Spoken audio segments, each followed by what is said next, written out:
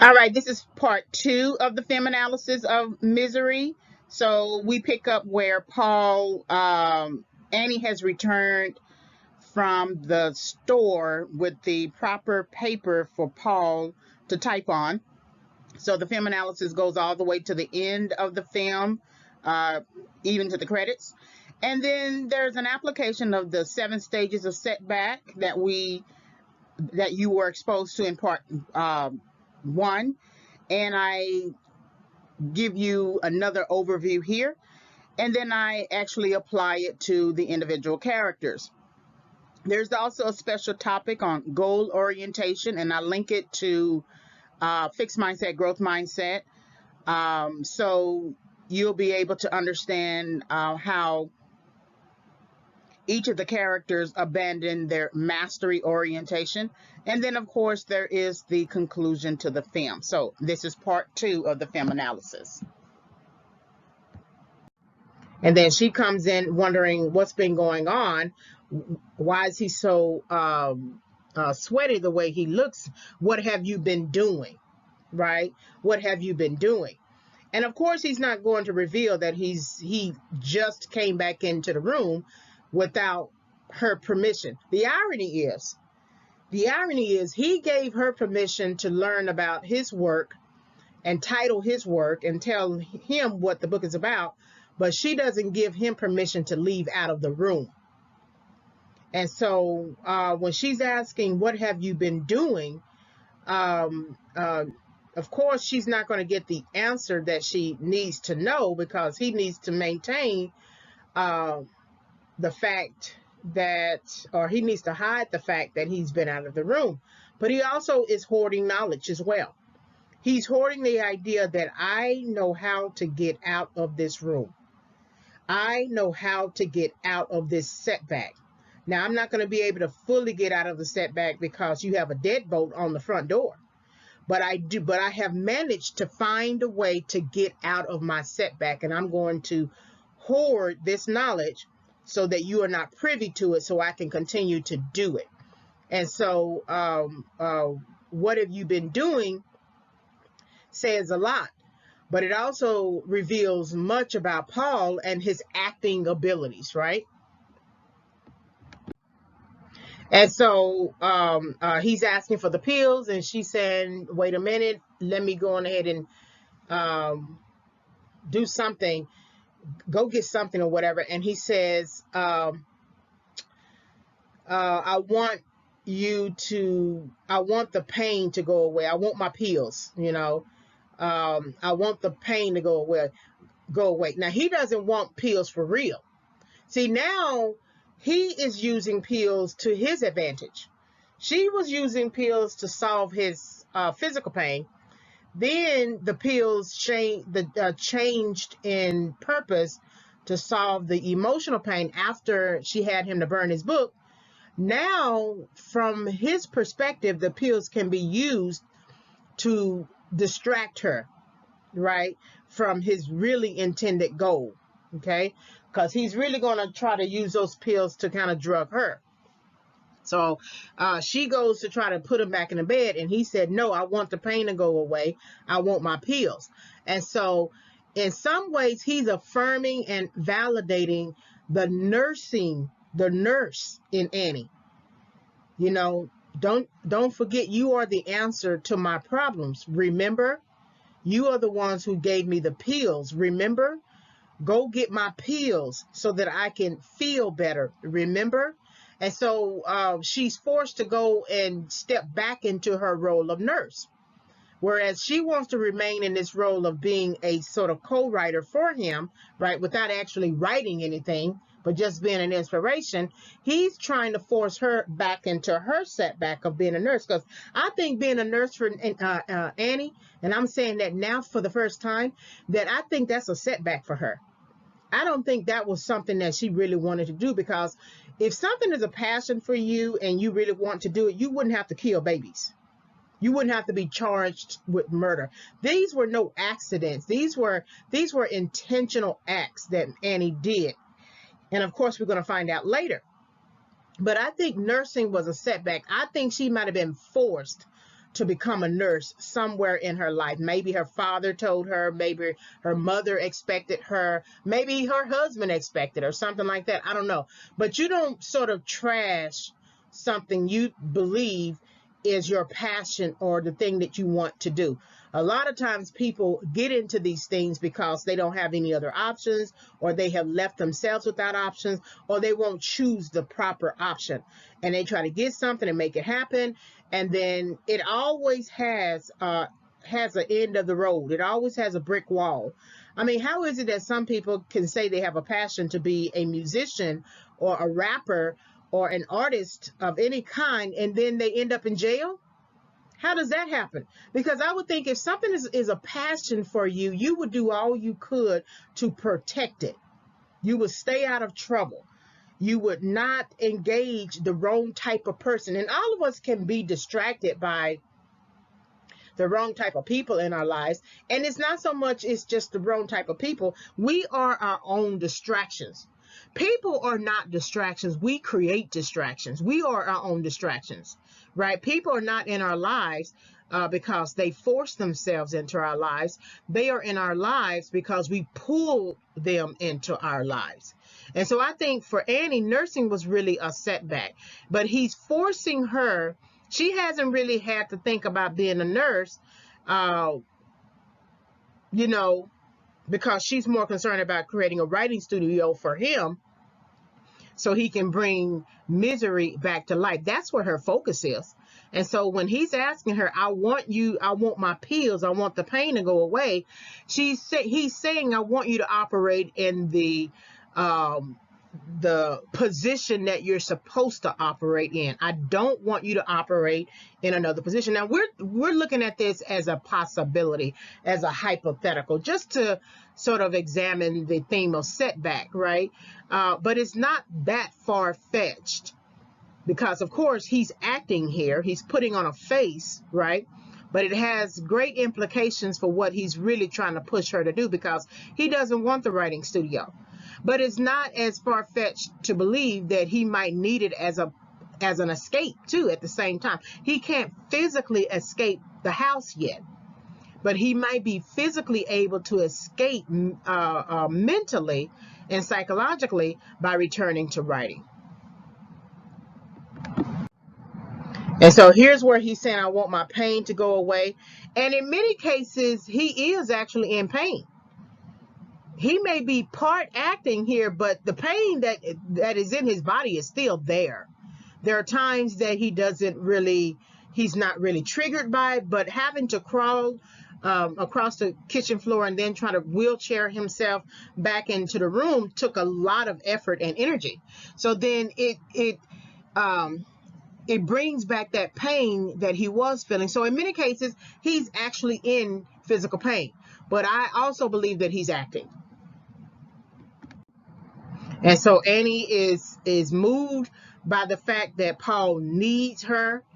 And, even though she's looking at him strangely, receiving what he says, and being maybe validated by the idea that he still needs her, I also think this face is also the type of face that basically suggests, I don't really want to go back to that.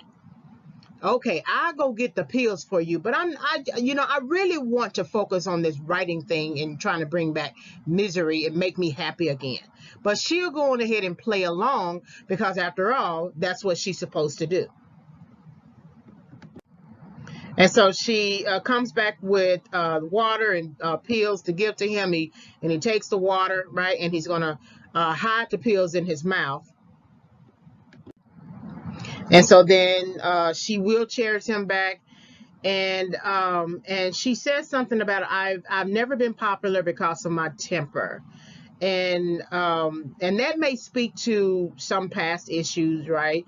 Because if you have a temper at this age, you had a temper in previous ages, previous seasons of your life. You didn't just all of a sudden get to a point in your life where you have a temper. So when she's talking about she's never been popular because of her temper, she's talking about a past issue that she doesn't reveal. She doesn't talk about. She makes these little statements as if we're all supposed to know who Annie is. And it's just little mini admissions about her character, but we are just left with that statement. And in some ways, we don't even wonder about it anymore, that she makes the statement so quickly as if it's a passing comment. But I think I think the viewing audience is really supposed to care about it. Why does she have a temper? Why does she blow up the way that she does? Things like that. But the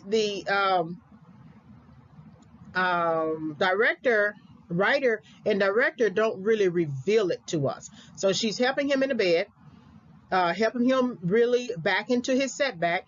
The person who, now she didn't create the setback, she created a subsequent setback for him. He created his own setback and not checking with the weather reports, right? And then riding off the road or driving off the road. And then when she decided to keep him there at the house, she created that part of his setback. But she's essentially helping him right back into his setback, back into the bed that is somewhat his prison, and the room that is somewhat his correctional facility, right? And he's forced to view the world from that room, from that bed, from the lens of Annie. Okay, and then she gives him a pen and a pencil and pad, and she basically says, "This may help you to write," you know. And then he's like, "I don't know if I can do that," or something like that. And then she's also saying, "Well, use me as your inspiration. I have faith in you, darling." And then after that, she's going to throw a kiss, and he's going to catch it in the air. And then he hides the pill in the bed. So this is where her mindset is. She hasn't even returned to asking him, okay, how do you feel? Are the pills working? Do you need me to do something with your legs? Maybe massage them, put some oil on them. Do you need me to bring in a heater or anything? She doesn't ask him anything that is related to nursing and nursing him to recovery. She jumps right back into him having inspiration to write Misery out of her death. Write Misery Chastain out of her death. That's why I say that face that she gave, I don't think that face where he's trying to force her back into her setback of being a nurse, I don't think that face is sympathy for him and his pain. It's more or less, okay, let me just go on ahead and get this done for you because I really want you to return to writing. So here's a pad and pencil. Right, here's a pad and pencil. But then you can look at this from Annie's standpoint, that if she's so interested in writing or she's so interested in becoming something or whatever, why doesn't she use the pad and pencil herself? Remember when Buster comes to check the house to see if on a suspicion that Paul Sheldon could be there, and she's talking about how, you know, she's talking about her Paul Sheldon collection and how she's been trying to write like Paul, and she created a writing studio for herself or something like that. And it's her way of trying to usurp Paul's abilities in the same way that she did when she was in college and then on the job. And so if she's so interested in all these things, why doesn't she take that pencil and pad and begin writing herself? And so then he's kind of, okay, he just got back into the bed and she's pushing this idea so much. Let him rest. She won't even let him rest, right? That's why I say this has become her new goal. She has completely abandoned her mastery orientation. Because remember, when she was nursing him to health at the beginning, after the crash, she had a towel. She was patting his head. She gave him the pills. She gave him some food. She gave him a number of, she did a number of things as a nurse. She don't even care about that anymore. He's sitting up here sweating in the bed, just tired, in pain, and she wants him to hurry up and write something. So again, her agenda is to actually push her own agenda, which is to get him to bring Misery Chastain back to life, which really means to bring her misery back so she can be happy. And this is where she throws him a kiss, and then he catches it in the air. And so this is the first time she's called him, I have faith in you, my darling. And so this is where she's starting to act like a wife even more. Because if he's supposed to be your patient, how is he now your darling? And so again, she has completely changed, switched her position, switched roles, switched her argument, that she's no longer going to be the nurse. This is her opportunity to do something else beyond being a nurse. She doesn't care if he has fully recovered. It doesn't matter anymore. Whether his legs get better, whether his arms get better, whether his pain subsides, it doesn't matter anymore. All that matters is that he needs to write this book, and she's going to make sure he does it by any means necessary. So he catches it in the air. So now he's a participant. You know, if a person, once you kind of participate with them, they believe you. And it's sort of hard not to, because if you don't catch the kiss, the little air kiss, what might she do? And you're sitting up here vulnerable in the bed. You have no other choice but to catch the kiss. And so sometimes in Setback, you have no other choice but to take certain things, you know, because of the way the situation is. I had to stay in a shelter at a time, and you know, in shelters they give you chores, and we went to bed at a certain time, maybe 9 or 10, and then we had to get up at 4 o'clock in the morning, and then each of us had different chores. And I was trying to make money through freelancing because I couldn't find work, and I didn't have a computer anymore because I had to pawn it. And then I found a college.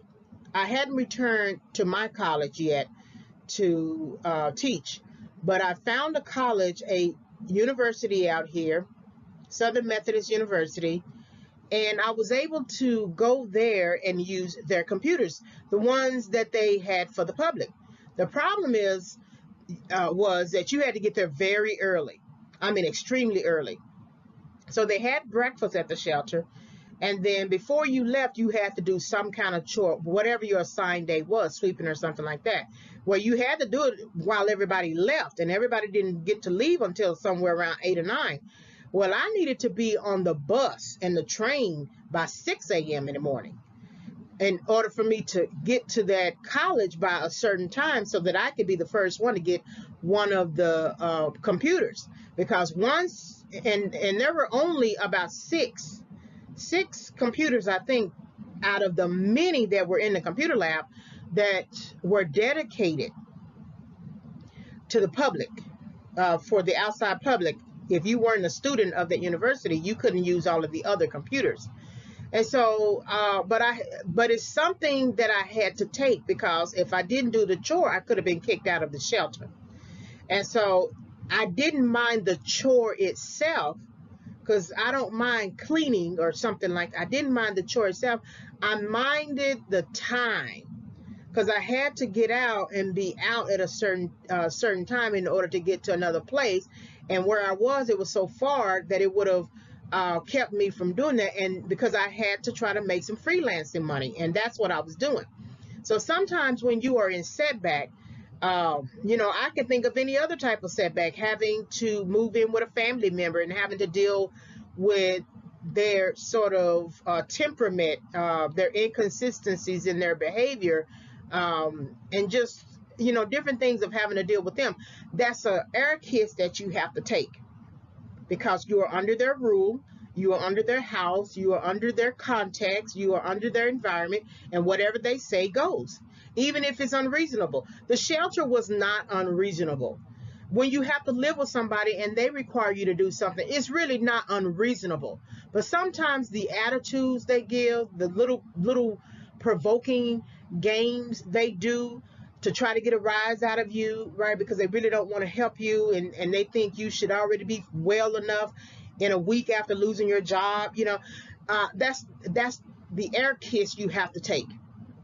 while you're in setback, because it makes all the difference in the world between you taking that and working it out and holding your peace and not wearing out your welcome um,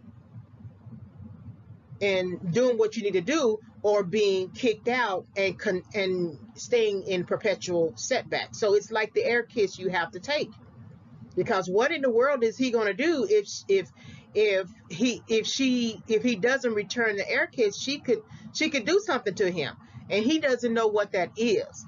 She keeps him in the dark until it's time for her to act out and provoke the situation. So I don't think you should engage in that way, because it gives the person false hope. Annie is now in a position of trying to be his wife, and so because she wants that as a reward for helping him.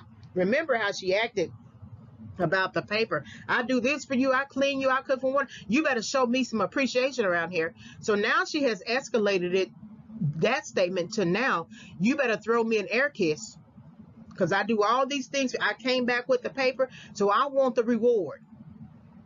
I want the reward of being your wife, even if it's just a fake wife, right? Because who calls somebody their darling? Nobody but a romantic relationship partner. And so it's getting very dangerous now, because once you move the relationship, and it wasn't even a relationship, it was relational, nurse to patient. Once you move it from relational and professional into relationship, there are different types of demands that you put on a relationship that could be dangerous if you don't continually adhere to it. So he has to catch the air kiss. So then Buster is in a helicopter, and he locates the crashed car. And then this trooper is reporting about the car, and there's the presumption that Paul Sheldon is dead. They can't find the body. It could be buried, and if he's not alive, it's because animals have eaten him or something like that.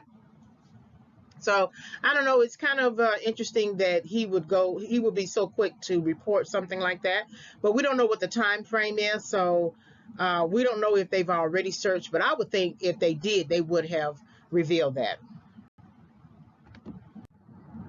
And so he is continually speaking with the reporters, and so that lets you know Paul Sheldon is a well-known novelist, a well-known individual that people love. For them to have all these reporters out here receiving a report about him. And so we have these two main reporters reporting what they've heard from the sheriff. And so it's kind of like a little bit of a hierarchy, right? The sheriff, the reporters, and then these two main reporters. And so we don't get a sense that there is a local reporter. So we have to wonder if these are national reporters. And then here is Buster. His wife basically says, you don't believe he's dead. And they're looking at the side of the car where Annie had sort of used a crowbar to open the door, and that there's a indent in the car's door. And Buster says he didn't crawl out by himself. So that already provides a key for him, that there has to be another partner at play, somebody at play who got him out of the car, right? So he can't be dead. And only the person who is expert in understanding certain things, it's funny that the trooper didn't make the comment, right? He just summarized, there's a crashed car, and that Paul Sheldon might be dead, right? That's his summary of the situation. Buster is looking at it much more critically, analytically, and thinking about it. He's actually visiting the car, whereas the trooper is so far away from the evidence, how can he make an actual um,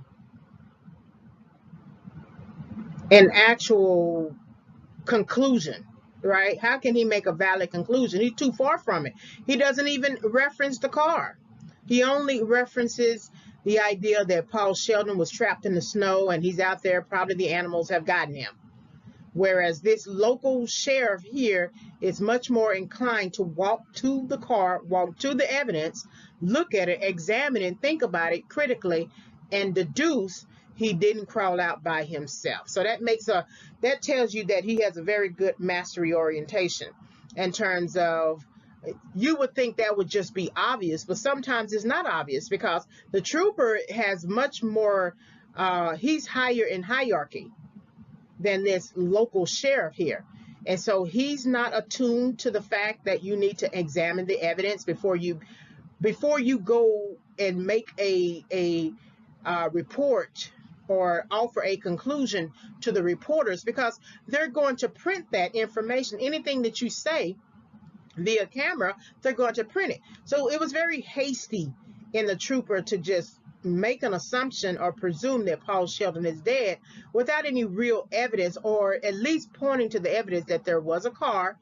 And we see, and the other reporters do see that there's a car, but also looking at the fact that he might be alive, because you look at the door, somebody crowbarred the door open, and he didn't crawl out by himself. So I like Buster here in this regard, because he's showing his mastery orientation, whereas later in the movie he does not, in going and visiting Annie without backup. So we see Paul taking all those pills that he took and the ones that he likely saved up under his bed to create some sort of pill concoction, right? Because he's looking to drug Annie. After all, these are the same pills that put him to sleep. And so that same paper, so I guess that pad and paper did come in handy, because he's taken a sheet of that paper, fixed it as some sort of container, and he's going to pour all of these pills into that paper container. So he's pouring it out on his hand so he can smell it, taste it, see what it's all about. But he doesn't have the knowledge base to know what this really is about. He doesn't know what these pills are. If for anything, it could be sugar pills for all he knows. And so he smells it. Again, he doesn't have the knowledge to know what a pill will smell like, right? He doesn't indicate to us that he has taken drugs before or anything like that. So he wouldn't be able to detect whether or not these pills are legitimate. He tastes it. And I don't know why we do that, to see what it tastes like. I'm quite sure it's going to taste like medicine. And then he continues to pour all of the pills into the container. And so he's here by himself in the room. I think Annie is watching TV and he can hear the TV. It's interesting that she doesn't bring the TV in there with him to entertain him. Well, of course, it's likely her way of trying to hoard the idea that people might be looking for him. She don't want him to find that on the news, right? So, of course, I didn't think about that until now, that she's keeping the TV out, she's keeping the telephone out, she's keeping the radio out, keeping anything that could lead him outside of the room, out of his view, out of his reach, so that he is left in the dark. And he's really left in the dark right here, with the exception of this light coming through the window. And so this is a good view of the house and how it looks. It looks serene. It looks like it would be a house in a magazine in terms of, cabins in the woods or something like that. But it's always a nice, serene house. And so he's sitting at the table, his makeshift writing studio, and he's not as encouraged to begin typing. But he understands that he's going to have to play this role of being a writer. even if he is actually a writer. But for Annie and for this trying to bring back Misery, he's going to have to function as a writer. He's going to have to act it out because he really doesn't want to bring Misery Chastain back to life. And so then you can look at this, that the second book he probably was good. He was glad about the second book in his series. He was probably glad about the third book, maybe the fourth book. But I think by that fifth, sixth, seventh, eighth book, he didn't want to do it. Remember, he said, I didn't want to make it my life. It's hard to give up the rewards that come with the first, second, third books. I mean, you're so hopeful and you're so glad. You can't believe that people like your book so much, and you're going on these book tours and you are continually getting advances, book advances. So why not continue to accept the project at first, second, third, fourth? But somewhere on your fifth, everybody, I think, experiences this. Somebody might say much earlier, but it's hard to pass up the money when it's at first, second, third. Maybe fourth, you begin to change your mind about things, but definitely at fifth, you say, I just really don't want to do this anymore. Why should I have to do this? I think we're good at the fourth, but then you have the publishers and the agents pushing you to continue. So then the moment you say you don't want to do this anymore, but you still do it, that means you are basically acting. He's acting like a writer versus being a writer. That's why he said, I want to be able to write something to be proud of and put on my tombstone, right? That I didn't plan to make this my life. And so now you're forcing me to extend the series, and I don't want to do it, but I go ahead and do it for you. So I'm going to have to act out being a writer just to extend these series. So when he went to the cabin for 6 weeks to write that book that was untitled, that was him trying to return to being an actual writer. Because he doesn't believe that what he's been doing with Misery has been writing. I don't know what he believes it is, but he doesn't believe that it's been writing because he doesn't attach seriousness to it. And so it cannot be true writing. So now he's forced to do the same here in extending this series again and bringing Misery back to life. And he's forced to be a writer. He's forced to act like he's a writer because he still has to maintain this space with Annie. So he looks at the typewriter, not inspired, and it's not because he's not a true writer at heart. He's just not inspired to act out being a writer. But eventually he's going to have to put his hands on the keys. And so he looks at it, he types a series of letters, and he continues, and those series of letters, are profane language, but then he ends up taking that paper out and beginning his process. And so he inserts another typing paper, and then we see him typing, right? And it looks like he's typed a good number of pages, but Annie then is going to come in and say that she's not going to like the first draft pages. And she's going to tell him to start over. What you have written is not fair, right? And here she is coming in, telling him that the pages are not fair, that these draft pages are not going to work, and that he's going to start over. And he's actually surprised that she's so attentive to his work. But he forgets that Annie is a fan.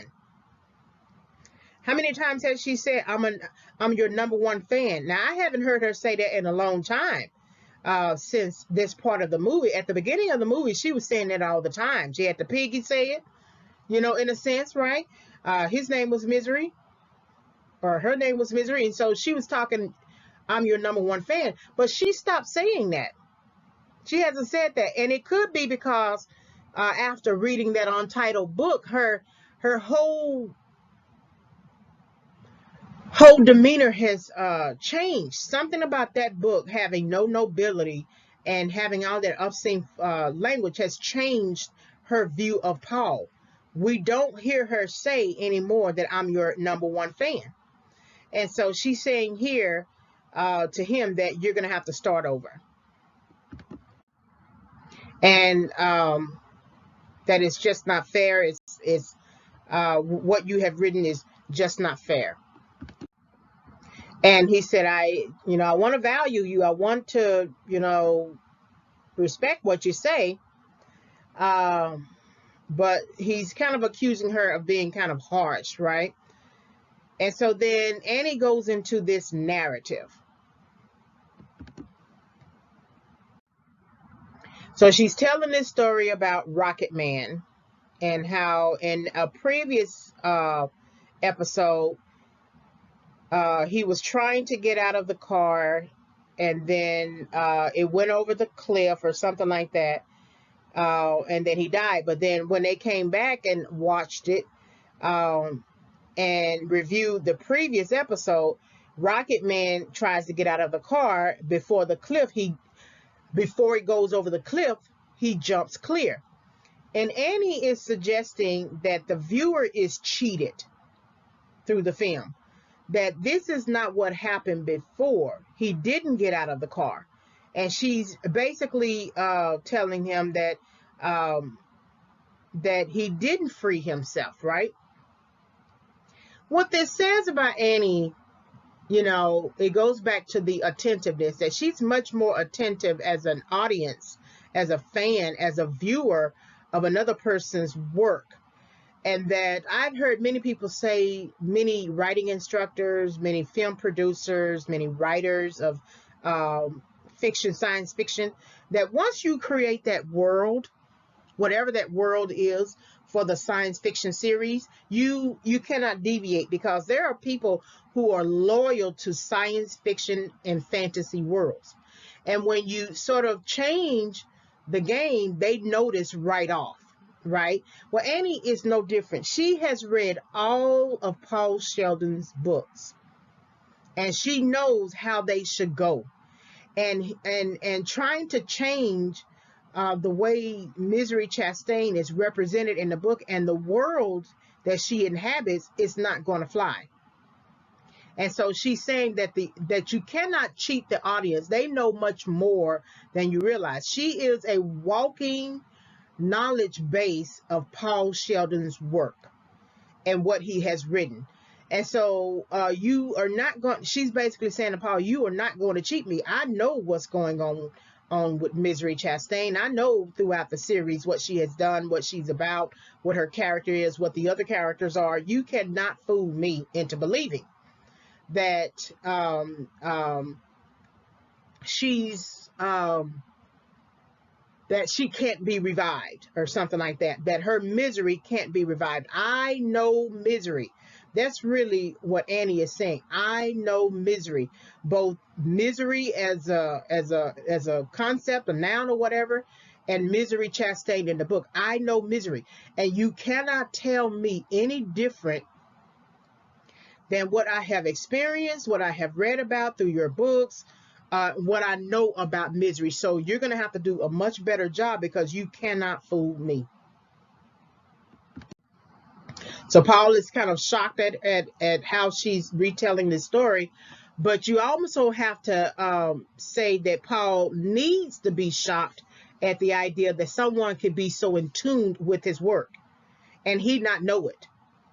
See, this is a learning opportunity for Paul Sheldon, that people have been taking Misery Chastain in the Misery series very seriously, and that you wanting to kill her off leaves a lot of these people without any other direction. That no, you may not have wanted misery to become your life, and you didn't plan on writing it the rest of your life, but it has become their life. And it was very irresponsible for Paul to just immediately kill off misery without any warning to anybody that he was going to do that. And you might say, well, he has every right to do whatever he wants to do with his book. Sure. But he also has a responsibility to his viewing audience. They care. What if every science fiction writer says, okay, who cares if I make this change in the world the world making of the novel or the series or the film series or whatever. It's my prerogative. I have creative license to do that. Then you're going to lose your fan base, because people really, they know that world. They believe in that world. They inhabit that world. They go to Comic-Con just to be a part of that world in a visual and physical sense. They have book parties and reading parties and other types of parties just for that world. They dress up like that. They put on the garb. They become that. How many times have you seen people go to a Harry Potter book signing, and they're all dressed up in the garb of Harry Potter and all his friends?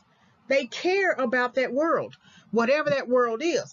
And so he has not been paying attention to his audience. Like I said, when he first likely came into this, he needed money, and he pushed a book in order to get it published, in order to get money. And then it took on a life on his own, and he didn't realize that it was taking on a life on his own, and that now after 8 books, I'm going to have to shut it down.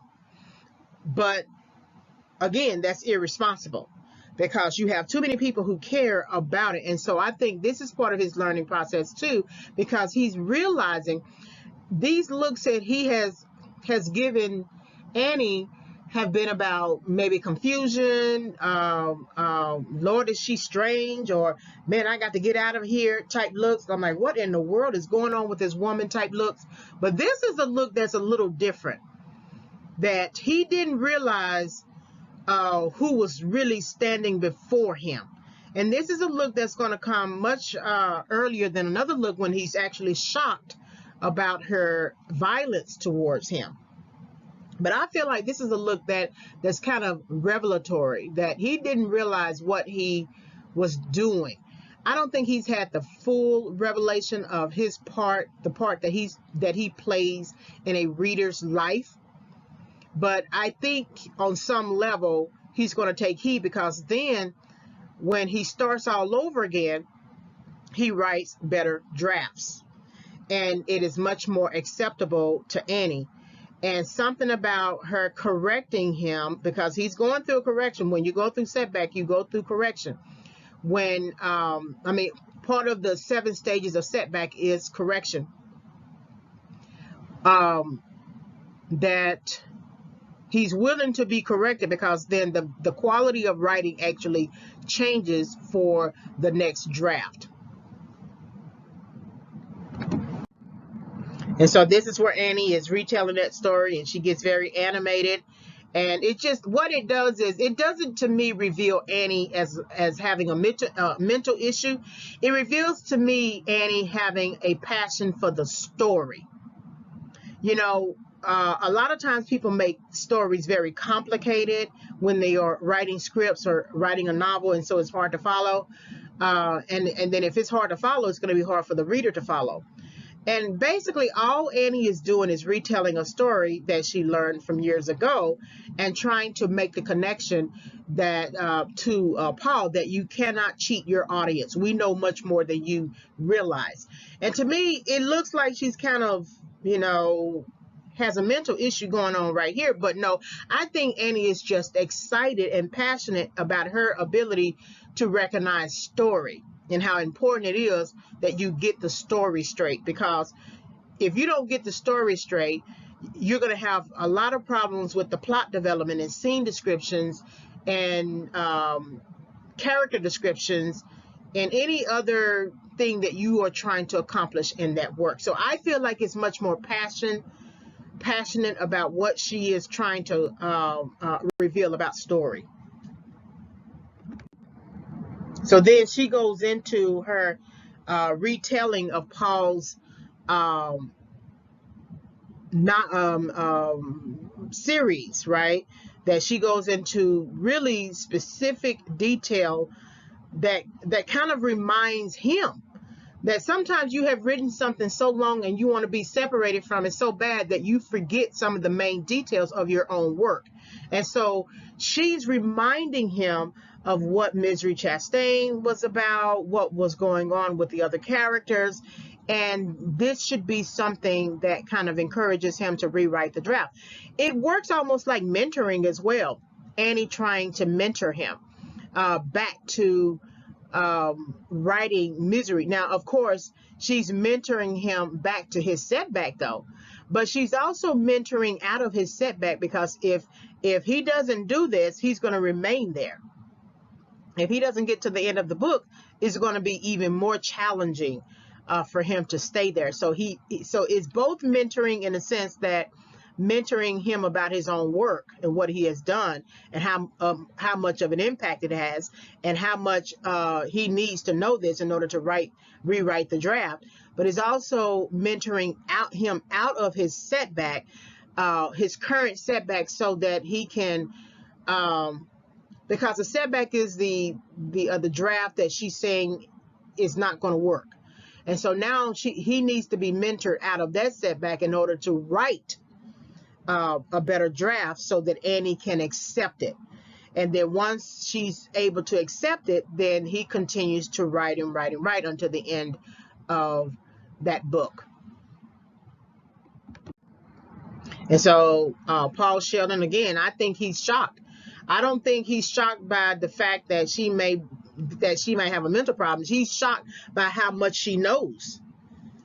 Just how much she knows. Here it is again. He's been thinking he's just been writing a book for his own financial stability, but he's been writing a book for people to save them out of themselves, to bring them out of themselves. Whatever happiness, she said at the beginning of the movie that his misery series is what brought happiness to her.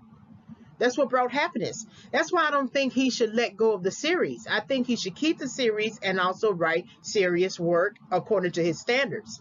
And so, because it helps people. And so she's telling him where he needs to begin at the end, in a sense, to rewrite the second draft. And so then we get to a good snowy day. Well, a snowy night.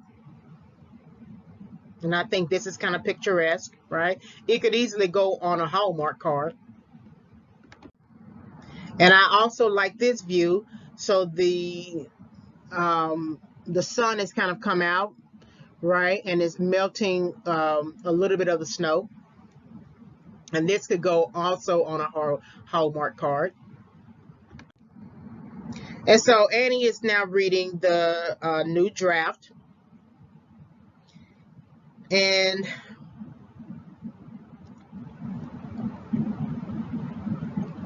she is so excited about it that it's like she has to hold back herself, right? Because remember, when she tells him where to start, she says you have to start over from where Misery is buried in the ground, right? The book that she brought from the general store where he killed off Misery, well, she's buried in the ground as a result of having died through childbirth. And so when she reads this second draft, it's so it has such an impact upon her that she almost has to hold herself back. And he's looking at her, so you can tell that he has gotten a little bit better. His face looks a little different, right? Almost healed in certain areas of his face. He's still in a wheelchair, he's still got the sling on his arm, so that's going to take a little bit of time to heal, but there's definitely some healing going on. And so Annie is still reading. And he asks her, is it fair? Shall I continue? And she's basically telling him, yes, you should, right? And Annie goes into her own perception of Misery, that I knew she was born of nobility. And she's asking, can I read each chapter after you finish? I can fill in the ends, right? And in some ways, Annie can. In some ways, and in some ways, Annie has built a mastery orientation as a reader of Paul Sheldon's work, that she could easily become a critic of his work, a literary critic of his work, if she learned the tools of literary criticism. Because you don't just become a critic of the work just because you know how to criticize. You have to do some graduate work, write some papers like in graduate classes, have a master's degree, things like that, or a PhD, to sort of write scholarly, to learn how to write scholarly. That's what I'm talking about. And that she does have a mastery orientation as a reader of his work. So when she says, can I read each chapter after you finish? I can fill in the ends. She is most appropriate there. She's not appropriate as writing for him. She's not appropriate as really being truly an editor or an agent or publisher for him. But as a reader, and if you were looking at Annie maybe engaging a book reading club or something, and they are critically thinking about a film or a book, and they are referencing any other type of book in their in that immediate series, then yes, they will be definitely appropriate. So this is where, to me, she's operating appropriately. That she is a reader of his work, a mastery orientation reader of his work, and she could fill in is, and she has demonstrated her ability to do so, right? So yes, I do think she's operating here in a mastery orientation. And so then she goes into this spiel. She gets very happy about what she's read. And then, of course, referencing Misery Chastain and talking about her nobility. And she just kind of retelling the story and making all of the connections. And it's just exciting to her. It's Paul Sheldon bringing back her misery, both literally in terms of Misery Chastain as a character, and figuratively bringing the concept of misery back to her life. She wants to stay in her setback, essentially. That's why she doesn't really want to let Paul go, because she had been isolated so long, and now he's living there technically, and so she wants them both to be miserable together. And then she gets into continually discussing the book. And then it gives him happiness. Again, this is an act. He has no other choice but to smile. She's happy. He has to be happy, right? Have you thought about the times where you were trying to make a baby, make faces at the baby, right, to get the baby to mimic you, in a sense, right? You stick out your tongue, right? The baby sticks out the tongue. If you close your eyes and open them again, the baby closes his eyes and opens them again. If you do the patty cake or something like that, this is what this reminds me of. That whatever face Annie has in the moment, he has to create that face. So if Annie is happy, he got to create a happy face. You can tell he doesn't feel happy in this moment. He has no other choice but to use his talent to push out this work to make Annie happy. Well, really no different than what he's been doing with his agent and the publisher, right? He has to put on this face to push out, use his talent to push out content that he really doesn't want to write. And so it just reminds me of mimicry, mirroring, or whatever face they give you, you give them back so that you can continue to get your check, essentially, and stay in the business. Because once you get out of the business, it's hard to get back in. When I lost my job in 2008, and it wasn't due to anything I had done, I was a adjunct faculty member, and so I didn't have seniority or anything. And full-time faculty members, even if they gave up a class to teach for the summer, but decided that they wanted to teach it, and you had already been assigned the class, they had every right to take it, because the district has to fulfill their contract first. They are the full-timers.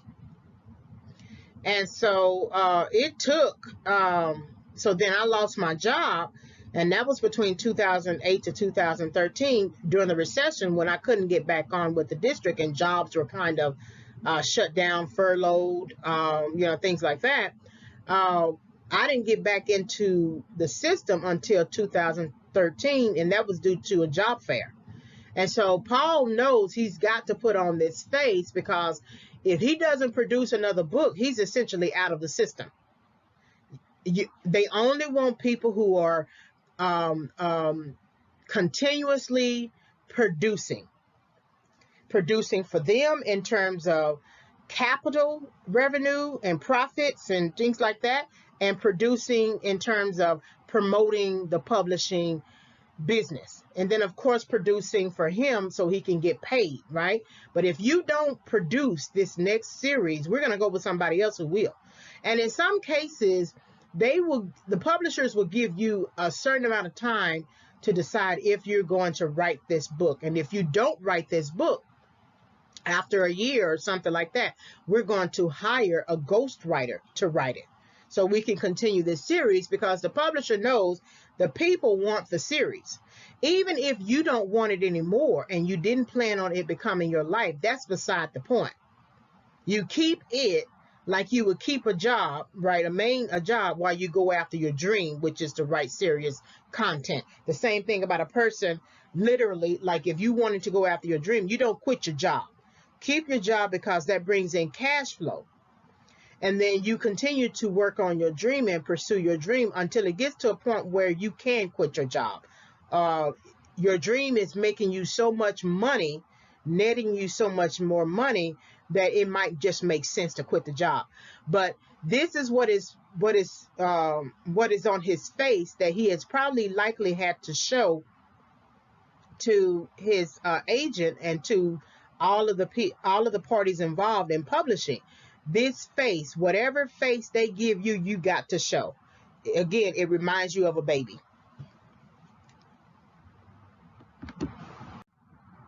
And so this is where Annie is saying, can I read each chapter after you finish? I can fill in the ends, right? That sort of excitement, that enthusiasm about it. Again, Annie represents a great deal of the audience that Paul has really, really not paid attention to. You sell books and you don't know to whom you are selling books, and what they mean to people, geographically. And so this is her sort of saying, I want to be a participant. And now in many cases, in this one case rather, he's sort of given her permission to be a participant. Now this is much more appropriate, right? Of course, he's been forced to write the book in his setback, but it's much more appropriate because she's revealing herself as a reader who has a mastery orientation as a reader, versus at the beginning of the movie, he was saying, maybe you should title it, maybe you should tell me what it's all about. She doesn't know anything about that. She doesn't even know anything about the work. And so you are wanting her to title something and tell you what the work is all about. But here is where she's actually most appropriate. And so then Annie is excited. Misery is alive. Misery is alive. She's going crazy in terms of just being happy about it and saying that she's going to turn on her radio and listen to Liberace and let him fill the room. And so again, she's excited because she's given proper permission this time. And so there isn't a weight on her shoulders of having to try to understand something, because the book that he's given her permission to fill in the ends on is something that she understands. See, there was a burden that he placed on Annie when he gave her permission to title and tell him what the book is about. That's a burden. That's not, even if she thought that book was a misery book, that was still a burden for her. This is not a burden because it's much more connected to what she already knows in terms of the misery series. And she's read all of the books. and she's prepared well. She can tell you the story front and backwards, right? And so giving her permission, the happiness that she feels here, it makes much more sense, right? There's a relief that comes over her. There's no frustration. She is happy with this newer draft, and she's going to do all that she can to be of service to him. Now she's serving him. Now she's not acting as a nurse anymore, like I noted earlier. She's no longer a nurse. That doesn't even make any sense to her anymore. She's a reader helping a author with his book now. You know, Annie is quite animated throughout this film. There are times when she shows us her true colors in terms of her frustrations and her anger and her temper that she actually labels as a temper. When she says that I'm not known for my I've never been popular because of my temper, right? And of course, we know that there must be some kind of history with that. But when she gets into these animations, especially when she's happy about Paul's work, and right here, she's so happy about this newer draft that she's going to put on her Liberace records. And she asks him, do you like Liberace? Now, I don't know for certain if Paul loves Liberace. Of course, he's going to respond to Annie and say yes, like a baby, right? Remember, a baby.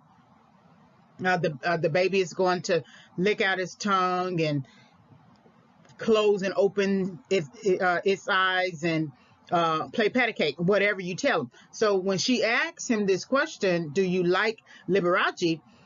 She's expecting him to say yes, right? Because why else wouldn't he say yes? I mean, who else would not love that singer who was Liberace? But her animations here, I do believe on some level that Annie is happy about Misery Chastain, this newer draft, and getting Paul Sheldon to rewrite it or extend the series, right?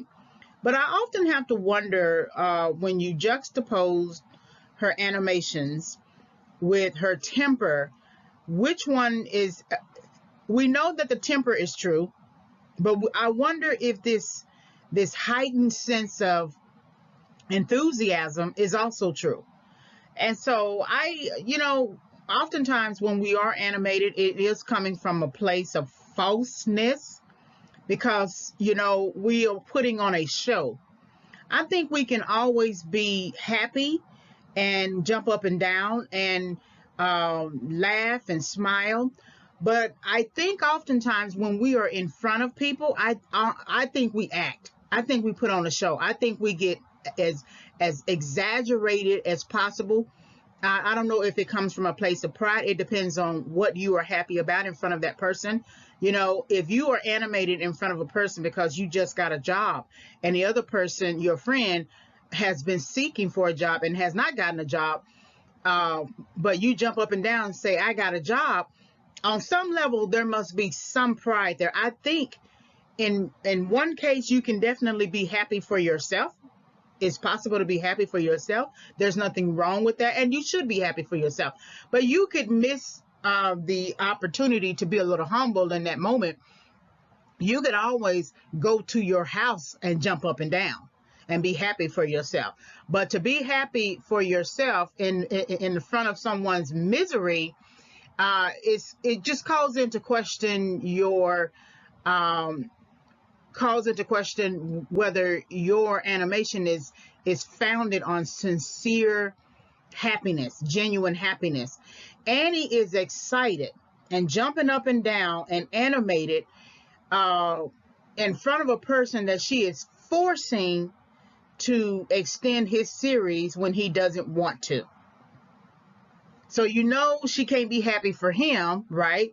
She calls herself happy for herself, but she is so oblivious to the idea of how she is the cause of her happiness, how it has contributed to her happiness, that she had to literally throw lighter fluid on the person's bed to get him to burn his book.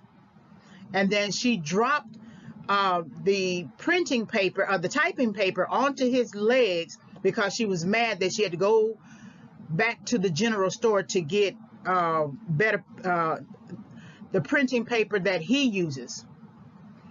And then there are just other things that she has done, and she's jumping up and down and being animated in front of a person who has to put on a face. Because remember, she's also the one who who said earlier in the film that if I die, you die. Just to, insert that little word in there, sure, it doesn't mean anything other than the fact that I said it. No, it means a lot, right? And so I think she's very insensitive as a person. If you want to add words to really describe her, in addition to the one that she says she has never been popular for her temper, then add insensitivity, delusion, just a number of words, oblivious, right? And then of course, uncaring, unconcerned. It doesn't matter to me that you are struggling with your legs and you would rather be in another place than here, and that you haven't called your daughter, or you haven't talked to your agent, or no one knows you. It really doesn't matter, those things. The only thing that matters is my misery, is my setback, and I want to stay in my setback for however long I want to stay. And if I have to make you extend the series, that's exactly what I'm going to do. And so that's something that I thought about when I was thinking about her animation, because I was going to delete this screenshot because I said it just seems a little bit redundant, and I gave it a rest, and then I got back up and thought about it some more, and I said she sure is animated. I mean, just really, really animated, especially in contrast to how she acts in other ways, right? So that's something that I want you to think about in terms of her animations. If you believe they are true, or if she's acting. We know the temper is true, because she validates her own self as saying, I have never been popular for my temper. So when she demonstrates her temper, we know that to be true, because she backs it up and says it's basically true, claiming it herself. She claims the word temper and applies it directly to herself. It's not some outside force saying that she has a temper, even though there is an implication in not being popular for her temper, that someone else has perceived her as being the type of person who has a temper, right? But she takes ownership of it, and that's probably the irony. That's probably the only thing she really takes ownership of in this movie. So that's kind of interesting. And so here Paul is asking Annie, would you have dinner with me, right? Now, of course, he can't cook the dinner. She's going to be the one to cook her own dinner. But he's asking her if you would have dinner with me to celebrate Misery's return. But Misery hasn't fully returned yet. The first draft pages does not reflect a Misery's return. Sure, I guess in the first 1 or 2 chapters, 3 chapters or so, he is pulling her out of the grave, and maybe that is a way that she is returning in terms of her being alive. But Misery hasn't fully returned because the book hasn't fully been written. He hasn't fully written the book yet. And so that's why I think he's a little premature here. He's too early, because his goal, we're going to find out. And remember the pill concoction he had created, pouring the red pills into that paper container that he's trying to drug her, right? Put her to sleep, because he knows those pills work. They put him to sleep. But the problem is he hasn't finished the book yet, and he's trying to use these pills as a way to escape, but he's still not learning from his mistakes. He can't walk. And even if he was able to drug her, how long would that last? I mean, if he's going to drug her, she would have to. That was a lot of pills that he poured into that container. But how long did it really last? And see, he's never timed himself in terms of when he took the pills, when he went to sleep, and when he woke up. See, that's how you test out um, strategies for an escape plan. You become your own guinea pig. You were taking the pills initially because she gave them to you and you had to take them, and plus you were in pain. And then you started acting when you crawled out of the room and came back and pretended that you were in pain, and in some ways he was, right? And took the pill. And then you started basically hiding the pills. And so now you need to test out the strategy. First of all, when she leaves, how long is that? Right? How long is that? How many hours is that? I don't know if he has a clock in the room or anything like that. She doesn't leave him with the radio or phone, of course. But that would be an interesting thing to ask for a watch, right? Just to know when. So when she leaves, is it an hour? Is it 30 minutes, 45 minutes? Is it 2 hours, 3 hours, right? When she leaves, okay? When you take the pill, at what hour do you take the pill? And then at what hour do you wake up? Then it becomes a proactive rather than reactive strategy for how you might overtake her. Trying to have dinner and pouring pills into her drink is not an effective strategy because you don't really know how long the pills will last. So I said to myself, I just think to myself, he's still not learning. I immediately thought to myself that it's just too early. He's too eager to escape. And he still hasn't learned anything about Annie and her strategies in order to take her down effectively. Out of the two people in this scenario, he is the only one who is consistently down. He hasn't, like I noted before, he hasn't gotten on his legs and tried to walk on them. He hasn't gotten on the floor again and tried to pull himself around or something, anything to try to exercise his body. Because even if Annie stayed asleep after being drugged, say for instance, the drugs did not kill her, but they put her to sleep for 8 hours. Okay, how long is it going to take for you to trek it to the main road? It could take 8 hours. It could take a long time. Well, I mean, that's arguable because it may not take that long, because when she came to rescue him out of the car, she must have been nearby. And so it may not take as long as we might think. Either way, he doesn't have a true strategy. He wants to escape so bad. And as I noted in previous areas of this film analysis, we want to get out of Setback so badly. We will use any tool, any strategy, anything that we think could work to get us out. But we haven't tested out that strategy. We have no way of knowing for certain if it's actually going to work. So asking Annie to have dinner with him tonight is too premature. And so she's, of course, shocked, right? And again, we get these little animations from her about being asked to have dinner with him. And because for one, it's unexpected. Why would he want to have dinner? He must be up to something.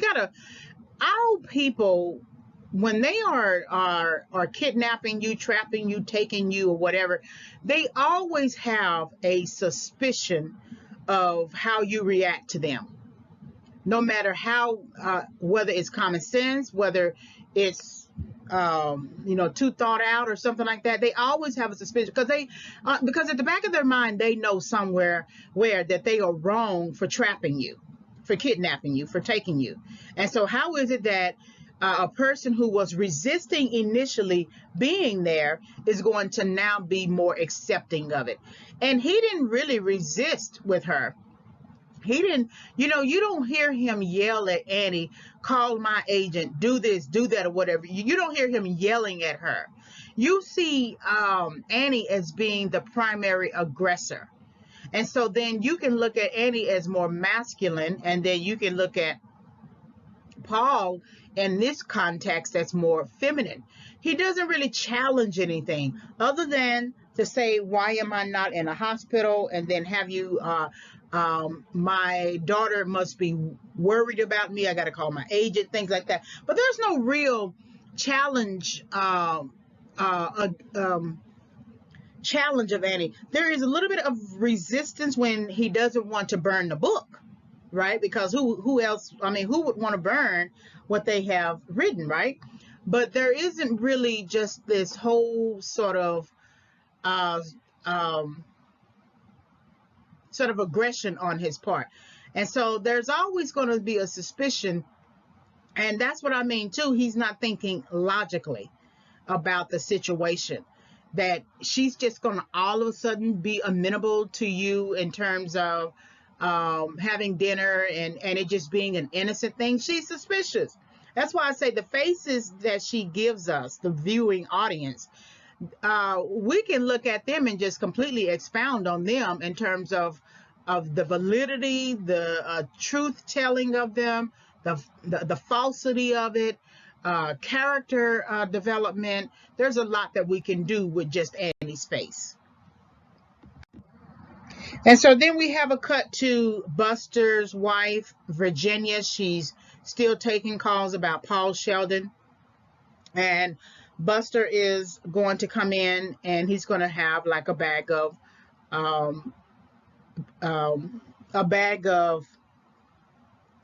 Paul Sheldon's novels. And it is for him.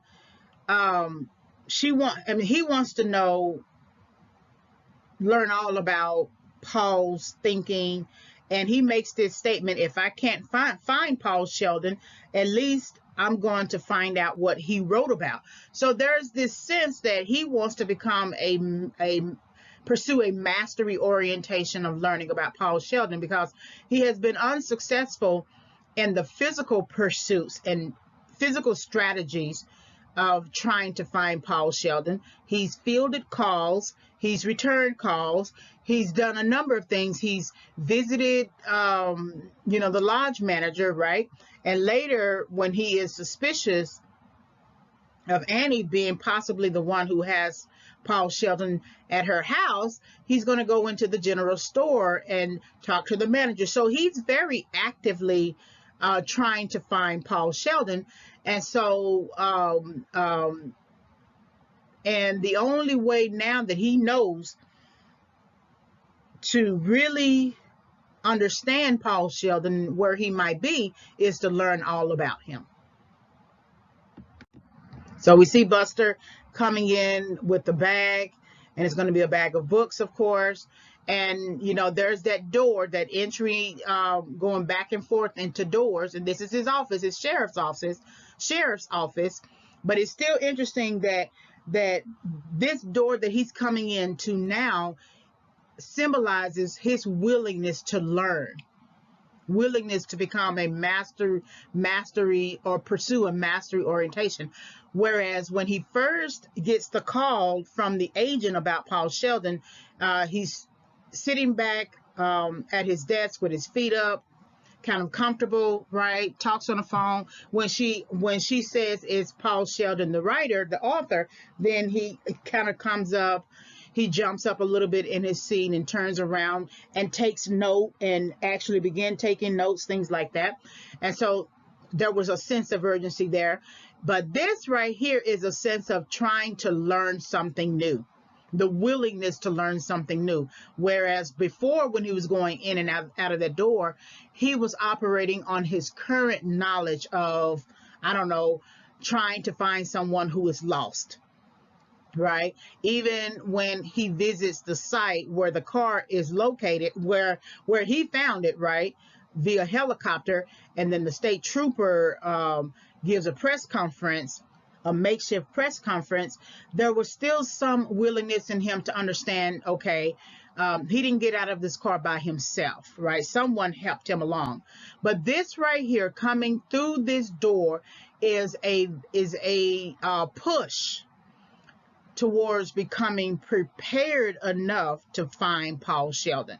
Not just operating on past understandings about how to find someone, how to locate someone, how to be alarmed about something, but a true pursuit of really trying to understand where this person is, how they thought, and how I would need to proceed, or how he would need to proceed.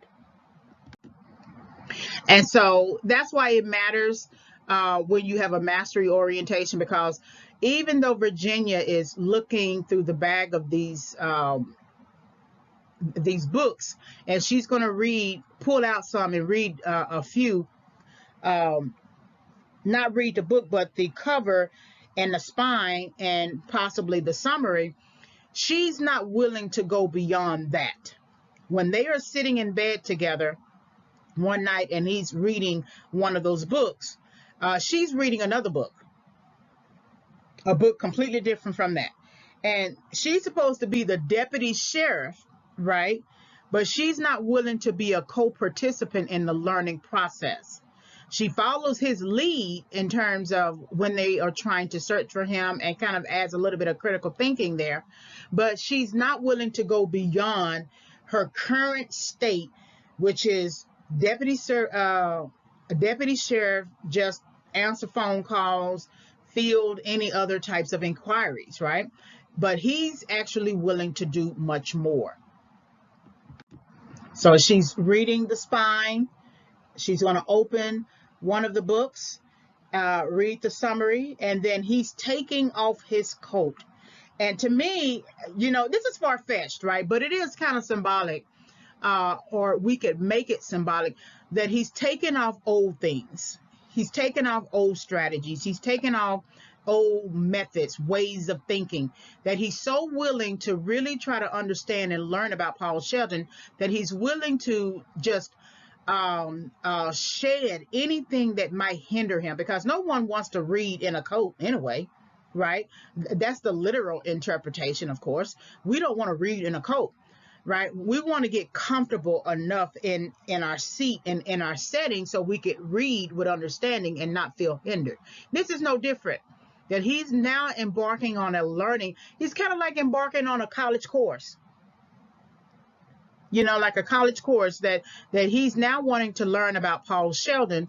And so he's going to shed that old way of thinking, any other old courses that may not apply to him in this moment, this situation, this context, and he's going to take off the coat and hang it up, because it's an old way of thinking, and embrace a new way of thinking to try to understand the subject. And so she's reading a little bit, just a good quick skim, right? And this is what I think is symbolic of the state trooper. The state trooper doesn't get any real just specific evidence. He just goes into this little summary. We found the car. He may be trapped out there in the woods. We presume he's dead. If he's not dead, the animals got him. I mean, he just goes into this little basic skipping summary or whatever, to resolve the problem. There's no urgency in him, even like from the state senators or governors, to try to find this person. The reporters are very eager to try to find him and find out about him, but the state trooper is not. So Virginia sort of is a parallel to the state trooper. It looks like she's reading the book and trying to get an understanding of it. No, she's skimming. She just sort of maybe looking through one or two pages to get a feel for the language or something like that.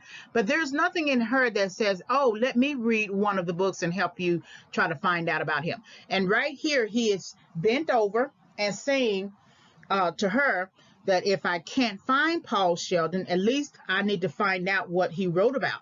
So he's not even giving into the idea that Paul Sheldon is dead.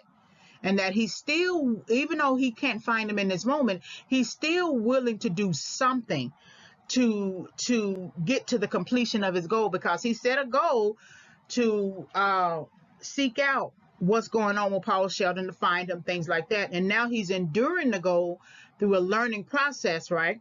And he's not going to be satisfied until he finishes that goal, which is to actually find him. And he finds him, but it's going to result in his death. So we're at this dinner table. Paul is sitting in a wheelchair, and I guess, I don't know what kind of area this is other than, I guess, a dinner table area. It looks like this table is sitting on top of something, it's not, oh, okay. It must be because it was smaller and the wheelchair is too high or something like that. But she put books. She put like a cookie container, phone books, when we all used to have phone books, and other types of books to hold up the table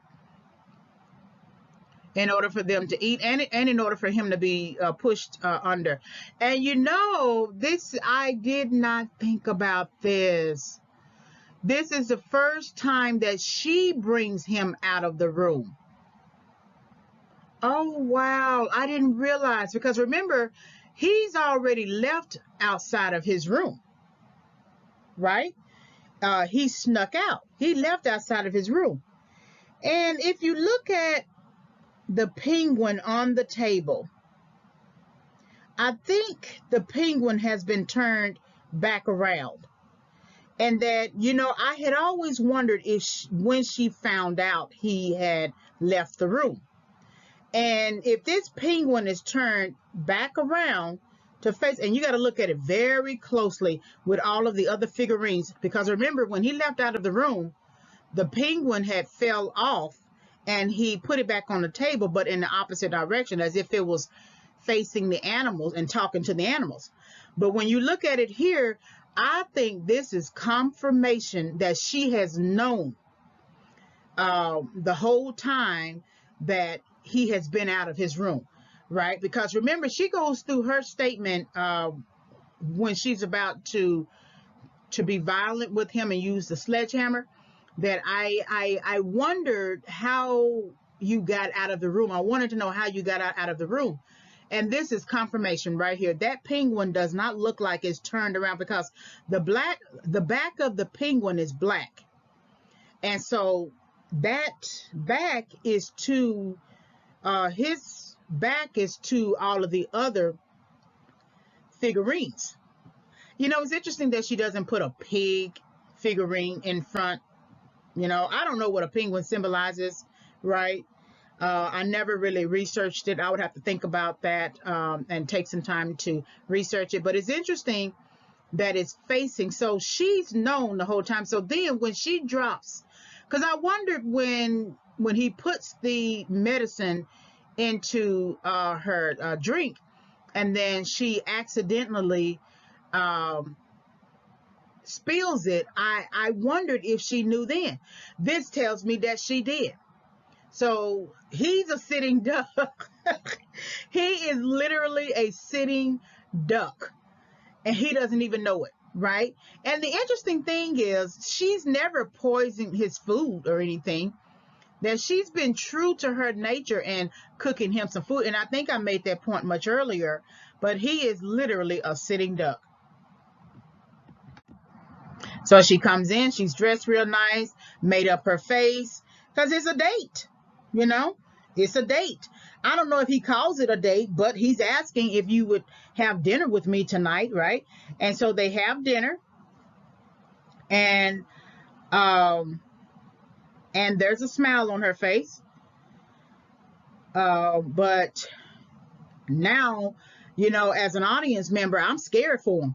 Now that I recognize that penguin is turned around, and because that's the only table that had all of the figurines. If there's another table in this house that has figurines, the director doesn't show us. He only shows us the one table, and that's very easy to miss. I have watched this movie multiple times. I studied it in order to do the film analysis, and I did not see it until now. So we get this smile on her face, and so then she's acting. Oh, she's acting now. Because if she recognized the penguin as being turned around and turned it back around herself, then whatever she's doing with Paul, this is an actor's face, an actress face. She's acting now. He's already been acting, but she's now acting. So they sit at the table, and she seems to be sitting a little higher than he is, right? And of course, that's always a power play, right? Because I don't necessarily think her chair needs to be higher. It's a regular chair. And I don't think she's that tall. So it just seems like she's sitting a little higher than him and just been acting. But look at that table again. And that penguin. That penguin is turned back around. And I hate to be repetitive, but it says so much about this situation, and that Paul assumes that he is the power. He is in the power position because of the pills. And so you have to wonder, when did she come into his room to find anything? But she left whatever. If she's been back in his room after finding the penguin, she left it in there. And when she calls herself leaving, and saying right before the book is almost finished and your legs are almost getting healed or something like that, and she shows him the gun, and then she walks out there in the rain. I wondered even then if that was deliberate, as if she wanted to see if he was moving about in the house, that she might have parked her car somewhere in the woods where he couldn't see and watched the house. And I had wondered that. So, of course, she's happy. I don't know how to analyze his face, because it's a different type of face, simply because she is having dinner with him, and that might excite her. And so, it could be a face that I'm on to you. I know what you've been doing, but she doesn't have real confirmation. She's only going by the fact that her penguin was not turned properly, right? And so that might be the face. It might be the face of just being sort of happy. But she sort of watches him as he eats the food. And so he begins to eat the food, of course. And it looks good, of course. And like any woman, whenever you cook something for a man, you want them to be happy. And so sometimes, I don't know if men pay attention to this, but we watch you as you eat the food that we're making. And we're trying to hear those sounds, this is good, oh, this is good, or whatever. We're looking for something, right? And we're looking, absolutely for validation. It's always for validation, right? But it's interesting, though. I'm glad that he didn't say anything about the house and tell off on himself, because I just realized that this is the first time that she has brought him outside of the house. Outside of the room. And interestingly enough, he wasn't suspicious of that. They could have had that dinner inside his room. After all, he still had the little table, They could have had that dinner, but she permitted him to come out of the room and into their house proper, right? And so that's sort of like her permitting something. I don't know what that is. It could be simply just regular permission, but it's kind of like a parallel to the permission that he gives her to title his work and tell her tell him what it's all about. And she's given him permission to, I don't know. I have to think about that. Because he's already been eating her food, so he's not getting permission to do that. But there's something going on here that is sort of not clear, right? So they both eat, you know. They don't necessarily look like a couple, you know. I wouldn't call them a couple, but it is a nice view of them, you know, considering some of the events leading up to this moment. And it's a clear moment. And so Annie was, he was asking about her cooking and why it tastes so good, or he was implying that. And she says that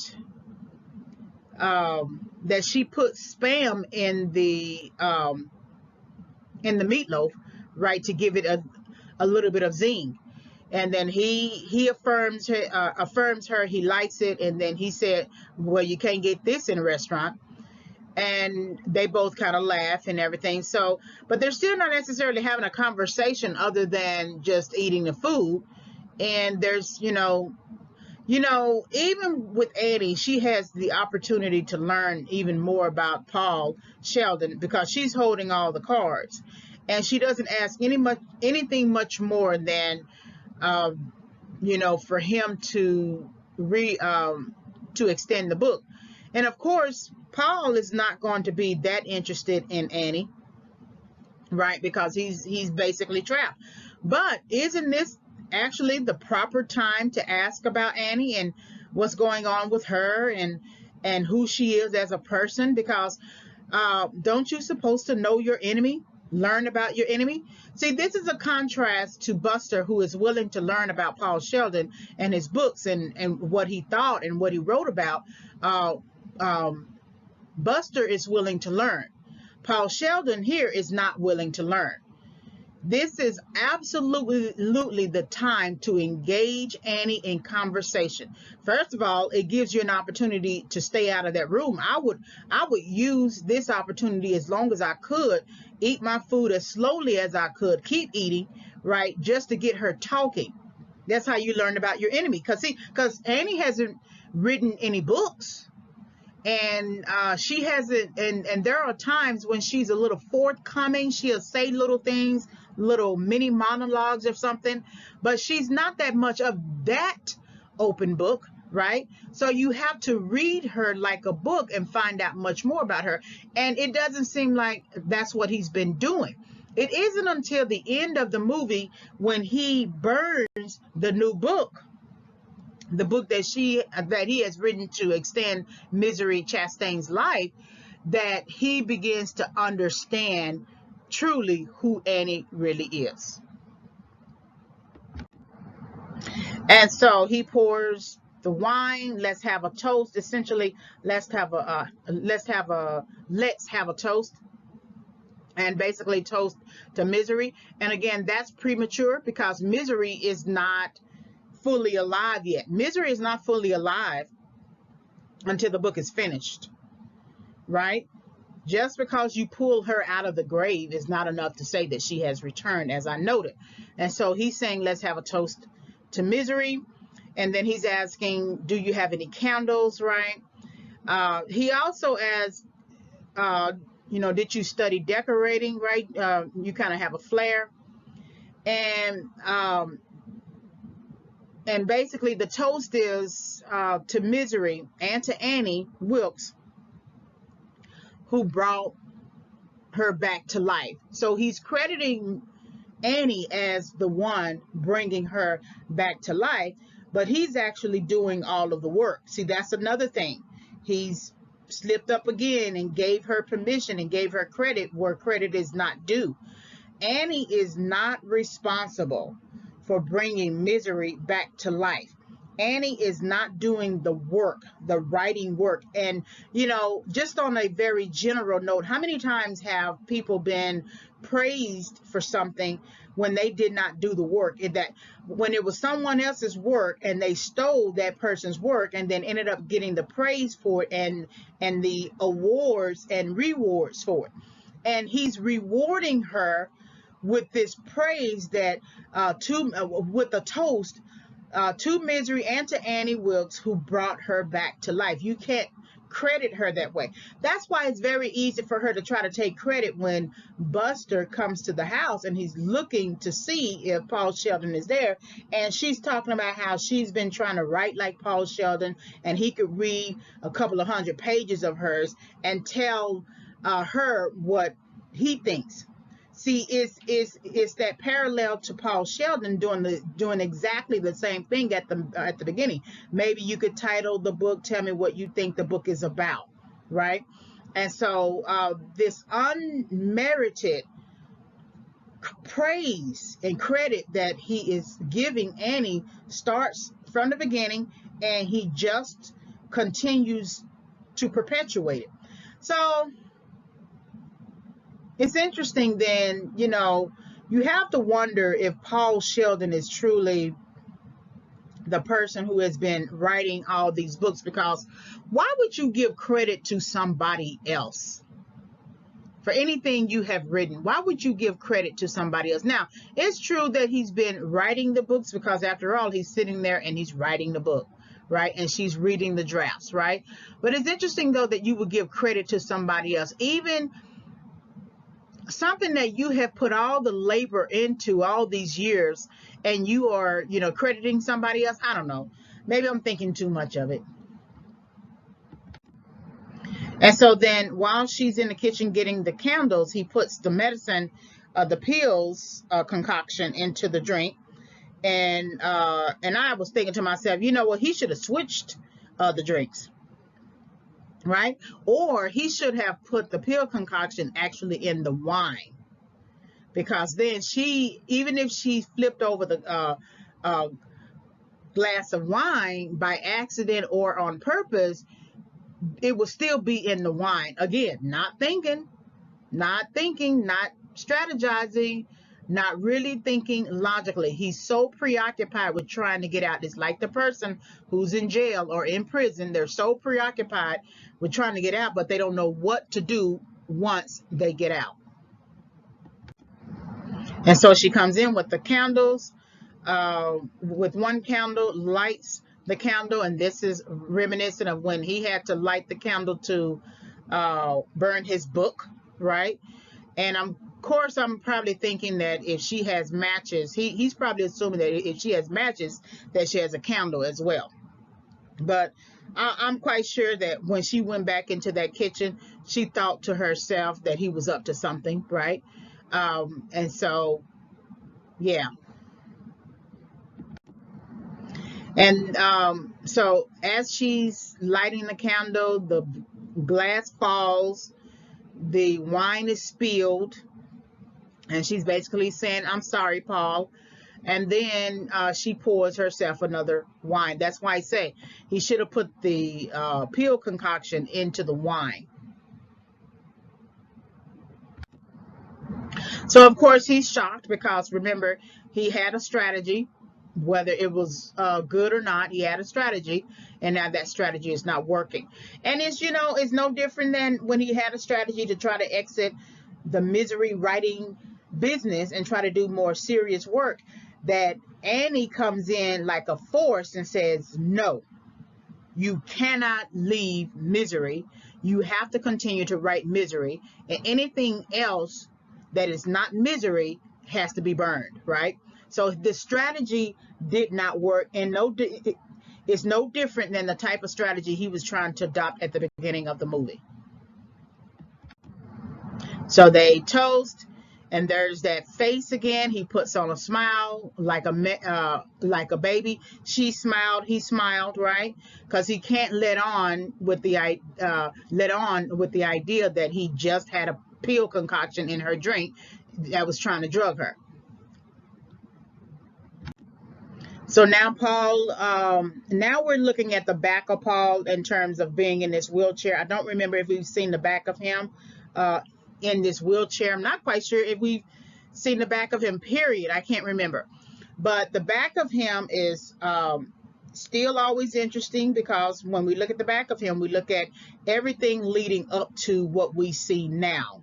So Paul has a past in this house. Like he has a past in his regular waking life. and like he has a past prior to becoming a noted, well-respected author, right? So it's always good to look at the past, the back of someone. So Annie is reading the latest drafts. She has that pig, and again, if she knew all this time that he's been out of his room, then she's putting on her act too, because she's sort of putting down the need to exercise her temper, to get him to finish the book. That's what she cares about. So she will temper her temper. She will temper her temper, make herself acquiescent in order to get the book that she wants, right? In order to get the thing that she wants. And so I don't know, just a lot. Something else is going on here that maybe I'm not noticing, that I just have to continue the film analysis to catch up to. And so now we have a juxtaposition of Annie reading Paul's drafts to now Buster reading Paul's past work. So he's reading Paul's past, right? If we remember Paul sitting in the wheelchair and the camera has its back to Paul, right? Then again, that's the history that that the back reflects or represents. And so Buster is reading Paul's history here. Now it's in the form of a novel about Misery Chastain, but it's still representative of Paul's history, his past writing, his past thinking, his past development of story, plot development, strategies, character descriptions, settings, things like that. And so now Paul is on chapter 12 and he's typing. And I wanted to do a good juxtaposition of both the window as well as the typing, right? And it's almost like it looks like the person is in a car and driving a car and trying to get somewhere, right? And that if you continue to type and type and type and type, you will get to where it is that you want to be. And so, of course, the book is going to be lengthy, right? Because it is a novel. And so then we have Paul typing in his room incessantly. It is interesting, too, that this is the first time we've seen the bed basically unmade, right? And so somewhere we don't see Annie helping him out of the bed anymore, or helping him back in the bed. So we have to assume that he's able to do so himself, because Annie will later come in and say how he's getting stronger. And so that means that she must not be helping him directly. And so then that means if she's not helping him directly, she's assuming in his mind that he's able to help himself. She don't know that he still can't walk on his legs, but she assumes when she's holding the sledgehammer that he can walk on his legs. And so to prevent him from doing so, she hits his ankles to keep him from walking. So the fact that this bed is unmade tells you or suggests on some level that he's able to get in and out of the bed, because most men don't make their beds, unless some men usually who come from the military, they tend to be the types of people who make their bed, or if it was a push when they were a child to make their bed, they would make their bed. But most men oftentimes, and I'm generalizing, and it's probably sexist, but most men oftentimes don't make their bed. But there's something in it that the bed is not made, and he's typing, and there's some determination to get it done, and then of course some balled paper and different items on the desk. And we don't see a stack of papers because it's likely that Annie is reading those drafts.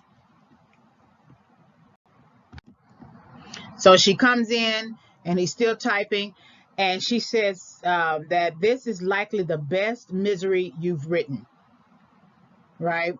That this is likely the best misery you've written. And I don't know where the heart comes in. After all, this is a person who doesn't want to continue the misery series. But like I said, you can tap into your talent. Your talent would just kind of take over. Your gifts and talents and skills, they just take over. All you do is put your hands on the keys and just begin typing, and something on the inside of you would just come forth. So even in this situation where he doesn't want to be here and he doesn't want to participate and he doesn't want to extend the misery series, he can't deny his own talent. The talent speaks for itself, literally, in many ways. And he just has to get it out. He just has to get it done. So in some ways, it's not so much Annie forcing him anymore. It could be just himself forcing himself to bring something out of himself. So he's in darkness, right? Someone made the bed, right? And and I don't know how he can read in darkness, but he's typing. He's still at this desk and he's typing. And then continually typing, and we still don't see the legs healed, right? He's still in this wheelchair, so meaning Annie hasn't switched out his chair.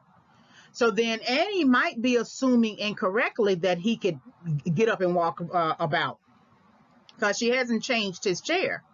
So there has to be assumption, or there has to be real truth to the point that his legs still haven't healed yet. And then of course the bed is unmade. So we have the typing and, continual typing, kind of like the engines are running. And this is where he raises the typewriter, because it is heavy. It's an old typewriter, to try to get some strength, to do some strength exercises. And this is honestly what he should have been doing the whole time, instead of trying to escape, to get his strength back first. When you are in a setback, a lot of times, again, you always want to get out so quickly that you miss sometimes the obvious. You got to get your strength back until you fully recover. How many times do people love to only take a few doses of the antibiotics and then say, okay, I'm good, I'm all right, I'm well? But the dosage, the prescription requires you to take all 7 doses, 1 pill each day, right? Until you get better. And so had he done that, then he would have had time to work on his legs. So he raises it for strength exercises. And that's, in parallel, or juxtaposed with typing. He's getting better. The chapters are increasing in the same way that his strength is increasing. And then he looks, significantly different, right? That arm is getting a lot better. His face is getting much more resolute, right? And of course, he's able to raise the typewriter. And so on some level, then he knew that he would be leaving, or he had planned to leave, right? And so then the act then becomes to just continue to type and pull from yourself in order to get it done. So Annie comes in kind of depressed, and she talks about how the rain depresses her.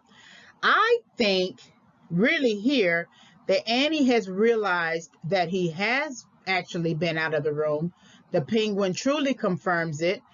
And that fact has really depressed her, because now she wonders if he has actually been walking out of the room. And so she's depressed. And Paul asks, what is it? And she says the rain gives her the blues. We don't know why. And then she says to him, when you first came here, I only loved the writer. Now I love the rest of him, right? In terms of Paul Sheldon. And you don't have to say it back. I'm not a movie star type. Never. I'm not a movie star type. But and then she makes a statement. You never know fear of losing someone like you. Like you don't. If you are someone like me, I better say that. Say that again. That you never would know the fear of losing someone like you if you were someone like me, right? That she is self-assessing herself as not being someone really suitable for Paul. That's why I say her whole goal has changed, because now she has moved from being the nurse to trying to be the editor and publisher or whatever, to now trying to be a possible mate for him, right? And she's hoping that there's something that he could say that would maybe um, demonstrate to her that she might be a person who could sort of be a wife to him or be someone special to him. And so she has said the word love earlier in the movie when she dropped the soup on the bed. She said, I just love you, Paul, or whatever. Then she corrected herself and said, your work, right? Your books, things like that. But again, it's hard to tell about Annie sometimes. She may be truly depressed by the rain. And I don't think we've had any rain in the film. It's all been snow and blizzards and things like that. But she might actually be depressed. But again, if she knows he has been leaving the room, she may be putting on an act here. It's interesting how the color scheme between her robe and his shirt. It's not completely plaid, her robe, but his shirt is. And it's sort of interesting that their colors match. And so he doesn't really respond to that when she says you would never know the fear of losing someone like you if you are someone like me. And he says, well, why would you lose me? And she says, well, the book is almost finished. Legs are getting better, and you soon will want to leave. And how does she know that the legs are getting better? She hasn't dressed them in a long time in the film. She hasn't examined them. She hasn't positioned herself as a nurse or returned to her skill development as a nurse to confirm that. She hasn't done that. That could be the prerogative of the writer and director to not have Annie do that. But how would she know that? She's basing his legs getting better on the assumption and the suspicion that he has been leaving the room, and he must be leaving the room on his legs, right? But she knows that the wheelchair can come out of the room because, after all, they just had dinner. So that's also a possibility as well. But she's focusing on the legs. And we have to assume when she focuses on the legs that she knows something that we don't know. And then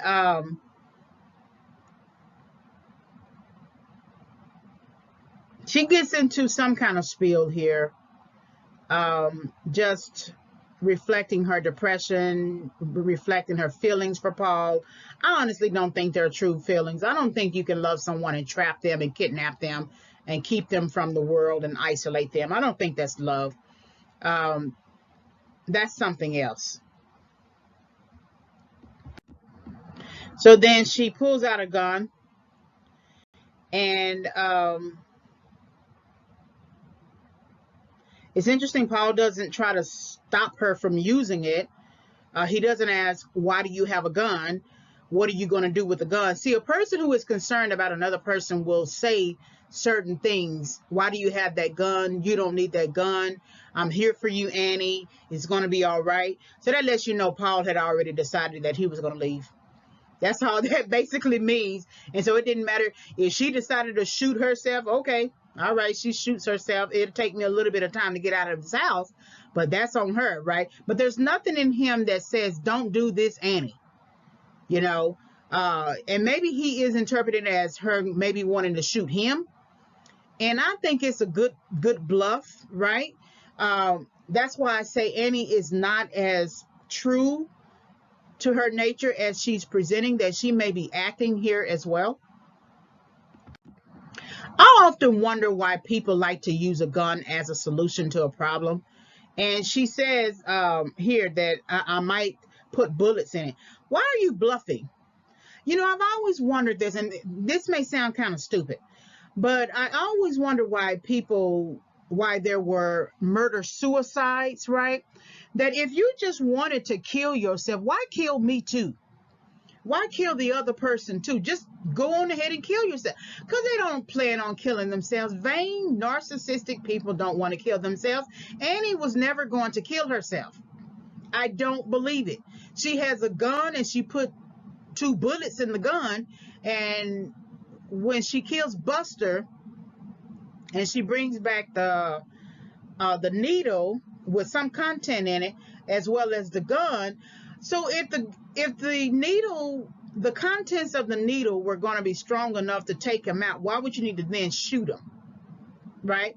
I don't believe she was going to shoot Paul. I believe that she was, shoot herself. She was going to shoot Paul, take herself down. Now, after Buster, the bullets in the gun, the two bullets in the gun, she may actually have felt compelled to go on ahead and try to shoot herself.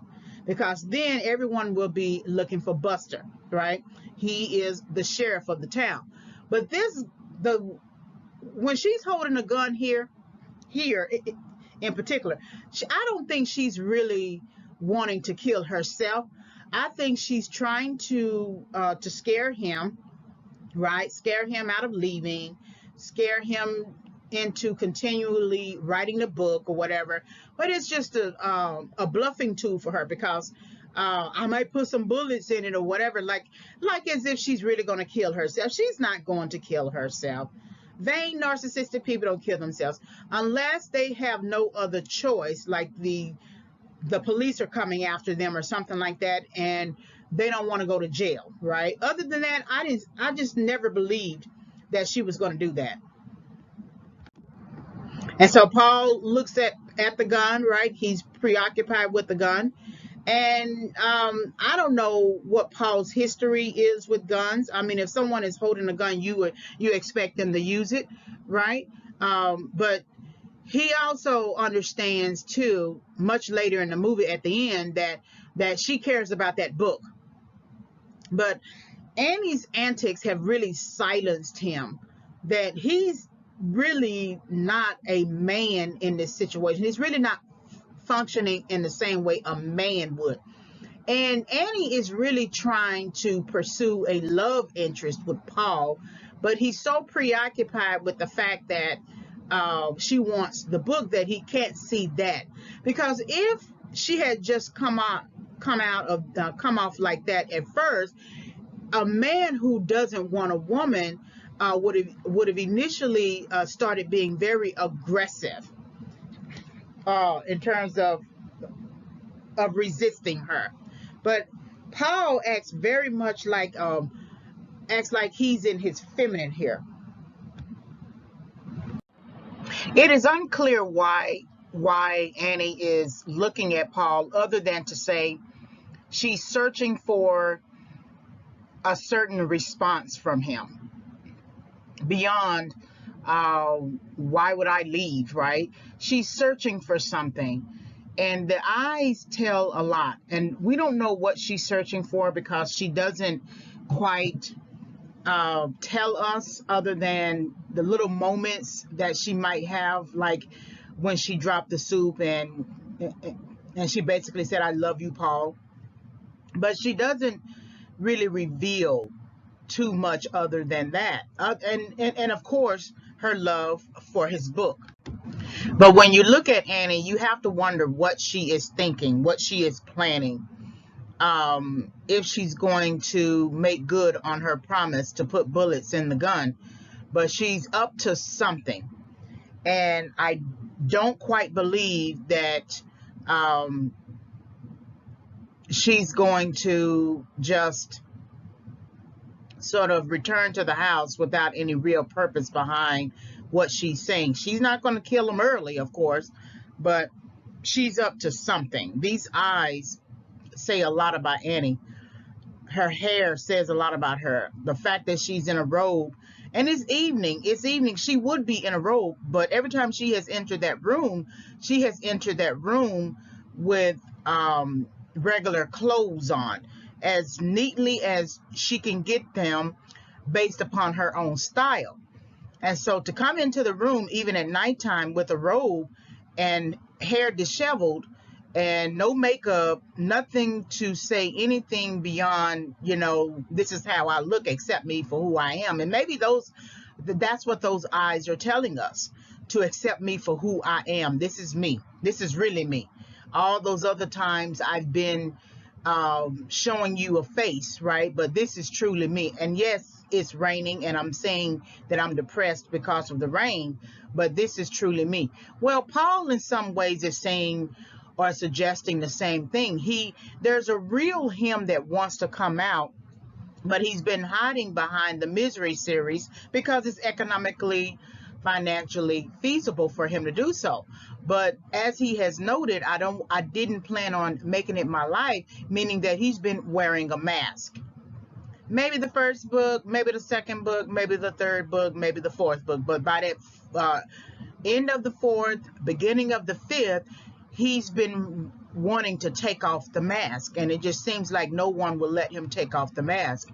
And Annie is sort of taking off her mask. That this is actually the true me.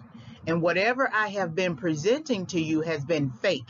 And I'm really looking for you to accept the true me, and then we can go on ahead and go on to greater things in our makeshift relationship. Now, that may not be completely a valid, solid, critical analysis, but if you contrast how she looks right now with every time she has come into the room, and no, Annie is not fancy, and she's not going to dress fancy. And she even says, I'm not the movie star type, right? But she has come in presentable, even if the clothes were, dowdy and or whatever. She was put together. Her hair was combed, pulled back or whatever. When she dressed for dinner, she put some makeup on, curled her hair. She has always looked presentable. She's always looked presentable. So then you have to wonder, prior to her rescuing Paul, if she looked like this the whole time? And that when Paul came along, she started to change her look because she wanted to look presentable, because she's his number one fan. And so as his number one fan, she wants to look like a fan, right? Not like someone who just got out of bed, just got out of a mental health facility or something like that, just got out of jail. She wanted to look presentable. So if you contrast how she's looking right now with all of the different times she has come into the room, you have to assume that this is the true Annie. As much as she has presented a face to us, a mask to us, and she has learned us. We have learned to accept her in that capacity or whatever. We were attending Annie Wilkes University, in a sense, right? And how she dressed, how she interacted, how she engaged, how she nursed, how she had a temper with Paul. But this is the true Annie. This is the Annie, I believe, and I'm just going to go out on a limb and assume this. I think this is the Annie that has been walking around the house the whole time, from the time she was let go from the hospital and charged with the baby deaths. And I think this is the actual true Annie. And the times that she felt compelled to get into her car and drive up to where Paul Sheldon was residing in that cabin and writing, she pulled herself together. I don't think it was perfect, but she pulled herself enough together. But then when she realized he had crashed and she went in and rescued him and brought him back, I think that brought some kind of hope to her. And of course, women in general are going to pull themselves together in front of a man, even if the man is not our man, because we want to look like something. We'll comb our hair, put on a little bit of lipstick, try to find the right kind of outfit, right? And then continue to try to look like something. But I think this is the true Annie, that she's been showing us a mask the whole time. So Annie leaves out of the house unpresentable, right? What if she was pulled over by the sheriff or something like that? But she leaves out of the house unpresentable, in a robe and a gown, with her hair unkempt, and in the rain. And remember, she's saying that the rain is what depresses her. So if something depresses you, why would you walk in the rain? Again, it has to be an act. And so now we have the back of Annie. And remember, I always like to take screenshots of the back of a character.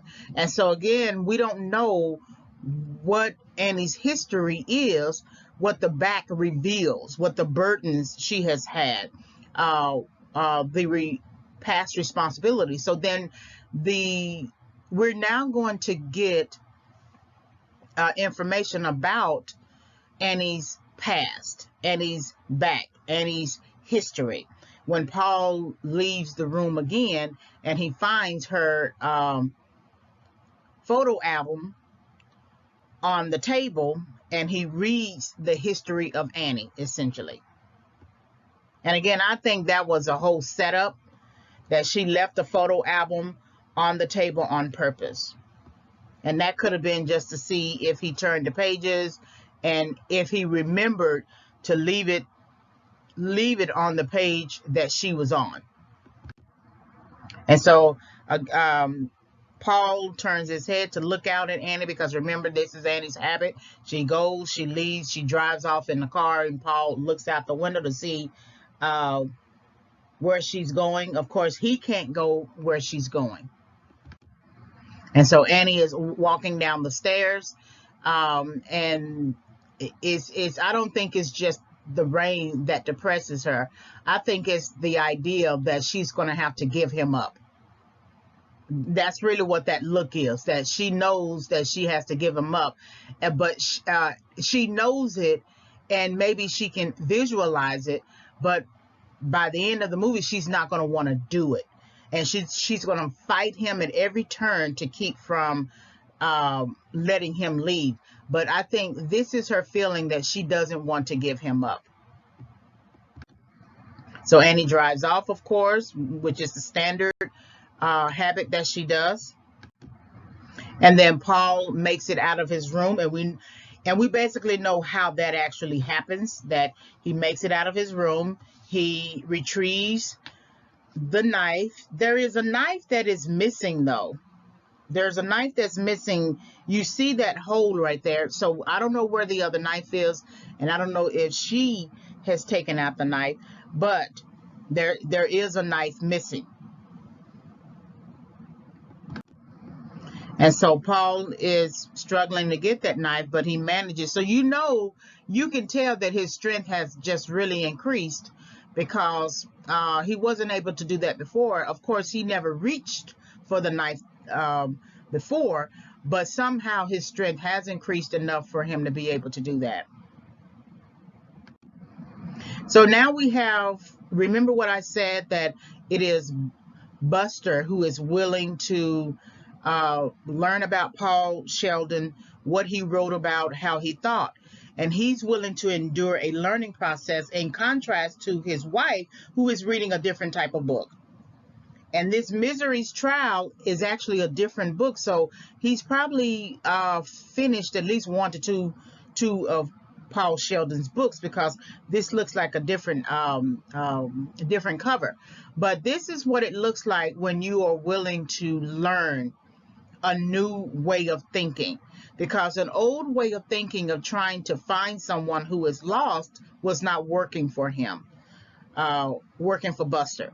But this new way of thinking of saying, let me get all of his books, he was willing to put money on the table. He was willing to even come home, take a shower, put on his underoos, and read this book, even though he's likely tired and time to go to bed, right? She's going to be a support system for him, but she's not engaging with him with the book and asking questions, right? And so he's going to write something down, something that catches his attention and that he's going to reveal to us. And essentially, it is a quote in the book, Misery's Trial here, that he's going to write down, and it is, justice, there's a justice higher than that of man, and I will be judged by him. Now he remembers reading that from somewhere or hearing it from somewhere else, but he's going to write it down. It's kind of like his homework, right? He's going to read something, write it down, and then it's going to jog his memory later.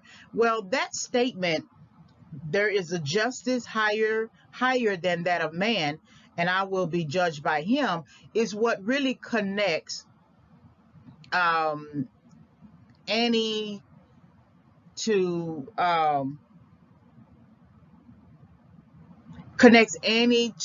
what she says on the courthouse steps, connects Buster to Annie, connects Annie to Paul Sheldon, because it's in his book. And so these are the connections the author, the writer, the screenwriter, and the director is making. It's kind of like the narrative is shifting now. The narrative is shifting in terms of a true search for Paul Sheldon versus a ceremonial search, right? That he got to find out where he has heard that particular statement before. And so he mumbles to himself. The wife realizes that he is mumbling that statement that I just said, and that he's going to pick up a note, post-it note, and write something. And this is him taking down notes, as if, he is learning from Paul Sheldon.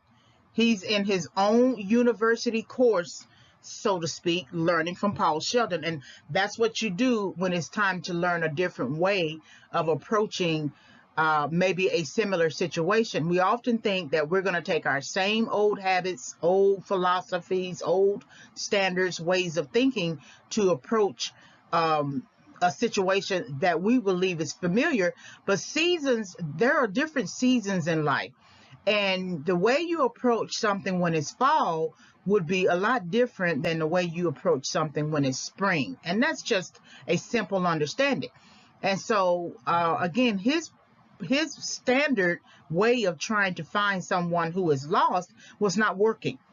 And so he had to humble himself and say, I need to learn this and find out what this man is about, because maybe it will lead me to him. And that statement, there is a justice higher than that of man, I will be judged by him, is a statement that's going to lead him to Annie, because it's going to jog his memory, which will then lead him to Paul Sheldon. So then Paul has managed to roll himself to the living room where the photo album is out. And to me, this is just an automatic trap. And he's not thinking logically, of course, right? But this is really a trap, to have the book opened, have the photo album opened right to the information about Paul Sheldon and how he's presumed dead. And I feel like she left this out for him so that he could lose heart, that no one is really looking for you anyway, so you might as well go on ahead and stay here. let it go. Let's just stay here. So she doesn't want to let him go. And we see the picture of the car, right? We see the headlines, and then that the car was found buried in the snow. So again, I feel like this is a trap. So Paul Sheldon is now reading Annie. So this is in contrast, or maybe comparison to Buster reading about Paul Sheldon, learning about Paul Sheldon. This is the true first time that Paul is maybe just by happenstance forcing himself to learn about his captor, right? This person who is keeping him captive, right? That like Buster, who is reading the equivalent of a textbook. This photo album is the equivalent of a textbook, and Paul Sheldon is finally learning about who Annie Wilkes really is. So we get a picture of Annie when she is young, right?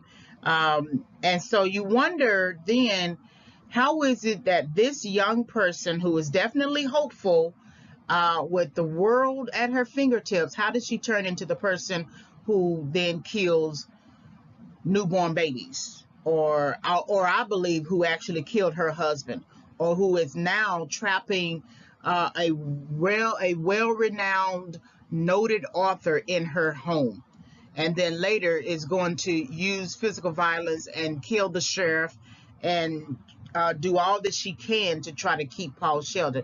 How did this person, because this person looks like is history, is in Annie's history. It represents Annie in her history. And so I'm quite sure there's something in Annie that was much more promising than growing up to become a murderer. So we now have a newspaper article about Carl Wilkes. And I have a little bit of a correction that I didn't note. I do remember saying something about Annie's husband and how she says when he left her. And I just assumed that Annie actually killed her husband, because when you think about Annie, she doesn't let anybody leave her. Eventually that person ends up, dying some kind of way. She didn't start killing, so to speak, with the sheriff, right? Or attempt killing with Paul. She must have had some practice. And so Carl Wilkes is not actually her husband. It is her father. And this is a write-up. Annie was 11 at this time. And if you look at the third paragraph, beginning in what is being viewed as a freak accident by police, Carl Wilkes was found lying dead this afternoon after apparently suffering fatal injuries caused by his falling down a stairway at his home. Mr. Wilkes was found dead by his daughter, Annie, 11, who then phoned authorities. And so you have to wonder, so how did he fall dead downstairs? I think Annie was the one who actually pushed him. I don't know how she got it in her to kill her father. Now, my assumption is not validated by this particular newspaper article. The article already suggests that he was found lying dead by a freak accident down the stairs. But remember, at the end of the film, Annie shoots Buster in the back, and he falls down the basement stairs. So again, she doesn't just all of a sudden come up with ways to kill somebody. There has been some kind of practice that she has been doing. So this is part of Annie's past as well. And so then we have another newspaper article: top nursing student falls to her death. Classmates shocked after freak mishap. And similarly to Annie's father, she she trips and falls down a flight of stairs. Now, she's a top nursing student in terms of honors. She was in a training rotation at the UCLA Medical Center, so it was the School of Nursing, and she was supposed to return test results to her supervising physician, but somehow she tripped and fell down the stairway. Well, this again is reminiscent of her father. This cannot be a coincidence. And Annie is one of the nursing students along with her. You know, this picture that you see of two people trying to pull at a doll, right? Two babies or two kids or something like that. It's really indicative of Annie. You know, if you think about the top nursing student, she has the higher honor of being a top nursing student. So Annie wants it. And the only way that she's going to get it is if the girl, Lisa Marie Duncan, falls to her death. Okay, Annie wants Paul's book. She tries to take ownership of it when Buster is suspicious and comes to the house, and she's claiming that all of the work that Paul had done was her work, right? So Annie wants to be on top. She wants to be the priority. She wants to be the one who receives the praise. So the doll, when it comes to her relationship with Paul Sheldon, is his book, is his misery, really. For all intents and purposes, Annie believes that misery is truly her work. It is her book. I don't think she thinks she's a reader anymore. That somehow she miraculously wrote that book. So then Annie Wilkes garners nursing school honor. So she kills someone and she gets the person's honor. So she graduates with honors from the UCLA nursing program, and she has now accepted a job in the elderly care unit of that particular hospital. And it also references how Annie was valedictorian of her high school. And so then you wonder, did she kill someone there as well? But somehow the person who had honors no longer has honor, and it is Annie who has honor. So Paul is continually reading Annie, reading about her history, learning about her, and it sort of bothers him. And it's, you know, you wouldn't think that just reading someone's photo album, some clippings, newspaper clippings, would bother you. I mean, it's just okay. She was in nursing school. Somebody in her class died, and then she graduated with honors. I mean, you wouldn't think to make any connections other than what you see on the page. But something about it is bothering Paul.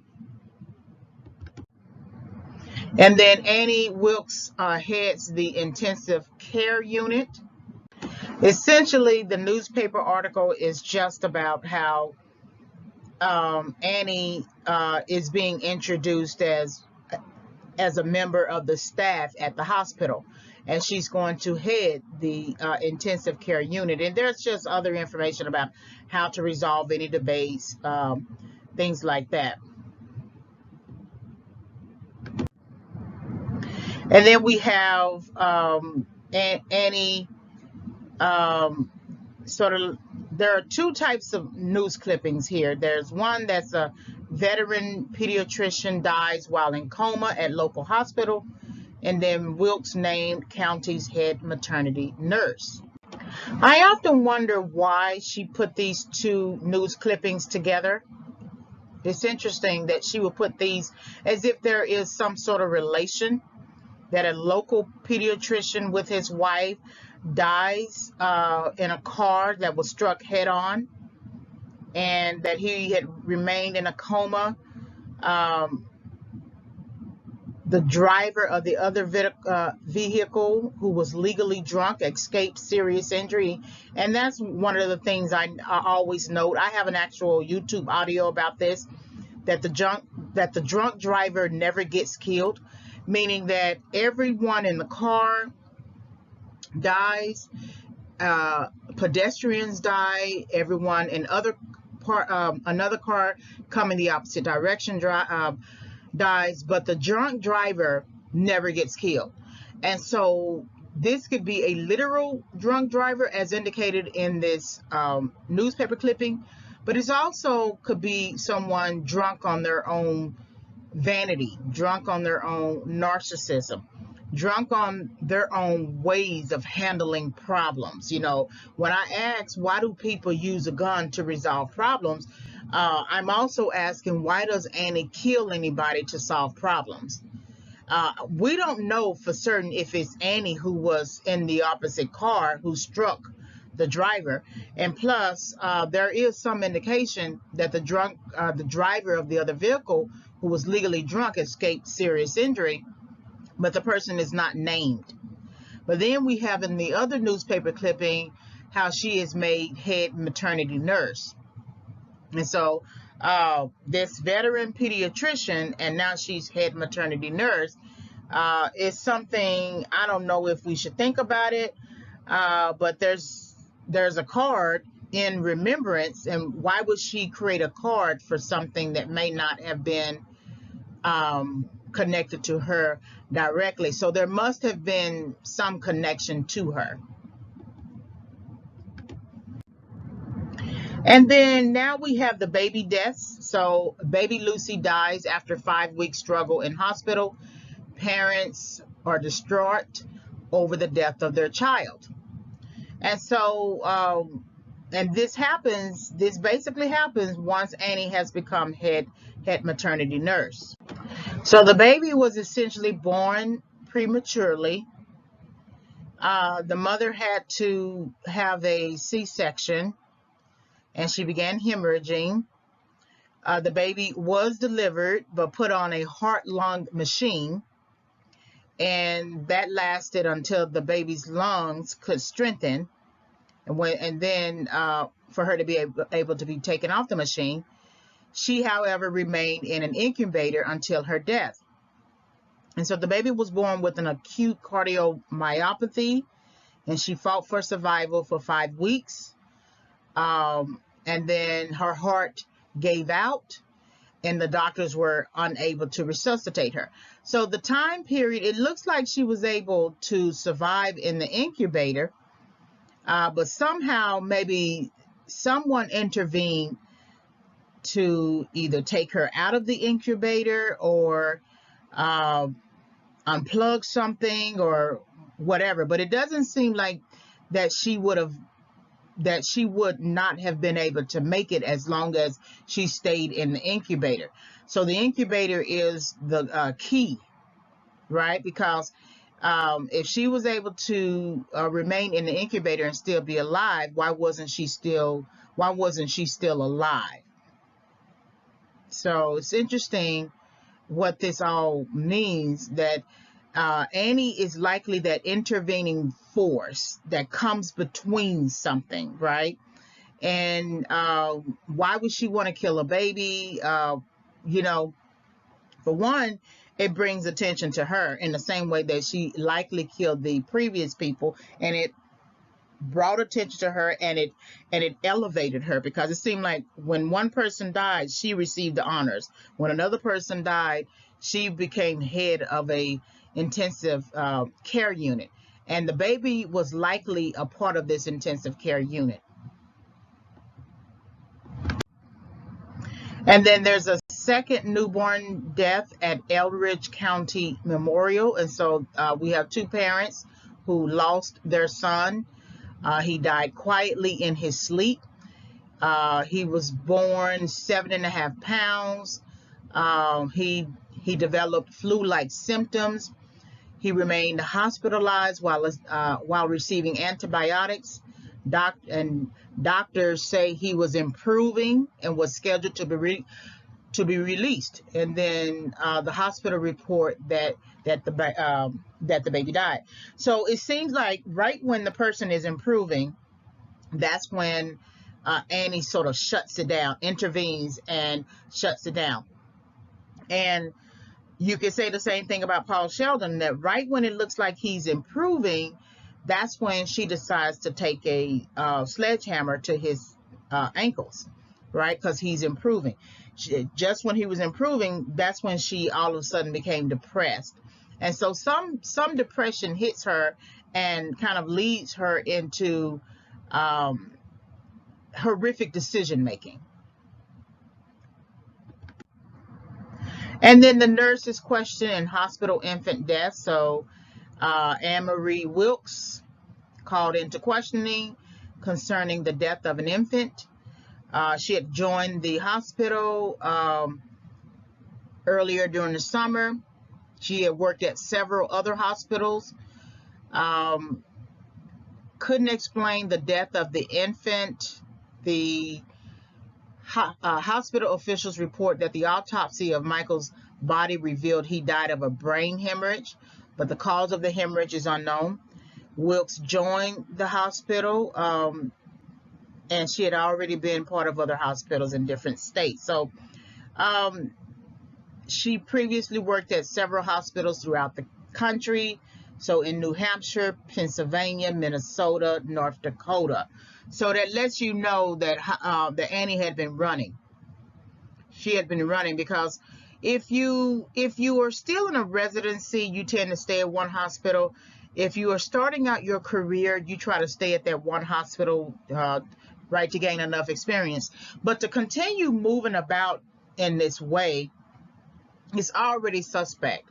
The article doesn't tell us how many years she stayed at each hospital, but it is suspect when you are moving from hospital to hospital, state to state. And each state has its own licensing standards. So a lot of times they do not always coordinate. New Hampshire may not have coordinated with Minnesota or Pennsylvania or North Dakota or any of the other states coordinating with any other state. And so you can hide for a long time, but somehow she's questioned. So there's something that she must have done in this regard. In the previous ones, taking off the incubator, the baby was improving, something about those, they didn't really question her. But now she's being questioned. And so it's something likely in the way that she did what she did with the baby that revealed that there was an intervention. Intervention can definitely be positive, right? But intervention can be negative if you do something before the time, if you do something out of order, if you do something that is illegal, that you are trying to intervene in something thinking that you are helping when you are actually creating a greater problem. And then infant deaths returned to hospital's nursery ward. So tragedy struck in terms of there was found 3 infants, all apparent victims of suffocation. And Annie Wilkes was retained for questioning, and the other previous infant deaths have gone unsolved. And so this is where now Annie is really being questioned. Her skill development, her licensing, her nursing background, her work, right? And this is Rocky Mountain area. So this is likely the Denver, Colorado. And so somehow when she got to Colorado is when she hit her brick wall. Every other state did not call attention to Annie's work. When you feel like you have to suffocate a baby, right, you are not truly operating in your nursing skill, because for one, you take an oath like doctors, I believe, to do no harm, but you are harming someone. And so if you have moved from a point where you were supposed to be a nurse and that you're now killing babies, I don't think you really are a nurse. Sometimes people get into things because they tend to have a good way of understanding something, but the execution of it may be challenging. If you have to suffocate a baby, this tells me that you don't want the job. And you either forced yourself into the job or somebody forced force you into the job, but you can't want that job wanting to kill a baby. You can't say that you love your career, you love the field, you love being of service, you love helping, you love nursing, and then also equally suffocate 3 babies, right? And these are 3 babies at this now hospital versus the previous unresolved infant deaths. And then we have no idea how many infant deaths are in previous states. And there was like 4 or 5 states she had previously worked in. So Annie, this tells me that Annie never really wanted to become a nurse, because anything that you work that hard for, you don't try to trash it. You don't try to destroy it. Sometimes people take jobs and enter fields and enter careers because they don't have any other option. They feel like they got to take a job. And people will actually go to college and learn it and go and do all of the residencies and rounds and things like that and still hate the job. How many people have you known who went to become a lawyer or went to become a doctor, but they are doing something completely opposite of that because their parents likely pushed them into becoming a doctor or a lawyer, and they got bored and depressed and tired of it and stressed and frustrated and annoyed and decided to leave that profession. You know, there's this actor, I forget the types of movies he's played in. Oh, I know. He's played in The Hangover. He's an Asian actor, and he's played in The Hangover. He's the person that they keep capturing or something like that. And in real life, he's actually a doctor. He went to medical school and everything.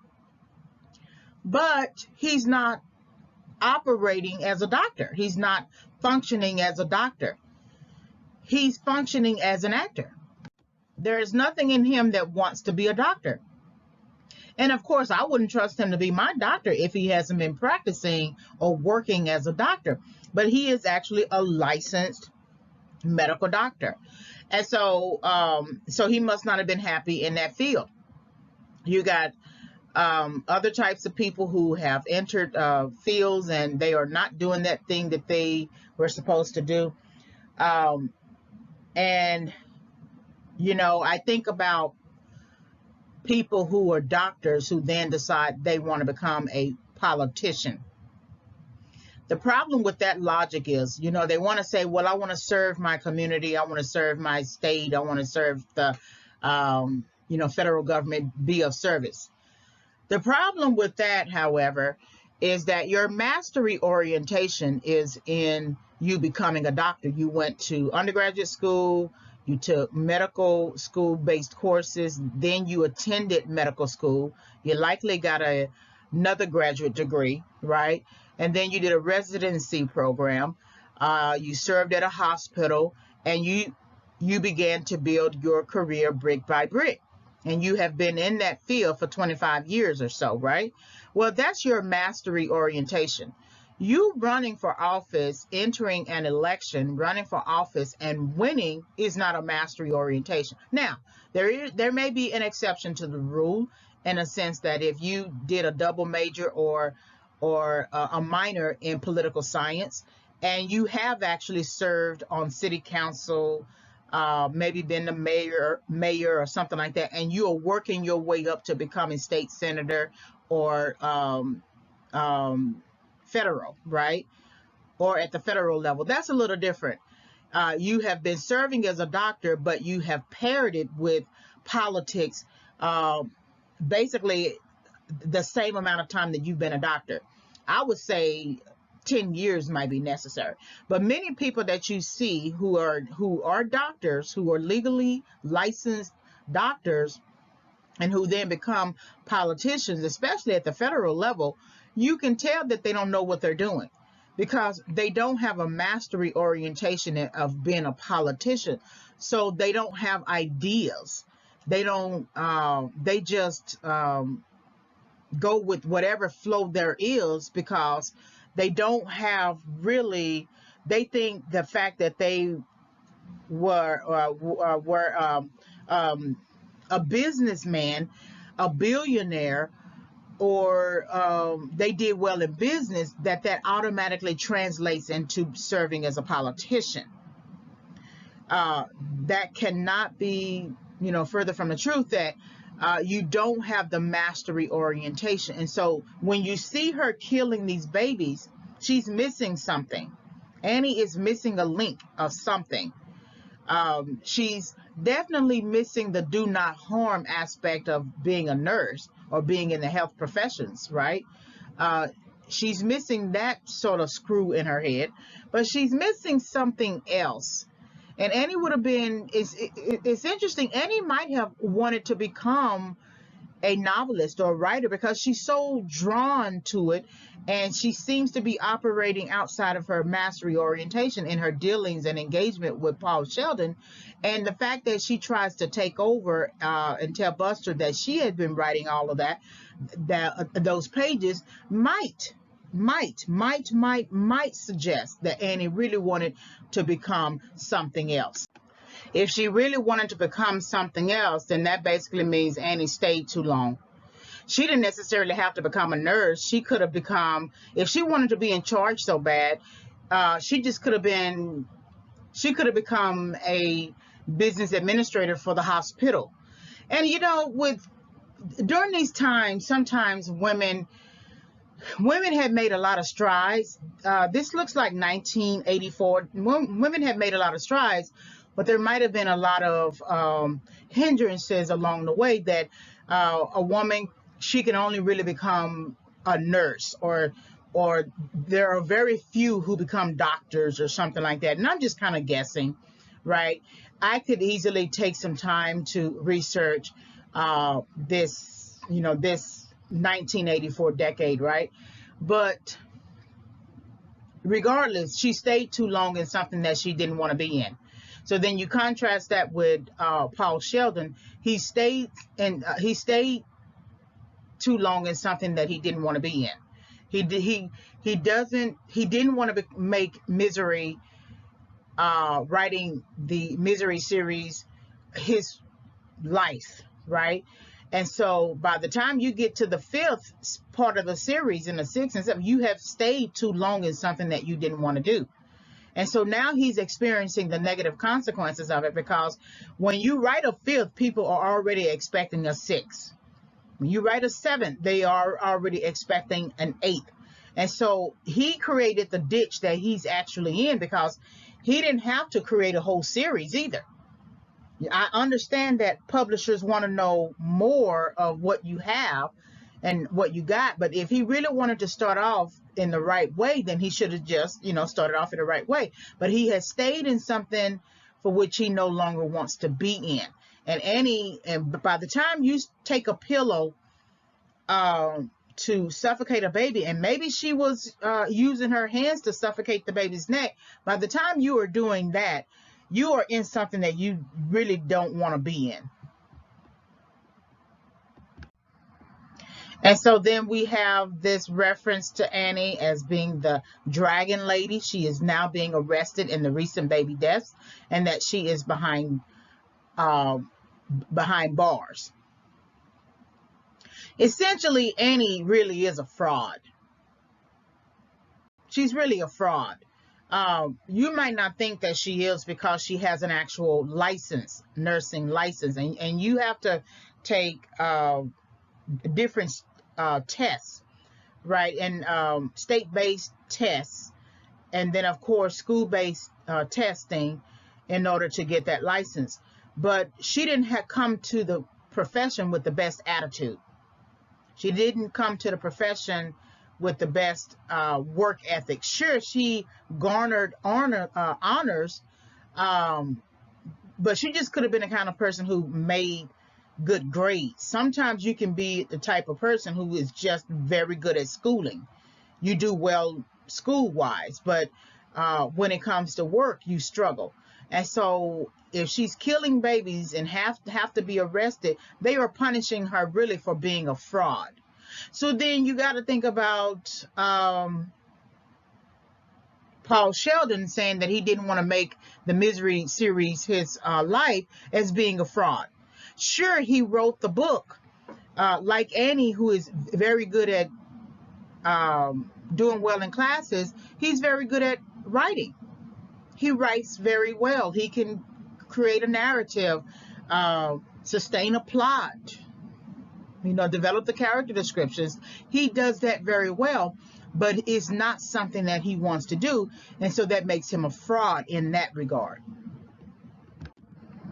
And so Paul's face is really revealing just what he thinks about what he has read, what he has essentially learned, that he has taken the Annie Wilkes College course, and that he has, and this photo album is actually his textbook. And now he's really seeing what he's up against, and that he didn't know all this time that he was in the kind of danger that he's actually in. So he finishes reading and he returns back to his setback, remember, right? Because he has to put on the face necessary. And so he returns to his setback. I thought this camera angle was very interesting, Rob Reiner. It looks like someone is kind of watching him, but it's also just a nice camera angle. So Paul is practicing taking the knife, the butcher knife, out of his sling, so that if she approaches him, he'll be ready. Okay. But, I don't think that was an effective strategy.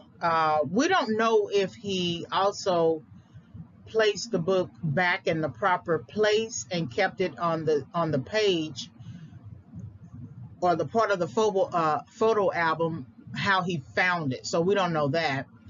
But we do realize in a few screenshots later, a few frames later, that she found out about him being out of his room. Like I said, I wonder if she drove off and parked somewhere and saw him.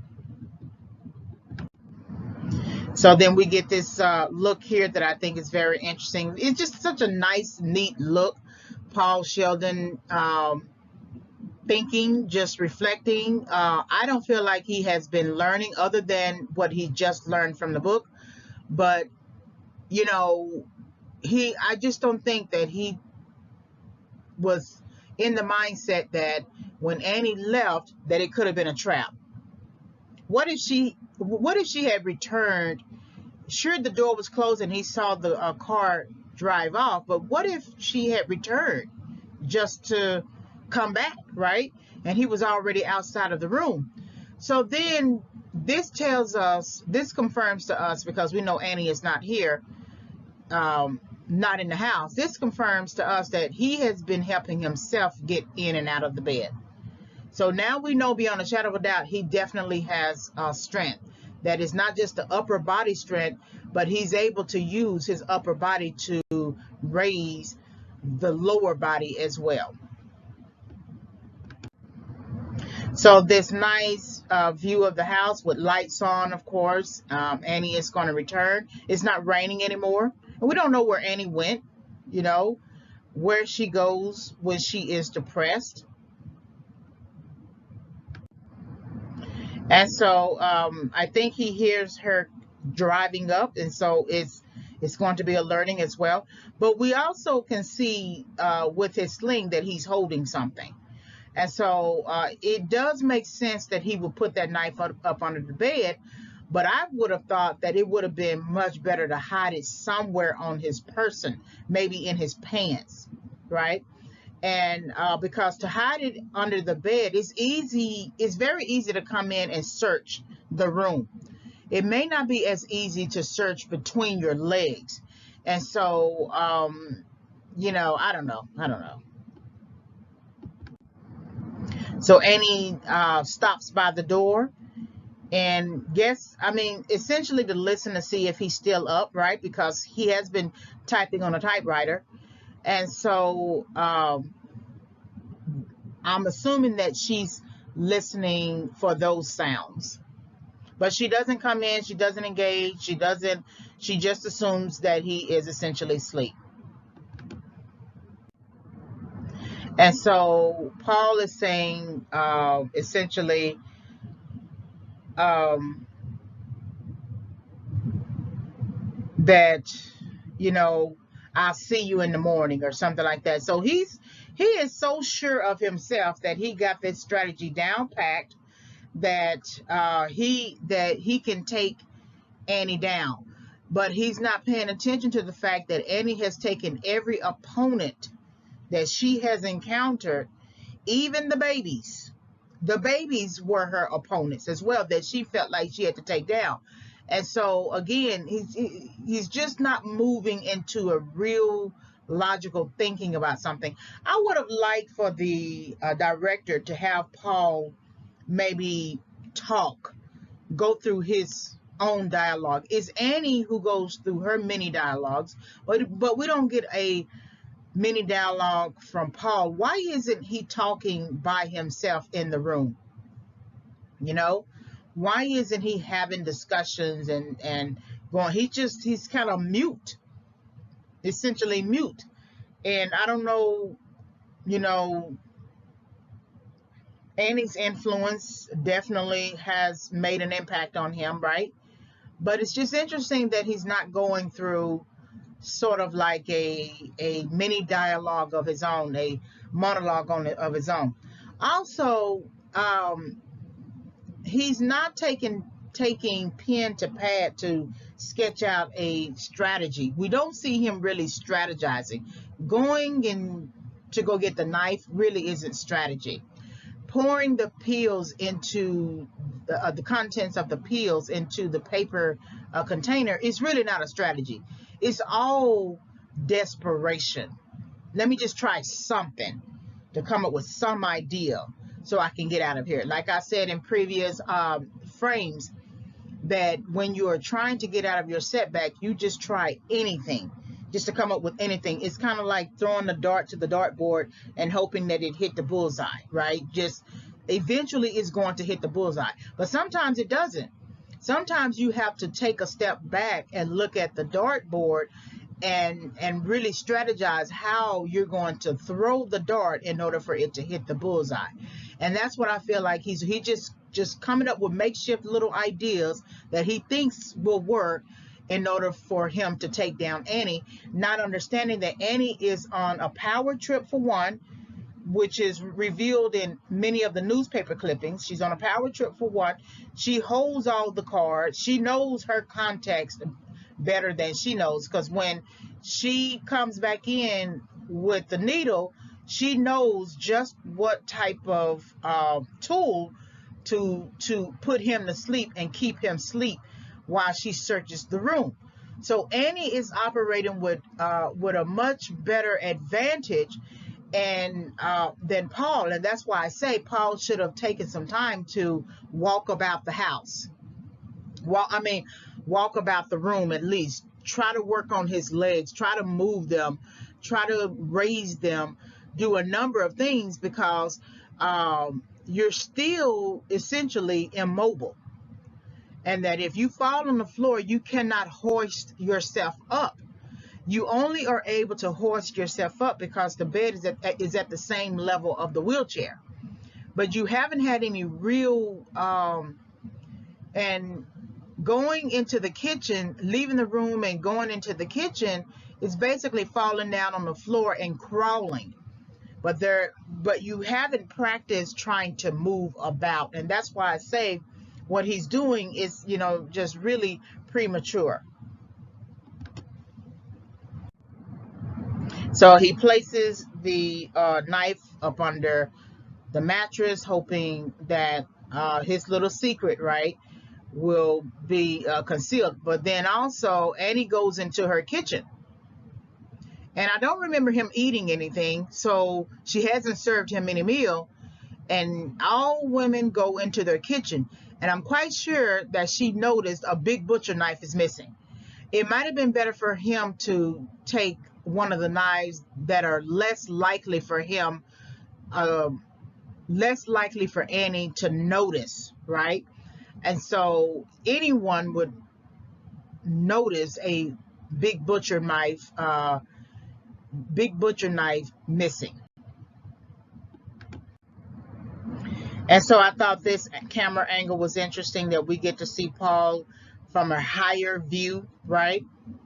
And it's, kind of symbolic of him thinking that he has a higher edge on Annie, when in reality, she's going to bring him right back down to earth. One of the most interesting truths about being in setback or having to endure setback is that you never get as much sleep as you think you do or you think you should. No matter what, your mind is always worried about where you are and where you're going and what you need to do to get there.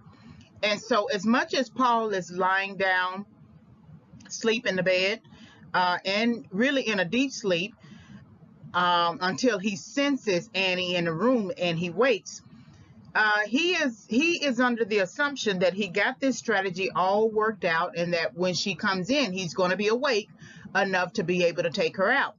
But he doesn't understand that Annie is first of all, she's well aware that he has been out of the room, but also that Annie is still in the power position. Annie can come in and out of this room whenever she wants to. It is her house, it is her context, it is her room, and he is her patient, whether she is still a licensed nurse or not. And so when you're in setback, you are often under someone else's authority. You are often under someone else's rule, under someone else's house, under someone else's patience, tolerance, prerogative, and they often can provoke you while you are in setback. But you never sleep as much as you think you do or you think you should. And with Paul here, he is really just oblivious to the nature of his setback. He is oblivious to the nature of Annie's true character and who she is and what she can do. He doesn't really pay attention to the idea that Annie comes in and out of his room at will, right? I mean, he's a man. What if he was changing clothes, right? What if he was doing something that a man might do in that instance, but she doesn't care? So, and is very much like that warden, in a prison, in a correctional facility, the guards, whatever. But that's what I wanted to make note of with this particular frame, is that he looks like he's sleeping, in terms of peacefully, and but he is really not as peaceful, and he is really not as restful, and he won't have real rest until he leaves this setback. So that's what I want to leave you with. So he senses Annie in the room. He wakes. She looks at him, so she doesn't have the same hair that she had before. Her face looks a lot different. This face looks really, really scary. I mean, if I was lying in the bed and this face showed up while I was asleep and I woke, I would be really, really alarmed, because without saying much, Annie is saying a lot. There's some anger on this face. There's some just the need to continue to push forth her agenda. So Annie injects him with some sort of solution, something to maybe put him to sleep. And then she walks out of the room. So then we have the sun come up. Again, I like these visuals, right? We have the sun come up as if new light is on the horizon, right? And it is also necessary to melt the snow. So the sun has its own purpose, right, in the movie. Just as the blizzard has its own purpose, just as the rain has its own purpose. They're all signifying certain types of emotions. But the sun here is going to fool us into believing or into thinking that kind of everything is all well and everything is changing, and that emotions are, sort of melting. It's not going to be as extreme, as it has been throughout the movie. The sun is fooling us, or the visual of the sun is really in contrast to what is about to happen with Paul and Annie. So Paul is beginning to wake up. Remember that Annie injected him with something. And really, that's symbolic of Annie injecting her beliefs, her thinking, her standards, her philosophies, her character into Paul, showing him that the only solution is violence. The solution to your problems is violence, which is ironic, which is very, very ironic, because isn't she... doesn't she have a problem with his untitled book and all of the use of profanity and the language and the nature of the work, and how she says people don't talk like that and everything? But she is actually the more violent one. The book is just filled with characters. It's make-believe. It's fiction. She is real life. So he's beginning to wake up. And Annie is saying, calling out to Paul and saying, I know you've been out of your room. And of course, he's going to lie about it and say that he hasn't been out of his room. And if someone is accusing you of being out of your room, they don't really need evidence to prove that, right? Because they wouldn't throw out that assumption unless they had some sort of fact to back it up. And so Annie has tied him to the bed. And this is the first, other than dropping the box of typing paper onto his legs, this is a good indication of Annie's thinking and character. That's why I say this room that she has Paul in is, I don't think this is the only person who has been in this room like that. You usually practice on somebody. And that's why I think her husband was in this room too. And so she did something to him. So he's tied to the bed in the same way you would think that he is tied to his publisher and having to write the Misery series until basically his death. And so he doesn't want to be tied to this bed no more than he wants to be tied to his publisher, if he has to continue writing the Misery series.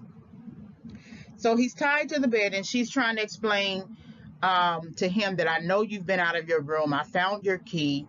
And then he begins to look for the tools that he was going to use in order to resolve his problem called Annie, which was the knife.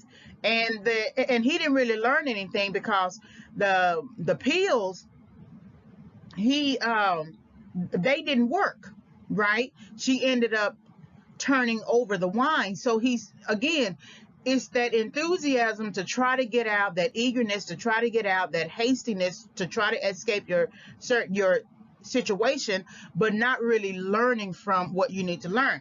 Many people are going to be in setback as a result of the pandemic, right? As a result of the current pandemic, right? And many people are going to do all they can to try to get out of the learning process. If I can just skip ahead that learning process, no matter what, even if you did not purposely lose your job in terms of get fired, but you lost your job due to the pandemic, and then you had to be evicted from your place. And many people live from paycheck to paycheck. I get that, or whatever, because I do. At the same time, we are not paying attention to those financial advisors who tell us that we need an emergency savings plan. And many people did not have work for a good long time. So if you did have an emergency savings plan, you would have to have one for almost 18 months. You'd have to have basically your rent and any sort of living expenses for 18 months. But some of us don't even have it for the next month. And if the pandemic has taught us anything, we need to really put back some savings, not just investments, because you could lose your investments based upon the whims of the stock market. But at least if you have something that you put something in a CD, or you put something in some kind of investment vehicle, that if you had to take it out within a month, you could take it out. Choose those types of investments, right?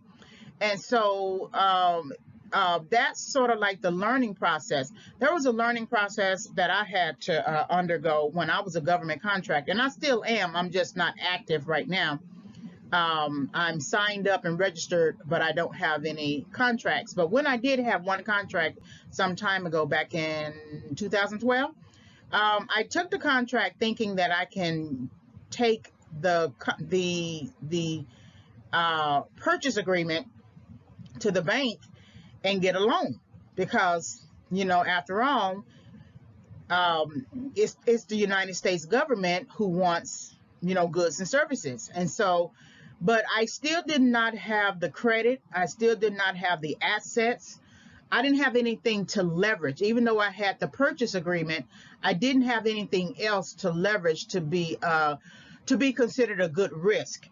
And so I left that meeting with the bank just embarrassed and sort of crying to myself. I didn't cry in front of the banker, but I just realized, I said to myself, how in the world did I get myself to this point?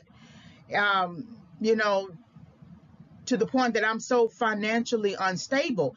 And when I was in my setback, and I was still in it, and when I was in my setback, I was just really trying to grab at anything possible to pull myself out of it.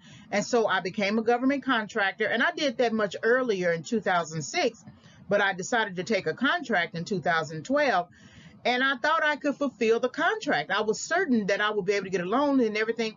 Well, I was able to get a loan, but through another type of agency, and the loan was not going to be enough to fulfill the contract, especially within the time frame they needed. And so I ended up losing the contract, and I ended up having to owe that particular agency thousands of dollars. And what I learned from that, as much as the crying and the grieving over myself and realizing that I should never have taken that contract in the first place because I really wasn't ready, but I was trying to grab at something to make life work for me. I couldn't find work. It was during the recent recession, the financial recession, and I couldn't find work. I wasn't able to return to teach, so I didn't have any income in, and all I was doing was freelancing to try to make some money. And after I finished the grieving process, and it still hurts, to this day. After I finished the grieving process, what I learned from that situation financially, there were some other things I learned in terms of emotionally and psychologically, but what I learned from that situation financially, that whatever the contract amount is, whatever the budget is, whatever the capital requirements are, I need 3 times that in the bank.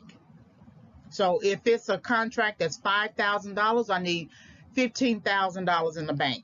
If it's something that's $1,000, I need $3,000 in the bank. If it's much more than that, $9,000, $10,000, I need $30,000 in the bank. So that if something happens, I can still pay anyone I'm using as a contract employee or something. I can still pay my own bills, my own personal bills. And that's what I learned, that I need 3 times the amount in the bank before I engage in any kind of business effort in that way. And so emotionally, I was basing the need to go after that contract because I needed a win. I was losing and I needed a win. Psychologically, I was just in the wrong type of headspace, right? When I was dealing with, family issues, things like that. And so, but steps are important. Step by step is important. So the strategies that Paul has been using are not working. He is sitting up here, he is lying up here tied to a bed because of his impatience and not understanding who Annie really is. Did it benefit him to leave the room and find her photo album and really learn about her, yes, definitely. It benefited him. But there's a way that you can still learn about things if you just engage the person. You know, remember when she was requiring him to do another draft, and then he wrote another draft at the beginning, and he created a grave digger named Annie. She said, yeah, leave that in, right? But everything else basically has to go. Somewhere in Annie, there was some kind of willingness for her to be to engage, and if he had just talked to her, had a conversation. People reveal a whole lot more when they are just talking, right? When she came in depressed about the rain and had the gun, that should have been the time that he sat her down and talked to her. The fact that she had a gun was enough, right? That should have been like, maybe I shouldn't leave here, because after all, it's not like he can walk. You make those types of decisions when you know that you are mobile enough to leave, to run away. And so if you can't walk and all you're doing is still crawling, there's no sense in you trying to make every effort to leave. You don't know where you are. You don't know if another house is nearby. And all you're going to do is end up getting stuck in the snow and freezing to death. So that's why I say I understand that if we were all in this type of situation, that we would want to do all that we could to try to get out of it. But you have to think much more logically. She has the power in the situation. So he's tied to the bed. And so he's trying to reach for one of his tools. And she's talking about how her penguin was turned the wrong way. That's how she basically knew that he was out. And he's trying to reach for a tool. And how's he going to reach for a tool when he's tied to the bed? And so then she asks, are you looking for this, which is the knife? Like I said, she has demonstrated that she can come in and out of that room whenever she wants. She put him to sleep in order to do it, but she can come in and out of that room whenever she wants. So the knife is no longer a tool, in the same way that the pill concoction is no longer a tool that he can use. And so then she talks about how she found his key, and because she was trying to figure out how he got out. Remember, she controls the door. She controls the lock on the door. She controls whether the door opens and closes. So for him to get up and get into his wheelchair and go through a door for which she hasn't given him permission to go through is against her rules. That's what I mean. He hasn't learned her rules enough for him to try to create an escape for himself. He doesn't know what her rules are. The door always remains locked. So it stands to reason that she will always be able to detect whether he has left in and out of the room. The door is never open, only when she's coming in to bring something or going back out. But it's always locked. And so when you're in setback, you have to learn the rules. You have to learn the rules of wherever you are. You have to learn the rules of what you need to do to endure. When I was able to get back on with the district and teach again, I kept my head down. I did not want to make any type of moves that would run counter to my goal, which was to pursue financial stability. And the way that you do that is you stay on the job. So many people were complaining about the job, complaining about the administrators and things like that. And I wanted to yell out and say, have you ever been homeless? Have you ever been without a job for so many years that it is hard for you to navigate, and you have to be homeless and you have to move between places and things like that, and there's no certainty, there's no surety? Have you been that way? People complain too much. I mean, all of us have complained about our jobs and things like that, but I saw it a lot differently when I had to go through everything I had to go through and endure it and get beyond my setback. So once I was able to get out of that initial setback, and I was still kind of in a setback in a sense, right? Because you still have a process of learning. I kept my head down. I did my job. I did it well. I made sure to become a really great teacher. I did, and so I did not get into office politics. I did not bring anybody home with me. I remember from a previous job where I befriended some people on the job, and we began hanging out. And then when we had a falling out, it affected our performance on the job. And so I just realized I do not want to take anybody home with me. I cannot run the risk of losing this job. I've been down for so many years. I can't lose this job. So I kept my head down, and I stayed, and I'm still on that job, and I stayed for 8+ years. And now I am entering another phase of sort of like post setback, right? So when I say, in other words, I learned the rules and learned how things went at that job to make sure that I didn't stick my foot, stick my mouth, stick my hands in something that could get me fired, or I didn't voice too many opinions. And that was on purpose because of the politics of the department. Some departments can just be so political. The people who run it, they can be so ego driven that they'll just let you go or take you off schedule or fire you just to do it, right? And so once I realized what kind of environment I was in, and it's still a great place that I'm working at, but once I realized the politics of the office, I knew what my strategy would be, because the goal was to pursue financial stability. I set that as a goal in 2013, right when I came out of my homelessness, in terms of being at the homeless shelter. And I needed to make sure that I didn't let anybody or anything get in the way of that goal, and that included myself.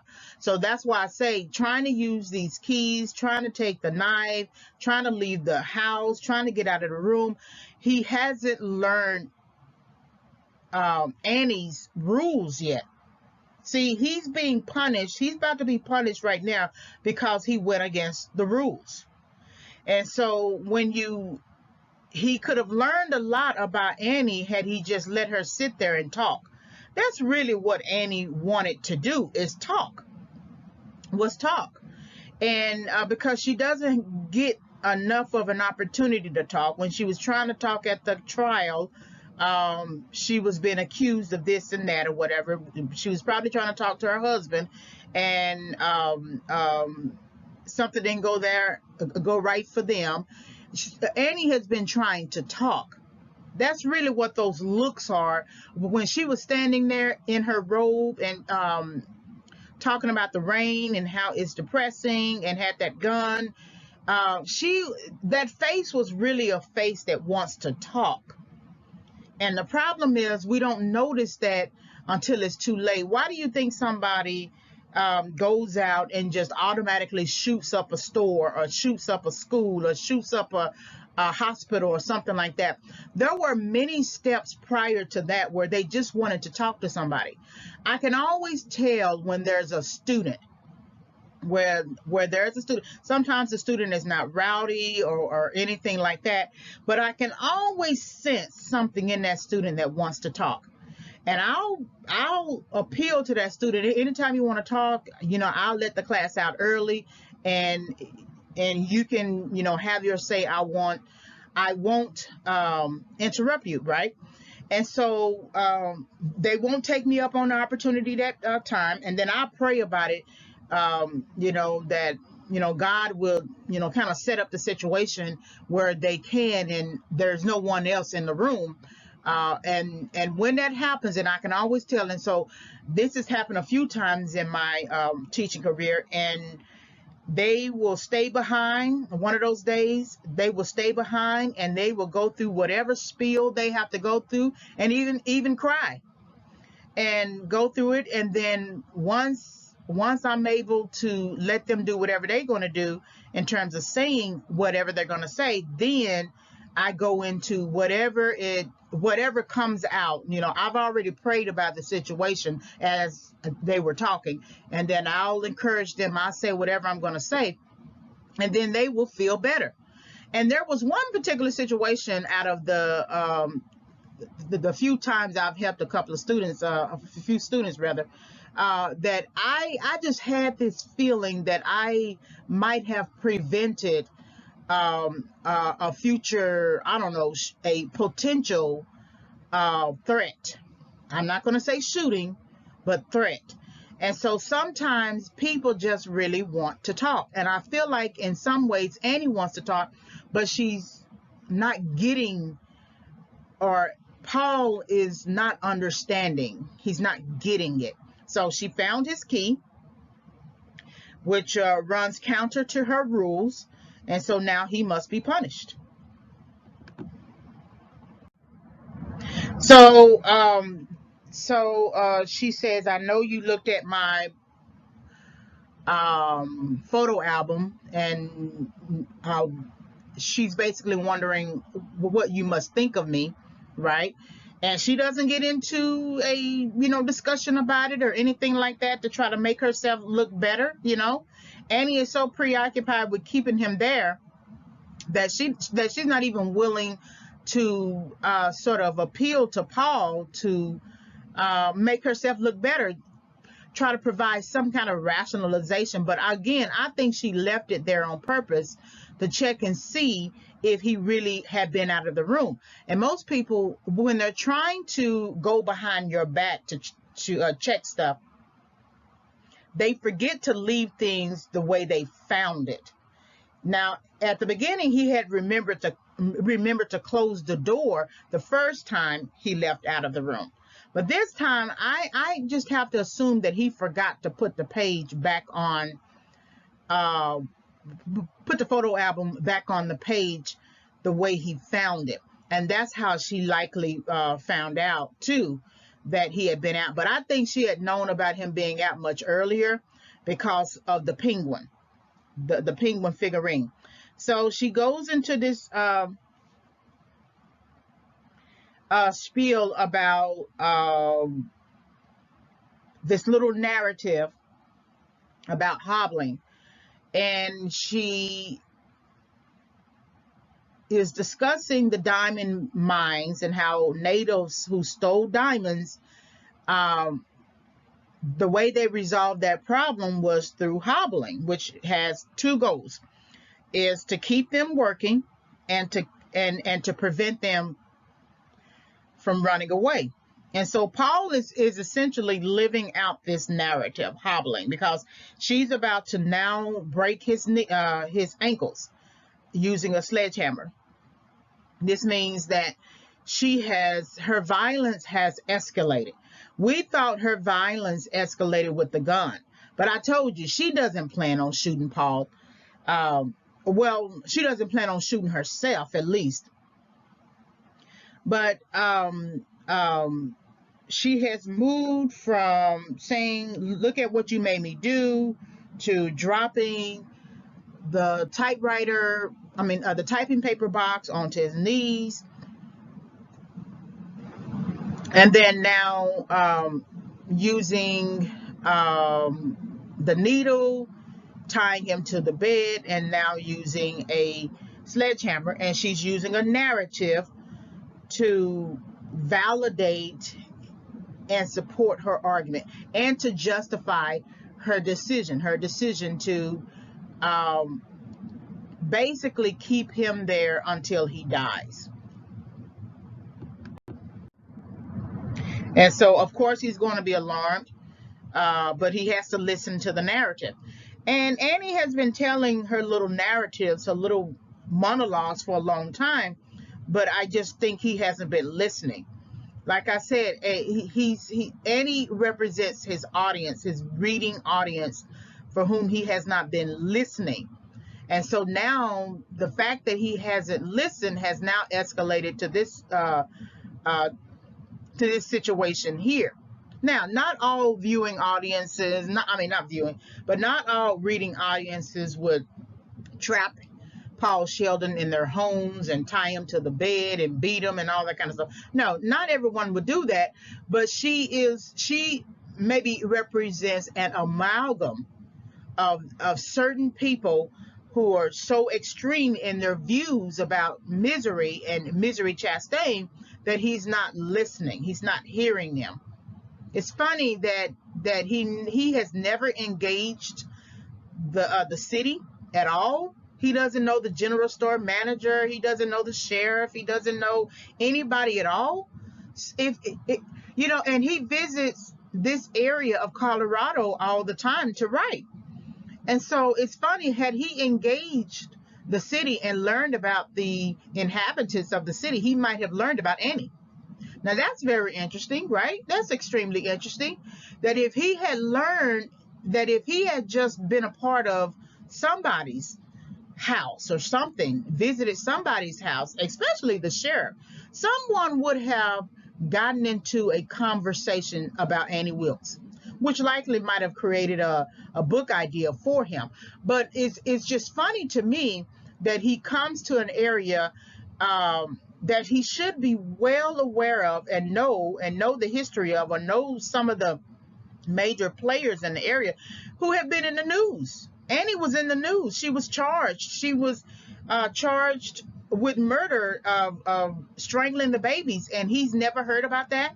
Because had he heard about that, he might have been much more resistant to, I don't know, it's hard to say, but it's interesting, though, that he doesn't know about the area that he comes to all the time and the people. He never checks in with the sheriff. He never checks in with anybody at all. So, I don't know. It's just interesting. So, Annie places a block of wood between his ankles because she's now going to fulfill that narrative. I mean, you can't tell the narrative without actually fulfilling it, right? Why sit up there and have a conversation about hobbling unless you provide a demonstration? This works like a visual aid. Remember, Paul is in Annie's university. This is her course. This is her. She's the teacher. She's the college professor teaching him concepts, right? Because he refused to learn about Annie with patience, so she has to force her views on him in the same way that she injected him with the sleeping agent to sort of inject her views and ideals and concepts and strategies and standards inside of him. She's now applying them here using the block of wood. So here's the sledgehammer, and her face is resolute. It doesn't matter how many times he tries to plead. She doesn't hear that. In the same way that he doesn't hear her. Annie, honestly, she has put on a face. I will say that Annie has been very good about putting on a face, especially the nursing face. So again, she's no longer a nurse anymore. She stopped being a nurse. She stopped being a nurse, I believe, after she read that Untitled book. She stopped being a nurse. And that's where he gave her permission. And that permission is now extending. Not directly. It's not like he's saying, Annie, I want you to hurt my ankles or something like that. I want you to trap me in this house. But by extension, a lot of times you can make the choice on something, but you can't choose the consequences. So once you gave Annie permission, she ran with it. She made you write a whole new book. I mean, she made you burn your book. She made you write a whole new book, another 2 drafts, right? She's been making him do the things that he has to do. Now, of course, you could say, well, no one can make you do anything. You must want to do it yourself. I mean, the fact that he doesn't know the title of his own book and doesn't know what the book is about could be an indicator of why he wasn't that emotionally upset when he had to burn it. He was psychologically upset, but we didn't see a tear come out of his eye regarding having to burn that book. It's like, okay, maybe this particular thing didn't work out. It was almost like he was foreseeing rejection of the work, right, through the publisher and through another set of audience, reading audience. So it's like, okay, well, that didn't work out. I'll try something else. Instead, he had to go back to the thing that he wanted. He's been fighting against. So that's her sledgehammer. A sledgehammer is something that I just, where in the world did she get a sledgehammer? Did she go out and buy that? It looks old. So if she's using a sledgehammer, there's some kind of indication that she might have used this sledgehammer before. You know, she has wood on her porch, but that requires like a saw or something like that, right? But a sledgehammer, where did she get a sledgehammer? And so there's a lot we still don't know about Annie. There's a lot. Like I said, I don't think her husband just left her. I think she did something to her husband. And that's why when Paul comes here and she wants to say love Paul and he wants to leave, she goes to this extreme. So then she hits the sledgehammer on his ankles, and they're both going to bend. And, you know, this Annie here, the way that she's doing this with so much force is, you know, I don't know if it's hatred, if it's contempt, or it's definitely punishment, but is the punishment the obvious reason why she's punishing him is because he left out of the room without her permission. But I also think she's punishing him too for writing a whole new book without her permission. I mean, that's how the audience is, right? The reading audience is. We've been relying on this Harry Potter series for years, and now you want to shut it down after the upteenth book. I don't know what the numbers of books J.K. Rowling has written, but now you want to shut it down, right? Who are you to take away my misery? Who are you to take away my book that has saved my life and brought happiness and joy to me? And I feel like I can still live in this world because of your books. And you want to shut it down? You want to kill off my misery? And I feel like that's really the real punishment that she is doling out. That you are shutting down and killing off my misery without my permission. You are going against my rules, my standards, my way of thinking, my way of life, my belief systems, right? You are going against that. And so therefore you must be punished for this. I don't care if you have the right to stop anything you want to stop. I don't care. That doesn't bother. That does not concern me.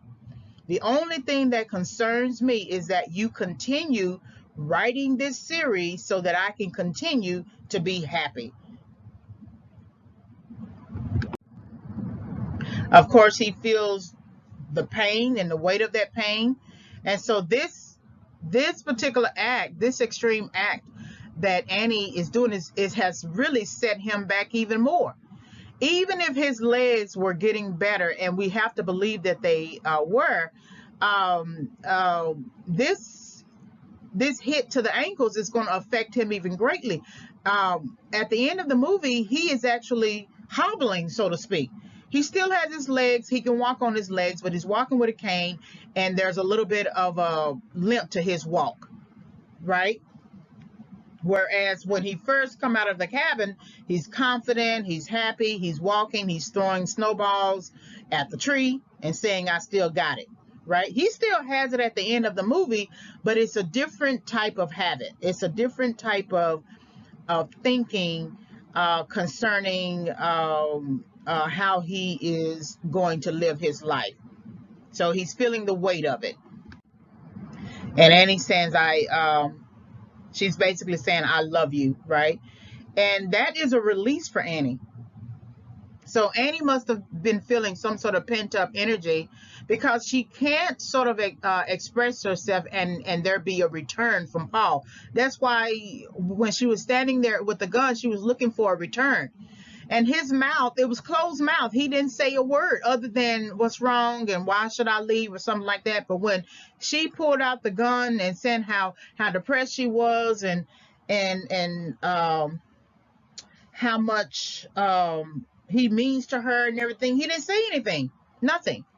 And Paul had sat in their room a long time to think about ways he could appeal to Annie, right? And of course, it's hard to lie to somebody when you don't believe the lie. So he couldn't say, I really want to be with you, Annie. Annie, I know we can work this out. I don't really want to leave, and let's continue to write together. Of course, he's not going to say that because he doesn't believe that, right? But any prisoner, any inmate will tell you that all they think about is getting out, trying to design ways to get out, right? Of course, when they get out, they don't have a plan. They all can't be like Andy Dufresne in Shawshank Redemption. Andy had a plan. He actually had a plan. Now, he was running the game or something like that for the warden, but he managed to get a social security card, birth certificate, banking accounts, everything like that using another name, Randall Stevenson. And so he knew eventually that he was leaving. He chiseled out the wall in his cell and put a big poster on it and everything like that to hide it. But he did that in 10 plus years or something. But he was planning to leave. So he was willing to put up with whatever he was going to put up, meaning that he was willing to get better and get healthy. He worked out the ideal of writing the state or something like that to get money for the prisons, and then he was able to get that and then build a library. He kept himself busy because he knew he was leaving. It took years now, but he had to get well. And then he decided to help the young guy Tommy try to get his GED, and part of him wanted to stay until they killed Tommy. And once they killed Tommy, he was willing to go because that chiseled wall had been chiseled for a long time. So he could have left a long time ago, but it was in Tommy coming and feeling like he can mentor somebody and help somebody and help them along on their journey is what I believe kind of kept him there a little longer. And so once that happened, he decided to go on ahead and leave. That's what I mean, that Paul should have taken the time to do whatever he had to do to get better. Don't leave, stay where you are, plan your way out, get your legs better before you decide that you want to leave. Write as many books as you got to write. Be excited about the fact that you are extending misery, even if you hate it, even if it's miserable for you. You already have practice with doing that. You've written 8 series books, right? And so while you're there with Annie, let her completely believe that you are not going to leave. And there's a way that you can do it. It's hard, but there's a way. And so, of course, that type of situation could really have taken him out. Annie was really taking a risk in doing that. What if he had a heart attack or something, But the weight of her decision making applied to him has rendered him just even more vulnerable and helpless. And so Annie is going into town. This is really our view of seeing Annie drive into town. We haven't seen this view before, right? We've seen a couple of views of her in the car, when she was passing the sheriff, and then when she was on her way back home from getting the better typing paper. But this is kind of like a view of her coming into town. And so the sheriff is reading. It's not that he's not concerned about Paul Sheldon. It's just maybe he's, taking time off. Regardless, he's reading until he's triggered in another way. He's likely read all of the books. He's likely contacted the agent. He's done all that he could to this point, right? But now he's going to be triggered. And remember, the sheriff is the sheriff. He knows this town, right? And so Annie is going to cross with another driver, and they almost hit each other, and they have like a little bit of a conversation, and then Annie drives on to the general store. And so Annie looking out and sort of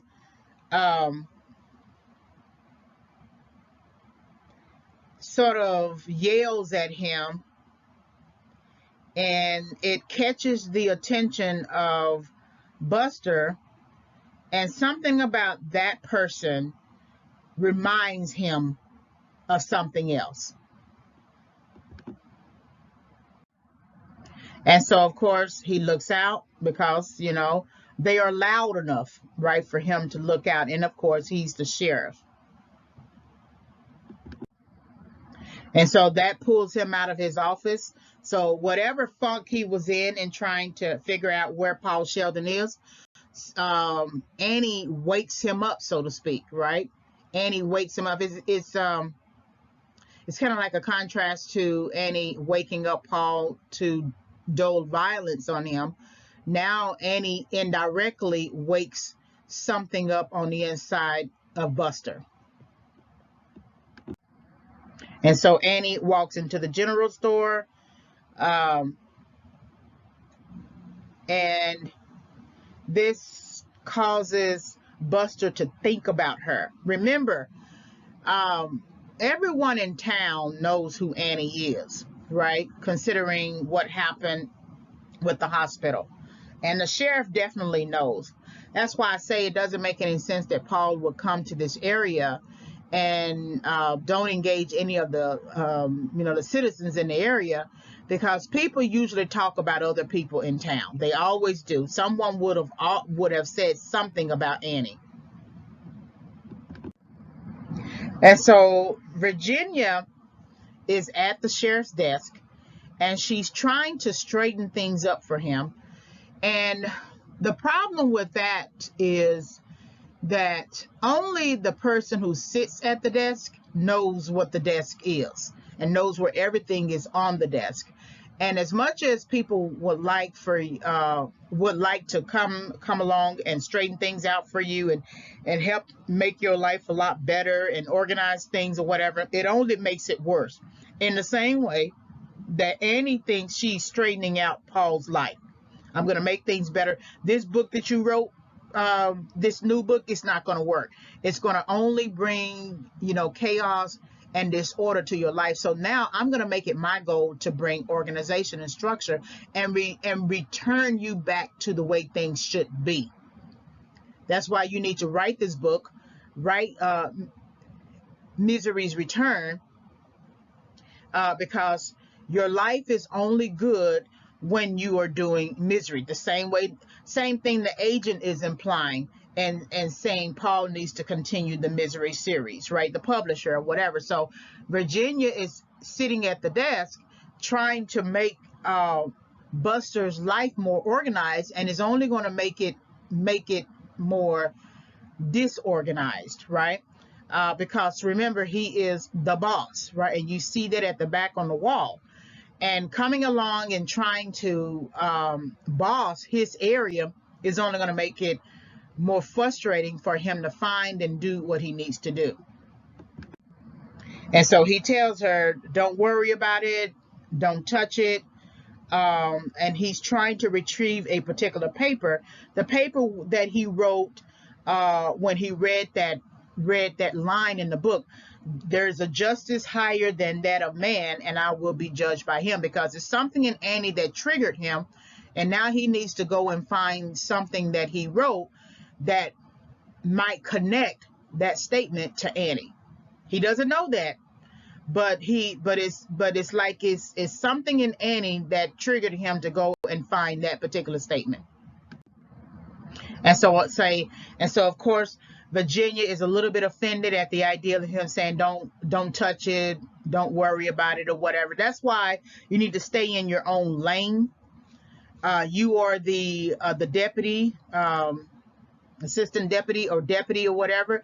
You only need to do deputy things. His desk is his desk. It's not your desk. And so he knows what is on his desk. And so then he finds it, and then he goes on ahead and walks out to try to research it. So this is sort of like Buster's second course, of learning about Paul Sheldon, but it's kind of like it works like almost an elective, to understand Annie more. But this is the willingness of Buster to learn. Remember, when you are in a setback, the way out of setback is through instruction, right? You have to be corrected, and correction is a form of instruction.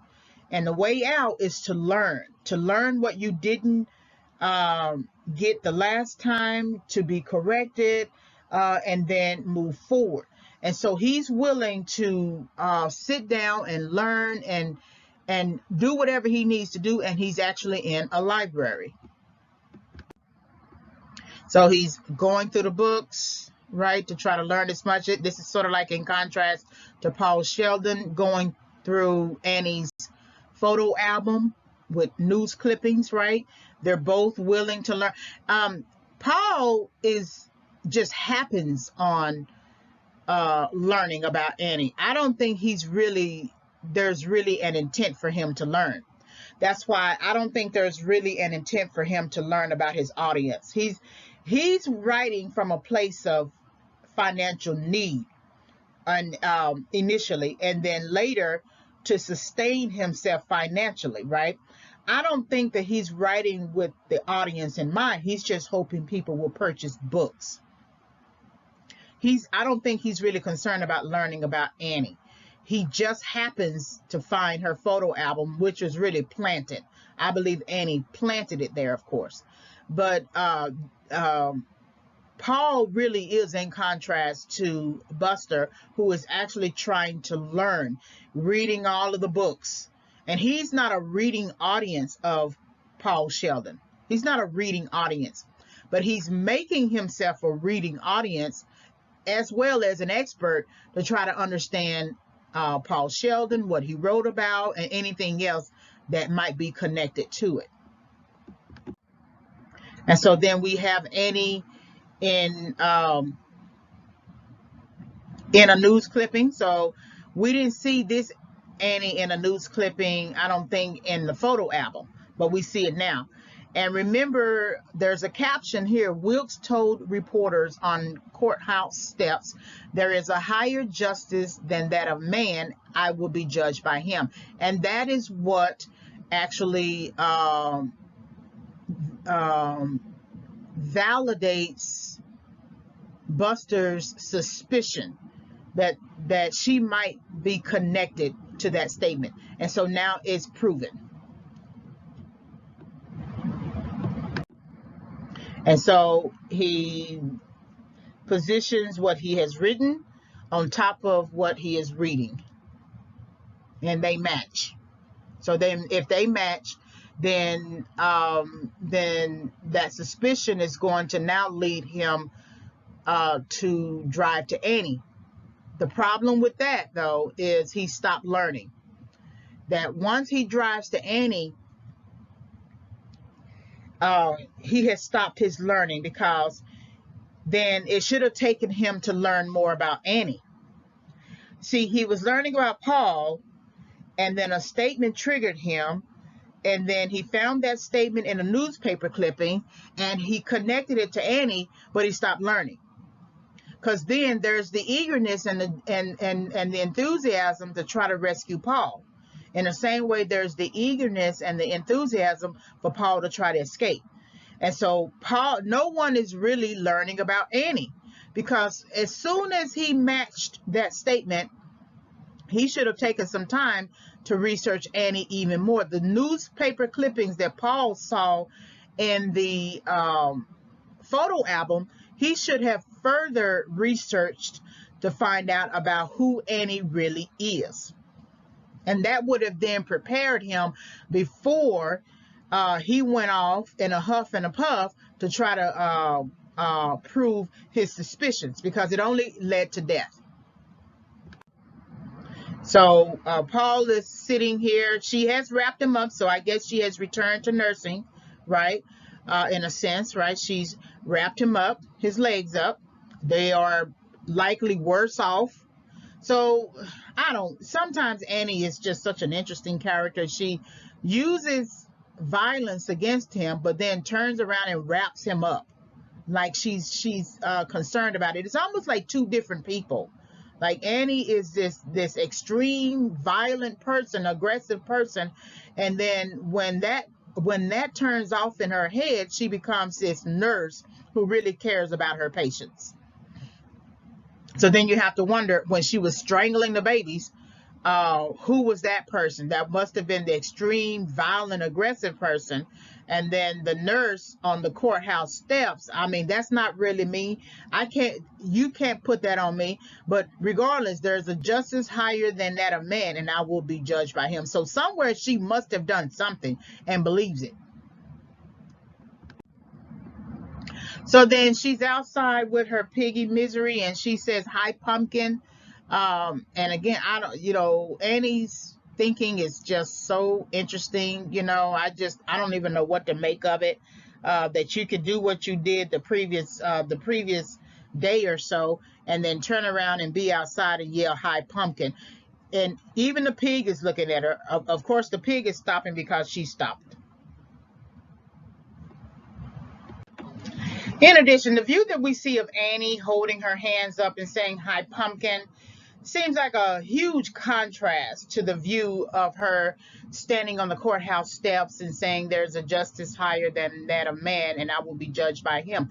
Just doesn't seem like the same person. The person that you see on the courthouse steps is the person that is very sort of aggressive in her stance, right? This person here seems like just an ordinary person who just came from the grocery store. Doesn't seem like she's the type of person who was strangling babies and killing babies and being charged with murder and likely having her nursing license revoked. Just seems like two different people, especially her relationship that she has with her pig Misery. Like the pig is like her baby or something, and it just seems like. And so when Buster goes about to try to find out who she is, and he is motivated by his suspicion that Paul Sheldon might be at her house, it seems like it's wrong for him to push this goal to try to find her and possibly arrest her or something like that, because she just looks like just an ordinary person dressed ordinarily, just concerned about her pig Misery, lives on this farm. Sure, there's somebody in her house that she's trapped there and he can't leave, but that's kind of like besides the point. This is a huge contrast. But then we see Paul Sheldon and we are reminded, oh, he flips her the bird. Oh, okay, no, she's not as normal as we are trying to make her out to be. She's really more dangerous and deadly. And when we saw him first with his newly patched up legs or whatever, we just that's not really from when she used the sledgehammer on him. That's just her sort of redressing him and making sure that his legs are getting better. But when he flips the bird, we know from his perception, No, no, no, no, no. This person is not who you think she really is. And I have the wounds, and I have the time and the wisdom to show you who she really is. So flipping the bird gives us, returns us to our understanding of Annie, that she is still more dangerous than we realize. And so then she says, "Oh, such a kidder." She's used that line before, and then she tells Misery, "Come on." Now I'm trying to figure out, why is Misery trying to eat the snow, right? But she's a pig. Okay, she's a pig, and so it's not interesting too. Um, I don't know if I want to go that route, but their relationship is one of mutual sort of endearment or whatever. The pig knows her, and she knows the pig.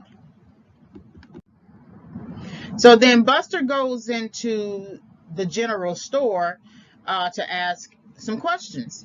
And there are all different types of paperbacks as well as videos and things like that. And I didn't notice it before, but if you look very closely, you see a black man with something, with a chain tied around his neck, and that's Roots. And it's interesting that that is on the video shelving, right? And I didn't notice it before. It wasn't until I took the screenshot, and I still didn't notice it. And then I went through my screenshots to think about what I would say on each of the frames, and I said, "Oh, is that Roots?" And that's essentially what we see with Paul, basically being handcuffed, not handcuffed, but chained to her room, chained to her life, chained to that writing studio, chained to Misery. He's feeling chained to the Misery writing business. He wants to get out of it. Remember, he says, "I didn't intend on it becoming my life." In the same way that slaves did not intend on living out the rest of their lives as slaves, right? That's why they started fighting. That's why they started sort of joining the Civil War and other acts after that kind of solidified their stance against slavery, against any type of Jim Crow, discrimination, systemic racism, etc. Right? And so what you see in this chained black man, and that's the actor LeVar Burton in Roots as a young man, is what you see, not identical, of course, right? But what Paul might feel like he is, you know. And a black man being chained and a white man being chained are really two different things. They're two different hierarchies. There are two different systems at play, economic, financial systems at play.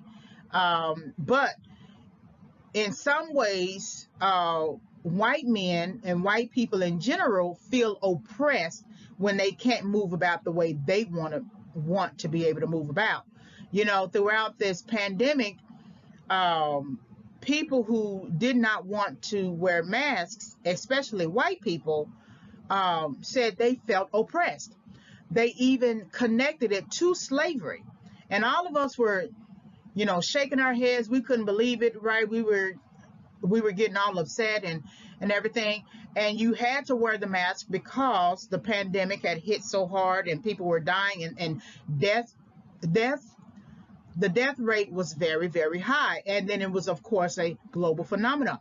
But they were actually sort of connecting and saying and writing and protesting and using signs and calling it slavery and calling it oppression. So it's not too far-fetched to believe that Paul Sheldon, even though he is a successful novelist with the Misery series, still feels chained, still feels oppressed, still feels like maybe he is experiencing slavery as a result of having to continue writing these misery books. So I just thought that was interesting because I didn't see it before, and I wanted to make a note of it now. So Buster and the general store manager continue to talk, and he asks about Annie and Annie Wilkes and what she's been buying or whatever, and then he says paper, and oh, that's not that important, and then he says it's typing paper, and that's what triggers him, and he runs out and he leaves to try to see if he can resolve the problem that he believes he has, and also to follow his suspicion. But again, he has stopped. He's kind of like that type of person who drops out in the middle of a course, that he's learned about Paul through his work, but he's not learning about Annie. And so he says she's been coming in here for typing paper. And then he walks out. Now, this is the door that he walks out, right? And I didn't give you a screenshot of the door of when he's coming into the door, but I wanted to give you one of him leaving the door because he's still in the middle of the door. And this tells me, and this suggests to me that there's time to really think through what strategy he wants to use, because his hastiness is going to lead him to drive there without backup, and try to see if Paul Sheldon is there. But it's also, his hastiness is going to lead to his death, his premature death, when all of this could have been resolved if he had stayed in the library just a little longer and got some more information about Annie, because all he got from about Annie was the fact that she made a statement about justice and judgment. But he didn't get any backup information about deaths.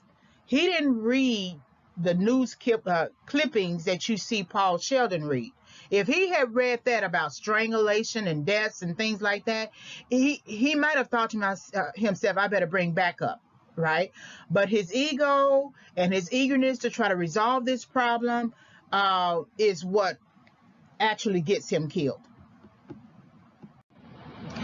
So we see Buster on his way to Annie's house. But I want to make a note of something before I get into a discussion of Buster, because we've already outlined that Buster sort of fails to continue his research and learning process into researching and learning about Annie.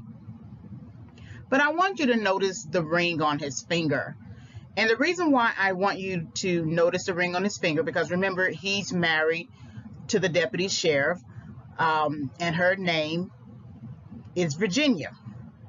And the reason why I want to call attention to this is that when you are in setback, you have to think about yourself, think about the other person just as much as you have to think about yourself. And that the decisions you make while you are in setback affect not only you, but the people around you. And as I've noted, if Buster had taken the time to learn about Annie, taking just a couple of more hours to research Annie and learn more about Annie before he made this trip to her house, I don't believe he would be dead. Because Annie can't kill all the backup, and so I believe had he just brought someone along, anyone. It could have been the general store manager. It could have been a lodge manager. He seems to be, familiar with them. It could have been his wife. His wife could have been a person that preoccupied Annie or something like that. But that ring on the finger, as a married man, you have to make decisions that are advantageous to not only you, but also to your wife, to your family. And so he makes this decision to ride out there alone, confirming a suspicion, but not understanding that he is about to die. So there is some determination in his eyes. You can see it. You can see it throughout his whole, whole disposition, from his hat to his jacket to his clothes, everything. But I feel again that his failure to continue learning is what actually got him killed. So Annie hears the car coming up, and she brings in that needle again to inject Paul with something. And that's essentially to keep him quiet, and she has to hurry up and get this done before Buster drives up. So this is where you see Paul fighting against Annie, because he knows that there's a car coming up. He had already seen it throughout the window. And of course, he's hoping for that to be an escape for him. But I feel like this is the first time he's really fought Annie. Out of the whole movie, I think this is the first time he's truly fought Annie. And so that lets you know he was willing to fight. But again, he put on a face, and he acted out his role once he realized, to some extent, Annie might be dangerous. So Annie comes in, she injects him. Is going to put him to sleep, of course, or at least unconscious for a minute. And then he chokes Annie, right? And trying to get her to stop, but the contents of the needle are just too strong, and so he ends up having to let go of her neck. But there's something how that's kind of like the first place he goes to in wanting to choke her neck. And whenever someone strangles you or chokes you or something, police officers and forensic examiners and all those types of people, they always say it usually is personal. When someone stabs you, when someone strangles you, it's usually personal. And this is kind of reminiscent of Annie strangling the babies. It reminds me of the scripture in the Bible, you reap what you sow. And so she's trying to she strangled babies, and now he's trying to strangle her. This may not have any true application, but I just think it's interesting that the neck is the first place he goes to. And so then the effects of the needle take effect, rather, and he is unable to fight back. He's kind of returned to a mute. Annie is fussing, saying that you just continue to fight me. When are we going to develop a sense of trust?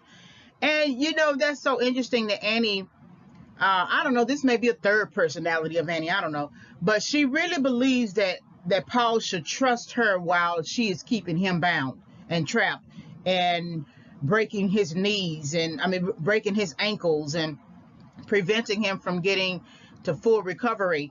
There's something that I forgot to mention in a previous slide, just when she put the block down between his ankles, that if you look at his legs were actually recovering. She had taken off the brace and put it on the table on the nightstand, and I didn't notice that at first, and because I was wondering what was over there in the corner of the frame. And so then I looked at his legs, and his legs were actually improving. And so Annie just about even though she's not using her skill of nursing consistently, she may be using it. She used it consistently in the beginning, then she got sporadic, and then she only returns to it when she has done something to him as if to apologize. But when she is using her nursing skills consistently, then that means she can time just about when Paul is going to get better or when his legs are going to get better. And so she brought in the block just at the right time, just before his legs could fully heal and begin walking. The problem is we don't know for certain how healed Paul's legs were, because he never got up to test them out to walk about the room. And maybe he might have been on the road to that, and she decided to shut him down. But she had to assume that because he had been out of the room, that he might have been on his legs, walking on his legs, and that's why she chose the legs, the ankles per se, to sort of slow the process down. And every time she injects him with something, it's really to slow the process down. So we do know the difference between the red pills and what she has injected him with, that the red pills were not a real problem. They were not toxic. They were not an issue. This probably would put somebody to sleep or whatever. But we know whatever she has injected him with twice now, that's in the needle, is something that is of really grave concern. So she's talking about, when are we going to develop a sense of trust? And how can someone develop a sense of trust when you are keeping them bound and drugging them and trying to prevent them from leaving? So then she manages to get him down into the basement, laying down on the floor so she can answer the door because Buster is on his way. And so he's fully down on the ground. That lets you know he is unconscious. But I don't think he's fully unconscious because he was able to alert Buster that he's there. And so Buster is walking up the stairs in the same way that Annie was walking up the stairs. But when he walks up the stairs here, this does not represent learning for him. If he walked up any previous stairs, there was a sense of learning, but this is not learning from him. In contrast to Annie, when she had to come back with the better paper for Paul, and she was walking up the stairs, that was her willingness to learn. Even if she was mad about it and pouted about it and didn't really want to do it, she was willing to humble herself in a sense and go back and get the proper paper for him to type on and walk back up the stairs to her house. But this right here, he hasn't learned anything about Annie. And even when he goes in and he walks about the house, he's more suspicious that Paul Sheldon is there, not necessarily still wanting to learn about Annie. So Annie opens the door. She's shocked that someone is at her door. And Buster is asking if she knows Paul Sheldon. And Annie goes into a biography. And all that is just a way for Annie to set back the process, kind of time his visit there. Because if she lets him in too quickly or goes says, oh yeah, I know, I heard about the crash, it's going to make him wonder. So she doesn't answer his question directly. She goes into some sort of ramble, and she rambles throughout the whole time he is there, his whole visit. So she goes into his background. What do you want to know? I'm his biggest fan, or I'm his #1 fan. And so then Buster is asking these questions, and so and this is a surprising visit for Annie. So this lets you know Buster doesn't come out to her farm. He knows about her farm, but he doesn't come out to her farm because she waits to let him come in. If he was a person who came all the time, he would have come much earlier. And she would have opened the door quicker, and she would have just opened the door and let him in, instead of this sort of go-between, this engaging, this ceremony between two people who are contemplating whether or not they should come in or not come in. And so then she goes into her rambles and talks about how she heard about the crash and Paul Sheldon and what's going on with him. And I looked up the word ramble, and it's a way of talking and writing at length that is confusing and inconsequential. And Annie is just really trying to distract Buster, to keep him from really focusing on what it is he needs to focus on while he's in the house.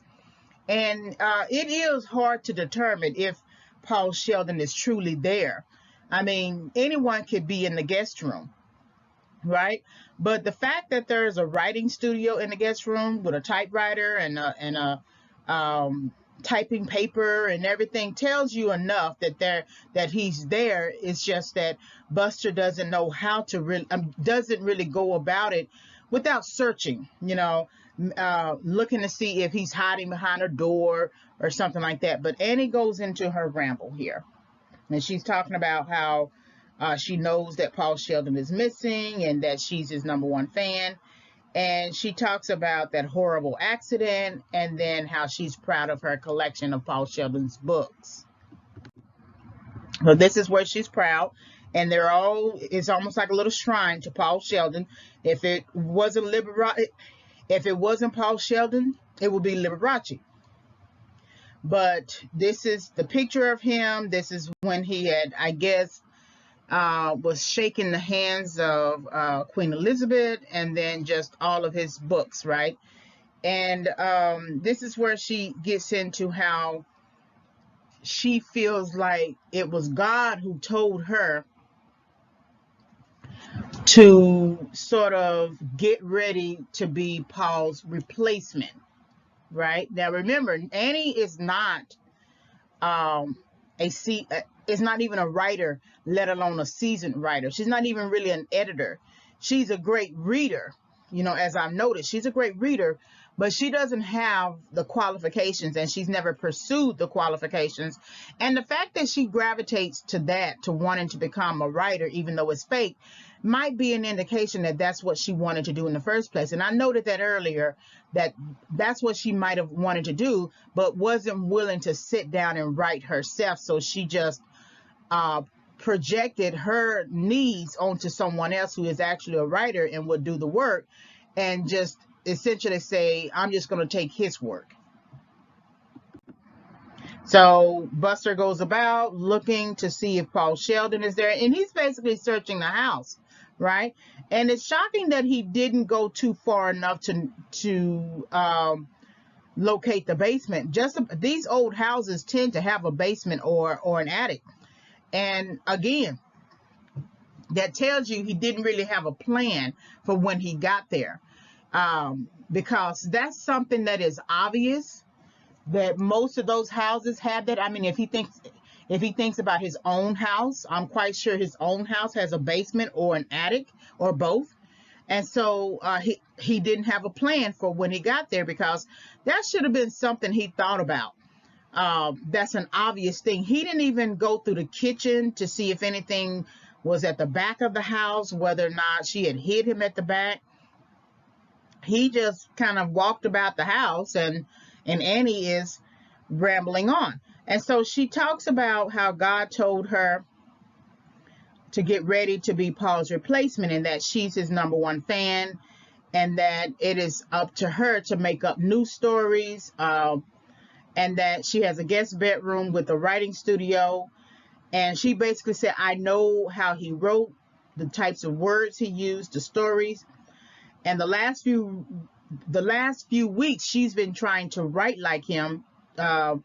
And she said, I have about 200 some pages or so that you could read. So she's already taking credit for something that she did not write. Even in her rambles, she's still lying. So here's what she's saying. It's up to me to be able to bring Paul Sheldon back to life, or to be his replacement, so to speak. And the fact that she would claim a work that didn't belong to her, I understand that she's trying to divert attention from Buster realizing that Paul Sheldon has been there, but it's something that you would claim something that that you didn't do, even in a ramble, just completely lying. So then how many times has Annie lied, right? We have to challenge the fact that she might not be a nurse anymore. We have to challenge a lot of things that Annie has represented to us, because remember, people show us their representative first before they show us themselves. And so it's something in Annie that Buster is sort of wondering about, but can't put his finger on. Again, if he had stayed in the library after he found out that Annie had been visiting the general store to get typing paper, and just really thought about it, and thought about a plan, and especially staked out the area, he could have easily driven to a point in the area, and then walked the rest of the way to see if there was Paul Sheldon, because Paul Sheldon's writing studio is right there at the window, and he would have seen Paul Sheldon sitting at the window typing. That's what I mean in terms of learning and developing a plan. And so she's asking, she's telling him, you can read, some of my work. And he was saying it must get lonely living out here by yourself. And then he continues to search the house. And so they have a little bit of a giggle, a little laugh, right? And then he walks upstairs. And this always reminds me of Psycho. Anyone walking upstairs using this, and then the camera operator using this camera angle always reminds me of Psycho, of the detective walking upstairs.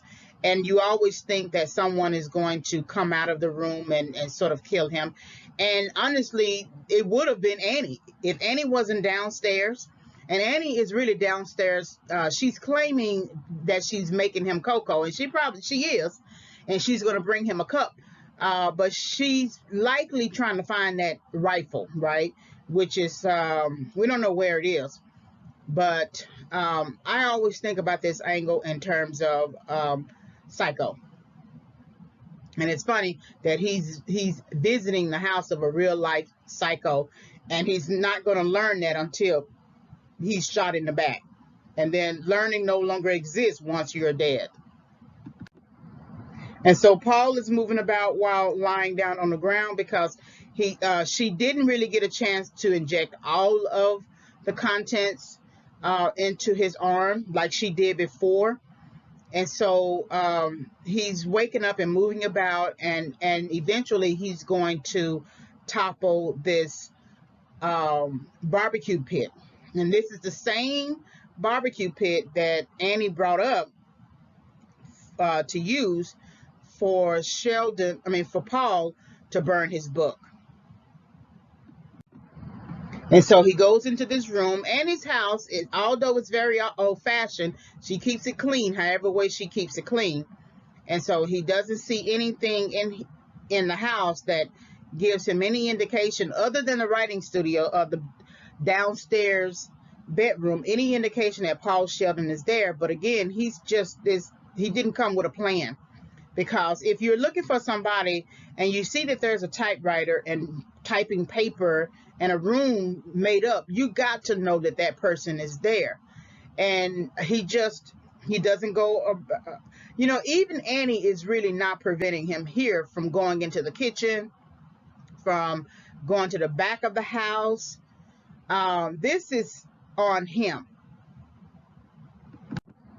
And so Annie comes in, and we look at the back of Buster, and we can look at his background, right?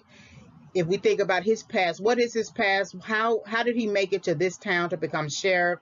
What were the steps, right? Where did he live before? What was his success rate in anything that he's done as sheriff, right? Because in some ways he's operating with a lack of knowledge. There's some willingness in him to do much more than what one person would do, but there's an unwillingness to see it all the way through at the same time. Is he a new sheriff? You almost have to wonder, because if you're going to search a house and basically act like you're trying to search the house, you should have searched the whole house. He didn't even go into the dining room where they had dinner, and again, he didn't go into the kitchen. And I believe if he had gone into the kitchen and come back out, he might have seen the basement door. And so here's the cocoa that she's offering him. And just before this, she did show an interesting face that revealed who she is as a character. But when she puts on that smile and she pulls her hair back and she looks like a homely type of person, just innocent and everything, it is striking and kind of unnerving, and it sends maybe a shiver up your spine, because this is the person who is giving me a drink, and she seems so nice, but I wouldn't dare drink that cocoa. I wouldn't dare drink that cocoa. I don't care what it is. And so And he says, I'm going to go on ahead and leave. And she said, yeah, but you didn't even taste your cocoa. And you always have to wonder what's in that cocoa. If she's so preoccupied with giving him the cocoa to drink, because I would be more preoccupied with the idea of getting him out of there, not trying to get him to stay and drink cocoa, because after all, she didn't put that much of those of the content of that needle in his arm. So it's definitely likely that Paul Sheldon is going to wake up. So then they walk down the stairs, and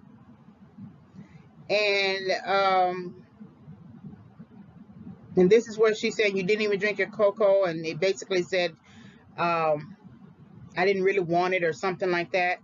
And he's going to say, hopefully I can come by and stop in on you again. And she said, delighted, now you know the way. But he's always known the way. So it's interesting that she acts like he has never known the way, but as a sheriff, he knows the way. After all, he was in the helicopter, right? And he was saying to the pilot, that that's the Wilkes farm. So he has known the way the whole time. But it's interesting that if Paul Sheldon crashed around that area, and knowing that there are houses around that area, and not maybe adjacent, but enough, why didn't he go door to door? That's why I say he's missing something in his knowledge base. Why didn't he go door to door checking every house in town to see if Paul Sheldon was there? Because they never retrieved the body. They retrieved the car, but not the body. So there's something in this sheriff that is,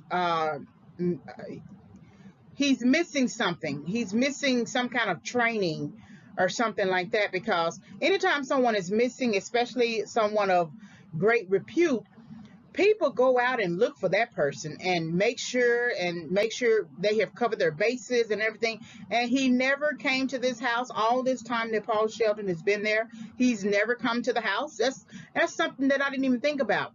Never. He's reading books, which I feel like is very important. He's going to the library, reading an old newspaper clipping, talking to his wife, etc. But there are some tactical, strategic things that he should know as a sheriff, and he's not operating in that knowledge, or he's not applying that knowledge, or he doesn't house that knowledge. And so Annie is worried.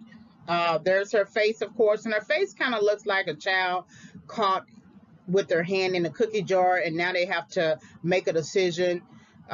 So mommy doesn't know that they had their hand in a cookie jar.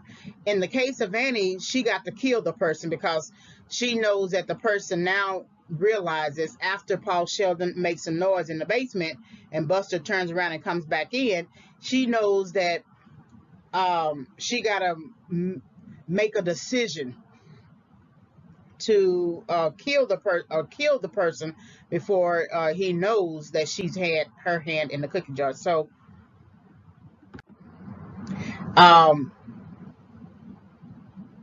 Buster hears sounds. He was on his way out, and then he hears sounds, and he's now in between the door, right? That when he left out, he hoped to come back, right?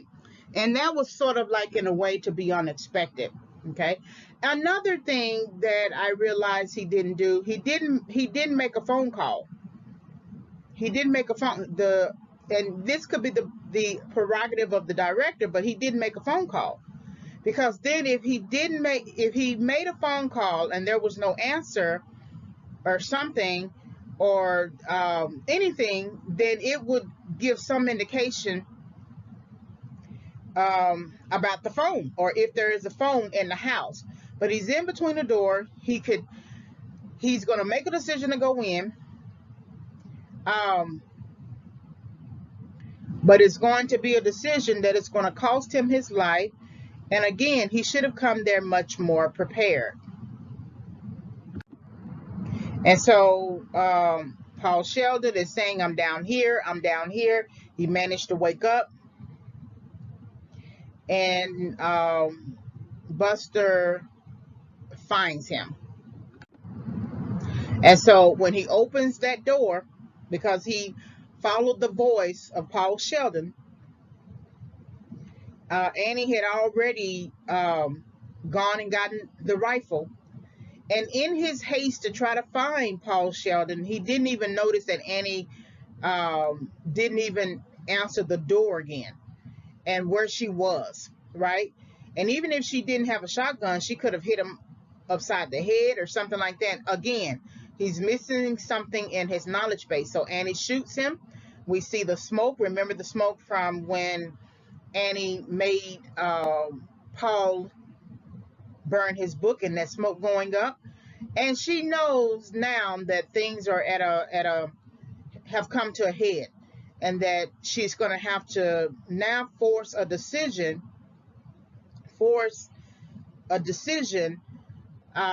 before the time. But then Paul finally gets it. He finally understands what he must do. He must stall so that he can get the book written, and that'll give him an opportunity to then plot a better escape. So Paul is shocked. Now Annie has given him some kind of indication that she can use a gun. Well, no, that she has a gun, and that she may be willing to use it when she was depressed on that rainy day. But she didn't actually shoot. And even when she shoots Buster, I'm actually surprised. All this time I've been thinking that Annie has just been bluffing just to keep Paul, keep him writing the book to bring back misery fully. But when she shoots Buster, I am so sort of disheartened by it, because you don't want Buster to die. You really don't want him to die. You want him to maybe detect that Annie is behind him, and then maybe take her into custody or something like that, and then help Paul Sheldon back up the stairs. But you don't really want him to die. He's Buster. He has a wife. He's the sheriff. The wife is the deputy sheriff. You know, you want them to stay together and still work on further cases if need be. But that's what I mean when you look at the ring on his finger while he's driving out to Annie's house under suspicious that she may be housing Paul Sheldon, when you have to take into consideration the decisions you make, because now he's no longer a husband to a wife. He's dead now. And so I was actually shocked when Annie shot him. I'm just, even now, I have watched the movie multiple times, and in creating this film analysis, I'm still shocked, and Paul is shocked. And so maybe the shot to his back is what has woken him up for the first time, right? And she has basically eliminated any history that he has had in to the back of him. So it's just interesting. It is possible that you may never recover from a setback. A lot of times we think that when we are in setback, all we have to do X amount of things to get out of our setback. And a lot of times sometimes we never really get out of setback. We just survive wherever we are. And if you are in a survivor's mode, you are essentially still in setback. And a good indicator that you have overcome setback is when you are no longer surviving, but you have moved into thriving. Now that could take some time, that could take some years, depending upon how deeply rooted your issue is. If you have struggled with finances a great deal of your lifetime, and you get to your 40s and 50s and you begin to become, financially stable consistently, then that might be your time or whatever. It might have taken from the time the first time you worked and kept a job, but you never saved anything, or you did try to save something, but then you spent it, or then you gave it to somebody or whatever. And so a lot of that is bad decision making, but it's rooted in a belief system about the need to be of help to everybody else, the need to cover everybody else and not yourself. And once you understand that is just really a form of people pleasing, and that you are 100% responsible as an adult to cover yourself, and you begin to change your strategies for how you do whatever you're going to do with anybody else, but mainly taking care of yourself, then you are moving from a state of financial instability, especially mentally, into a state of financial stability psychologically. Mentally, well, I can say maybe not mentally, but emotionally, when you give without really thinking. But psychologically, when you realize that you are a being that is responsible for yourself. But it is possible that you may never recover. That if you have turned yourself over into an ideology, a system of thinking, a standard way, habits for so many years, it's possible that you could die broke if we stay on the financial instability slash stability concept, right? Or example, that it's possible that you can die broke, right? What we see here with Buster, this is just an extreme version of not being able to recover, because it is possible that you may not recover from setback, and that death is the antithesis of overcoming setback, right? That once you die, you have died in your setback, right? Because it's likely because of the decision maker. And what I mean by death, I mean premature death. If you're dying and maybe you did overcome your setback and you moved into thriving, and then you basically died, okay, well, that's different, right?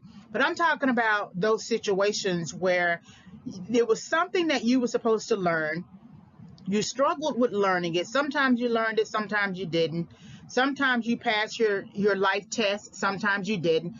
And then you get to the end and you're still dying broke. It's something that you still missed along the way. If you see somebody homeless today, this is not to pass judgment, but if you see somebody homeless today, it's something that they missed. And they are in setback, and if they remain homeless and die homeless, then they are in perpetual setback. But they are living and surviving in setback.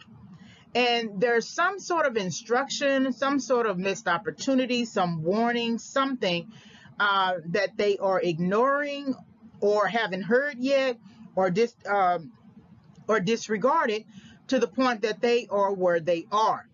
And some people are willing to move out of it, and then there are some people who are willing to stay. There are some people who get checks, who get disability checks, who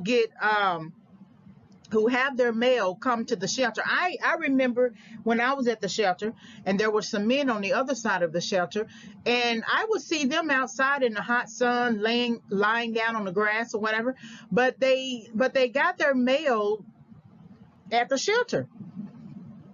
Or they got their mail through a P.O. box or something like that. And I don't know how much money they got in disability, right? That wasn't my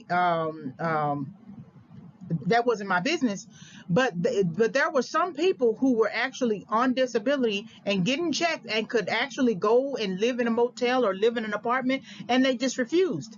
And then there were some people who were not getting any money, or whatever they got was not enough. Some people were getting, food stamps or something like that. But if you see someone homeless, if you see someone struggling with drugs or whatever, they are in setback. And they are in a sustained form of setback, and they are surviving day to day. They don't know if they're going to make it day to day, right? They don't know if they're going to wake up alive. And the way out of setback is through instruction. You would have to be corrected for something that you missed, but instruction is a form of correction, or correction is a form of instruction. And so this situation with Buster could have been settled had he brought somebody along, or had he researched Annie a little longer to find out what she's truly capable of, and then brought somebody along. Buster did not have to die, period. He did not have to die. In the same way, you do not have to die in your setback. If someone is extending a hand to you, and a lot of times extending a hand is that instruction, is that help, is that direction, whatever is necessary to move you out of one state into another. If you don't take it, then you will stay where you are. And so, like I said, you can die in your setback. Buster cannot recover from the mistake of not asking people. Not researching further, or not asking someone to come along with him. So that means his wife is going to have to bury him along with the ring, with the wedding marital ring. So that's something you think about, because it's not a pretty look. It's a fictional work here, but it's not a pretty look. That if you don't want to die in your setback, it's important to take things step by step. I know there was an eagerness to try to find Paul Sheldon, because anything could have happened. But he also has a radio. He also has a walkie-talkie. He also has a number of tools at his disposal to solve that problem. He could have driven away, got somewhere to a safe spot, and then called for backup, or something like that. But there are a number of things that Buster could have done to prevent him actually being shot in the back. So in other words, there's this assumption that he had it all under control. He had it all worked out, right? In the same way that Paul was lying in the bed, and the camera angle was on top of him, and basically he thought that he was on top of the problem, or he thought he had it all under control, right? So Annie has done her bid. She has shot him, and she's going to go into her spiel about that she believes God sent her to save Paul, or save him, and that it's a sign, and that she was chosen to save him, meaning that we're going to be together forever, and our time in this world must end, and I have put 2 bullets in my gun, one for you, one for me. And what she means by saving Paul, it's something how she done switched on us, because why would he needed rescuing rescuing from the snow, but he didn't necessarily need saving. And she literally likely changed her view of Paul in terms of rescuing him and nursing him back to health, to recovery, to saving him, when he wrote that untitled work. And she felt like he was going down the wrong path. Now, Annie doesn't believe in God, or she has a warped sense of thinking about God. She's just using it because it's probably what's available to her in her mind, or she might have had a relationship with God or something like that, and it's just a warped sense of it, or whatever. Because God is not going to tell Annie to strangle babies, That's not what it is. It's her way, I believe, of distancing herself from the crime she has committed. It's what we call, cognitive dissonance. That you commit the crime, but you distance yourself psychologically from it, as if you didn't just commit the crime. And so when she says, God has called me to save you, or whatever, it's like she's projecting the consequence of the action she just committed onto God. And if she could do that, then she could say, like most people say, I'm a good person. I'm a good person. No way in the world am I really holding this rifle, this shotgun, and no way in the world did I just shoot Buster in the back, and no way in the world am I trapping Paul Sheldon in this house in the basement, and no way in the world am I planning to really shoot Paul and shoot myself. No, that is not me. I'm a good person. So it must be somebody else who is doing it. But no, regardless of any mental instability, you are still responsible as an adult for the decisions you make. You may not go to prison, but you will go to a mental health facility, right? So this is Annie's way of distancing herself from the actions that she just committed, as if the consequences do not apply to her. And again, Annie operates with her own rules. That is her mastery orientation. She has just created rules along the way. She was living off Paul Sheldon's rules when he was saying in a book, there is a justice higher than that of man, and I will be judged by him. She was quoting Paul Sheldon. She read Paul Sheldon, so she was living in that world. That means she was quoting its rules. But then she took herself out of that world once she had access to Paul Sheldon. And once she figured out she could do more with the real Paul Sheldon than even with Misery Chastain, even though she forced him to rewrite Misery's return. So Annie again is going into the spiel, and he's listening to her. I think this is the first time he's really listening to her. He's had this face a bit, in different ways, but I think this is where he's actually listened to, because the stakes are higher. He just saw her shoot somebody. So whatever he read in the newspaper clippings about strangling babies or an honor student, falling to her death, or her father, falling down the stairs, that might have been fiction to him, as if he was reading a fictional novel or something like that. This is real life.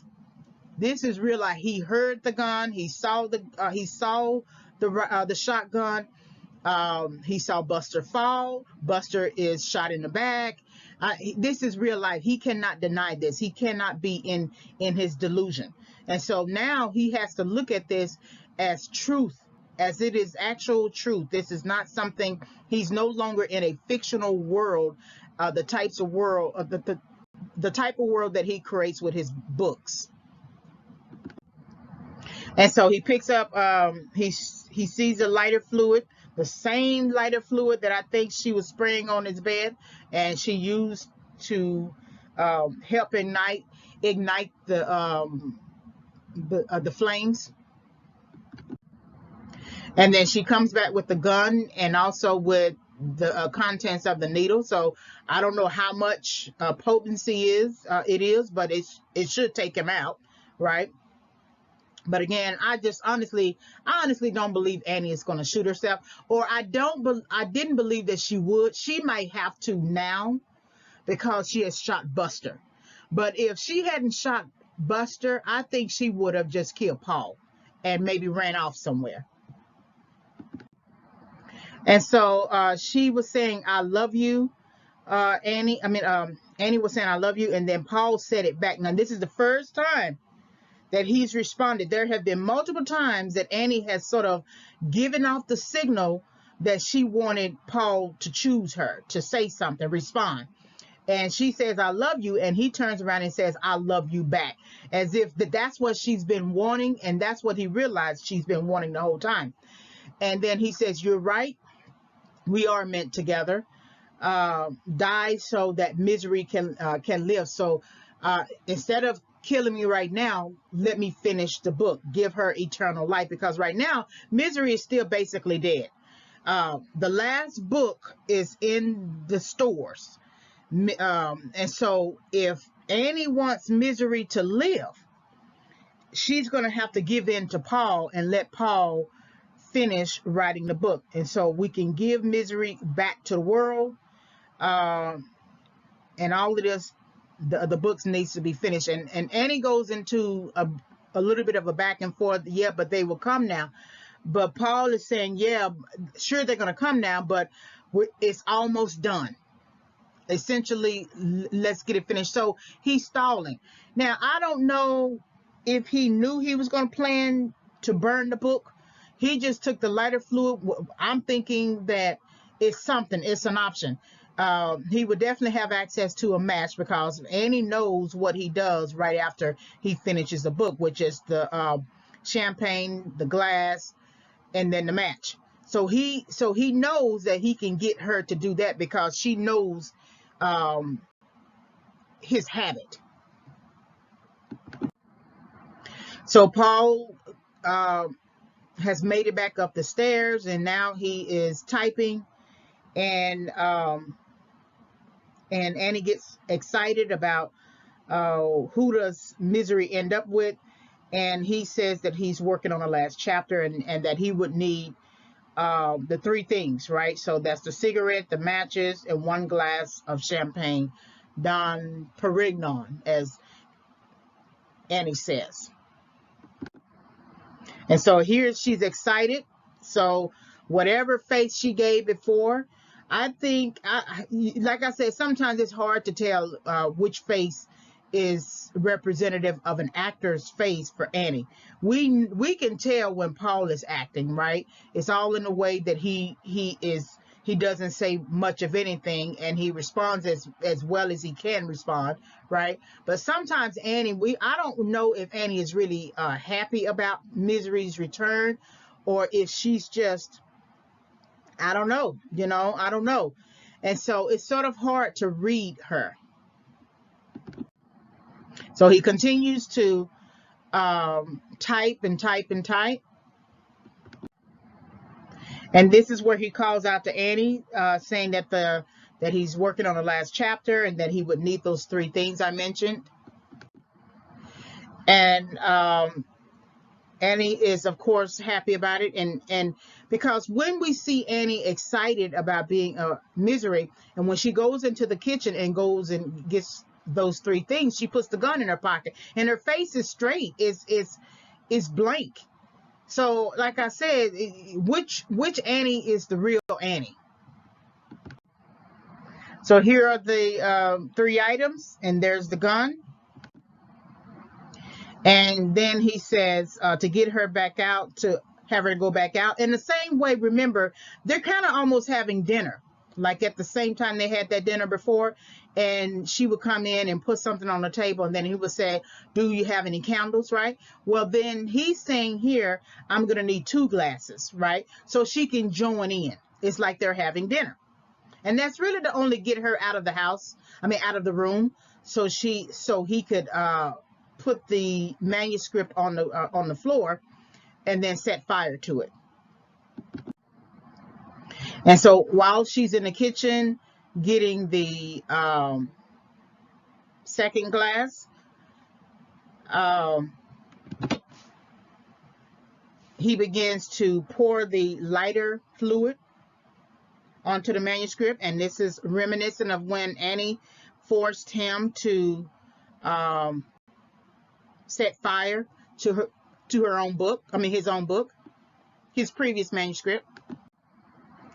And so now he's hoarding knowledge, in a sense, right? When he sets fire, he says to Annie,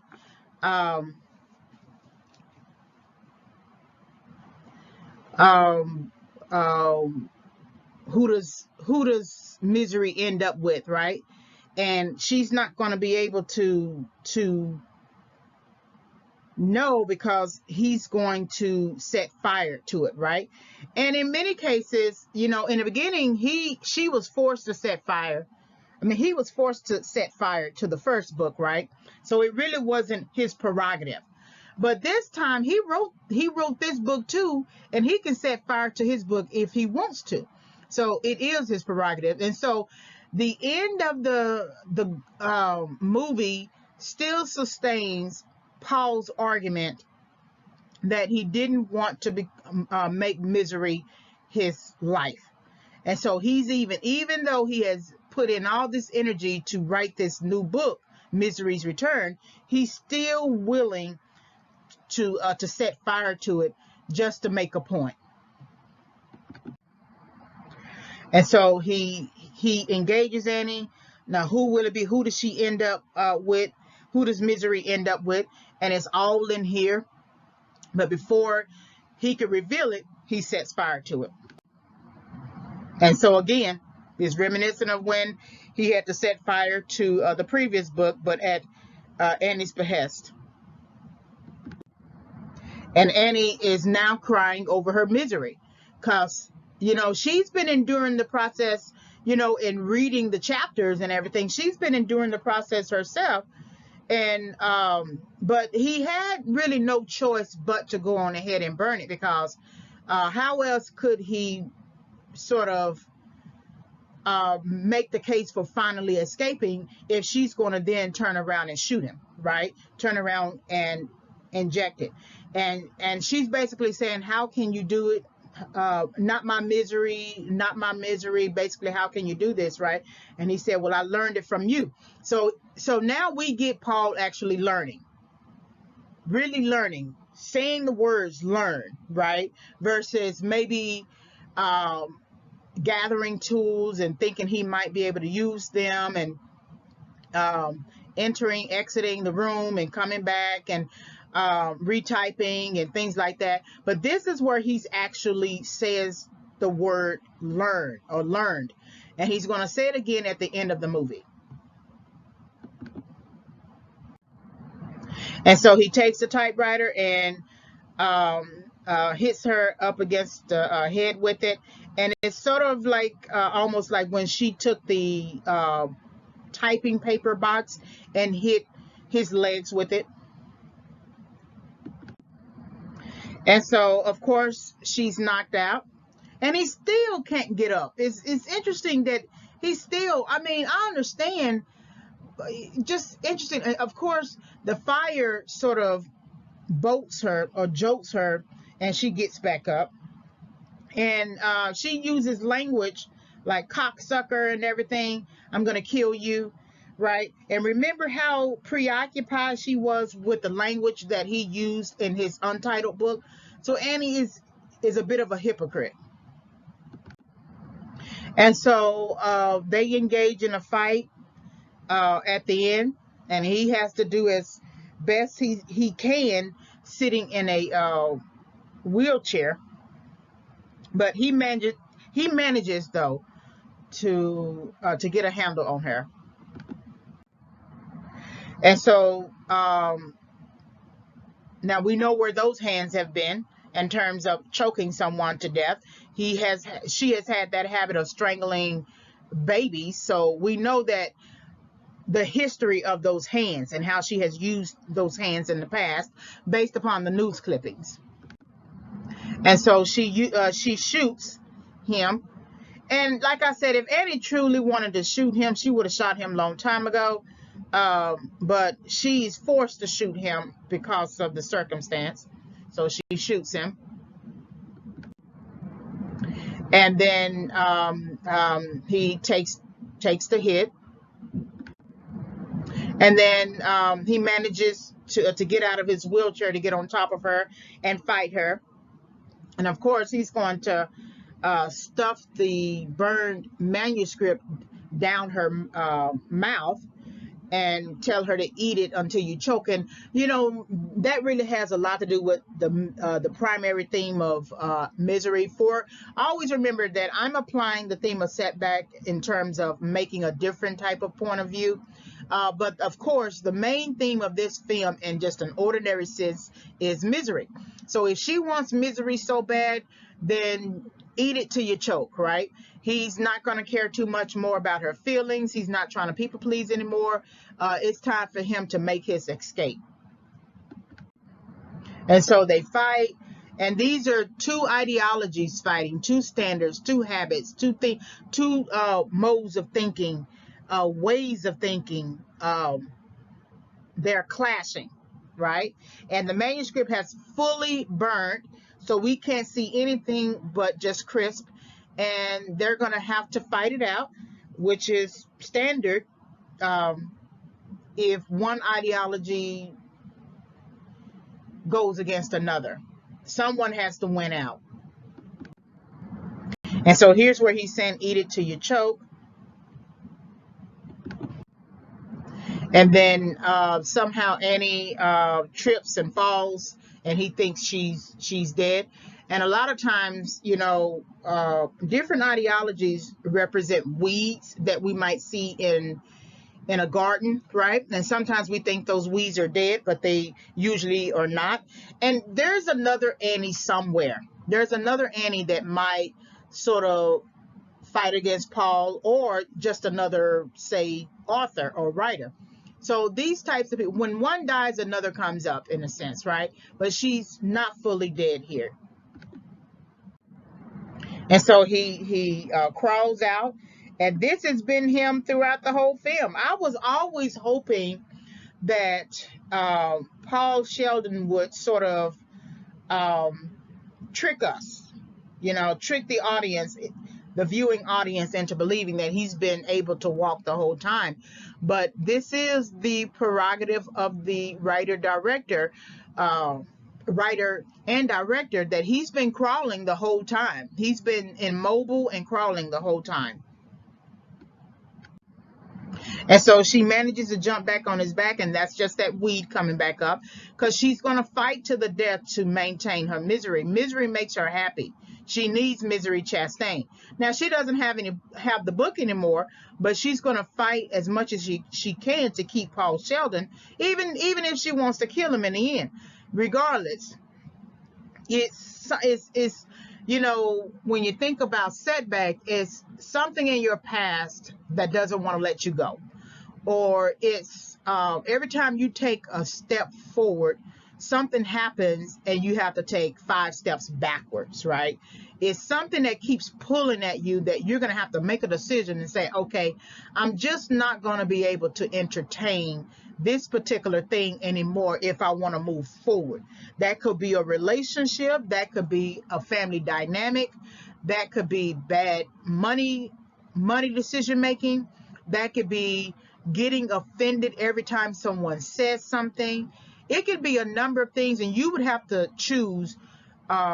You would have to really reflect on that thing that keeps pulling at you and pushing you, and won't let go of you, and how it could later become the death of you, right?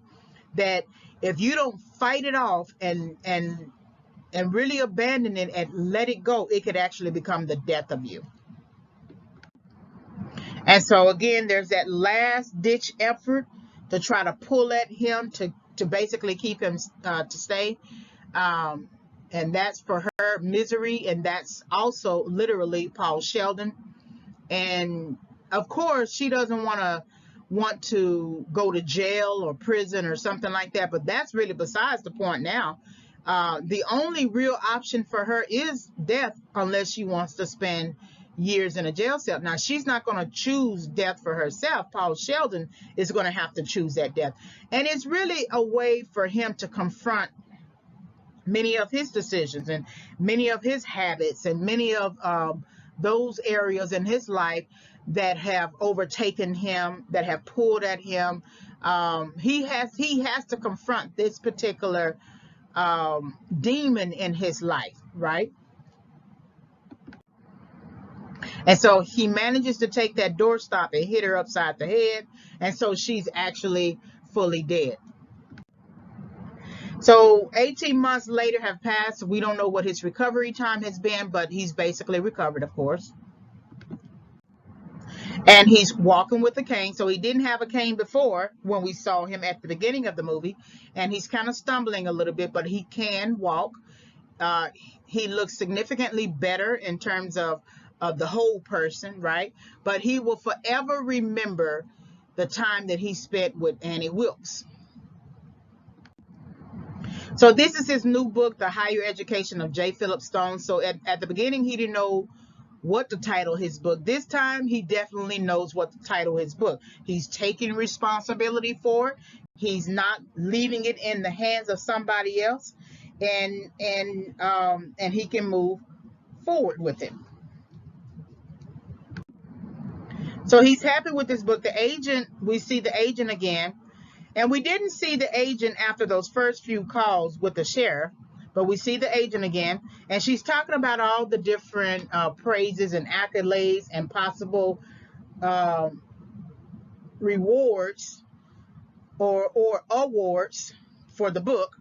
And he's not even really preoccupied with that. He's, kind of thankful. That's fine.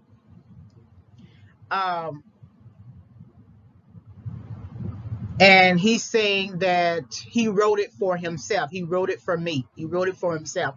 It's not for the viewing audience. I mean, it's not in terms of writing for the audience or writing for the publisher or writing for everybody else. It's writing for him. And that's very important. So whatever decisions he makes now concerning this book and future books, he will make sure to write it for himself. And so then we get a little bit of a visual of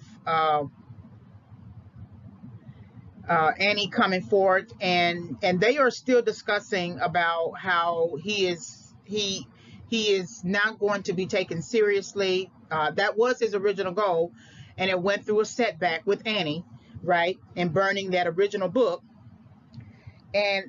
But now it really doesn't matter to Paul Sheldon whether he is taken seriously, because it only matters what he thinks about himself, right?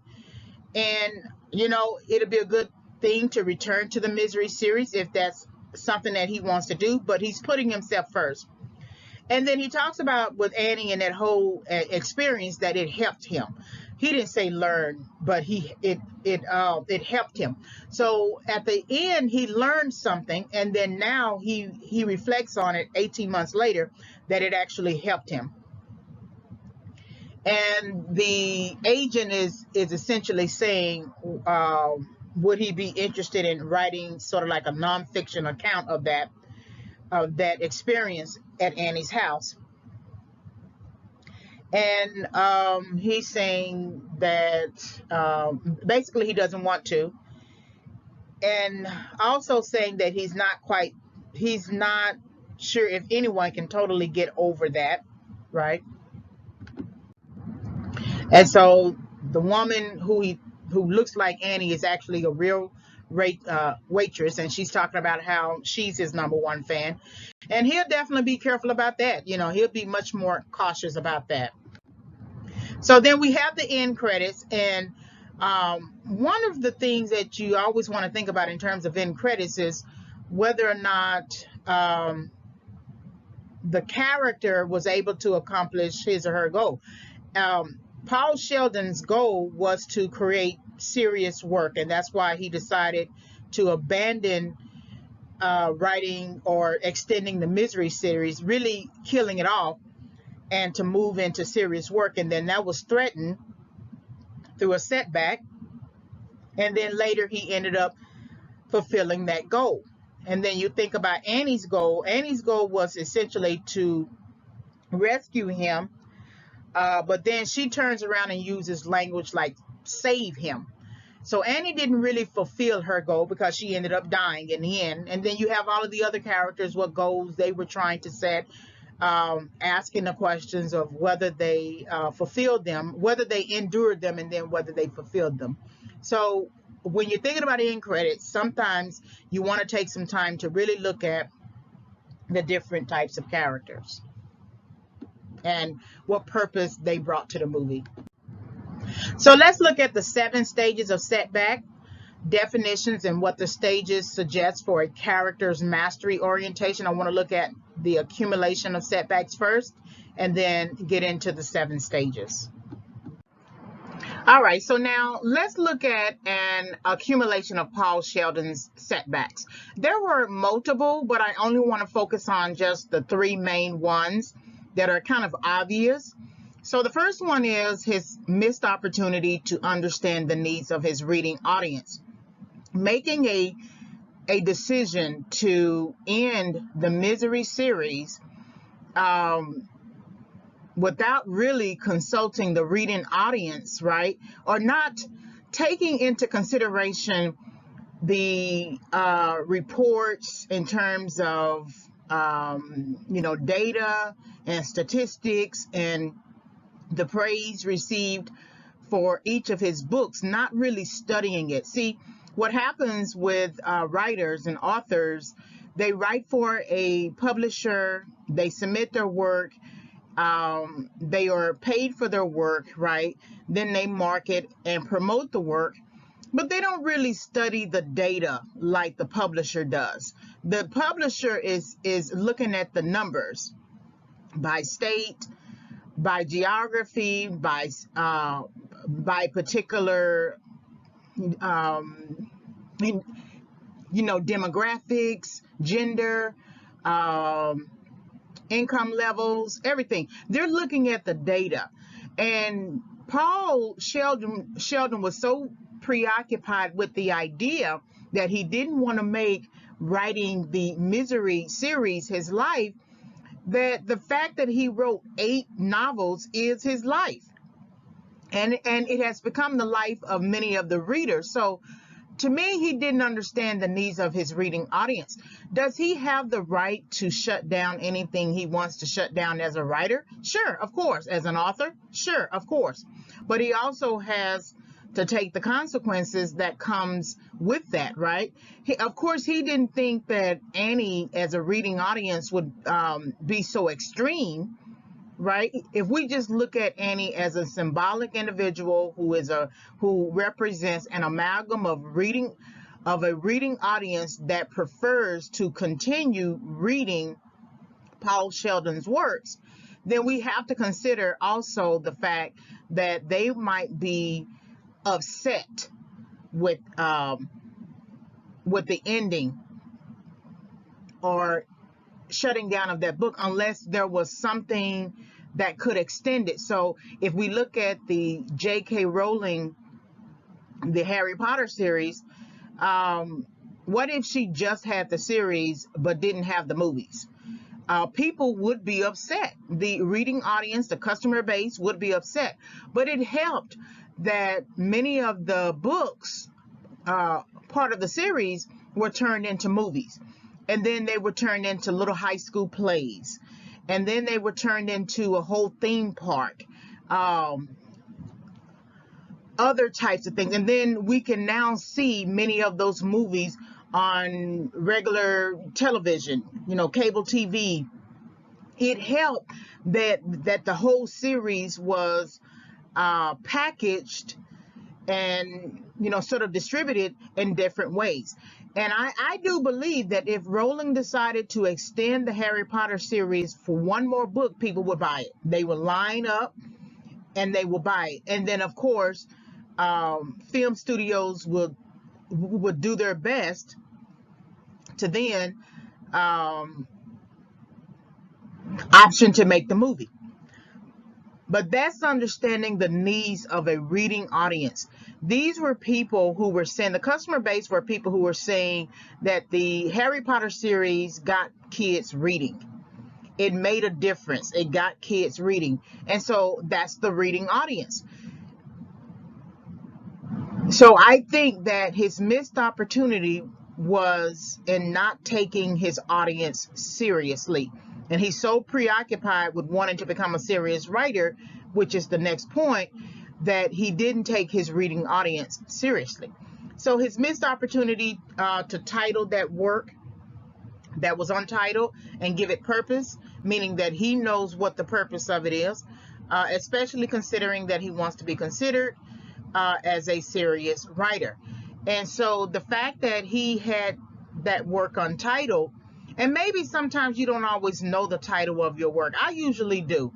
But maybe sometimes you have titles running through your head and you're not quite sure which one to choose. So let's give him the benefit of the doubt. But to not know the purpose of the work and have Annie tell him what she thinks the work is about is something that is kind of alarming, considering that he wants to pursue this as a particular field. So that means he shouldn't have created his next book as a book to change the course of his career. He should have continued to write another misery book while working on the serious piece and then submitting that along with his manuscript, maybe to another publisher. I don't know. And I don't know if that's really allowed.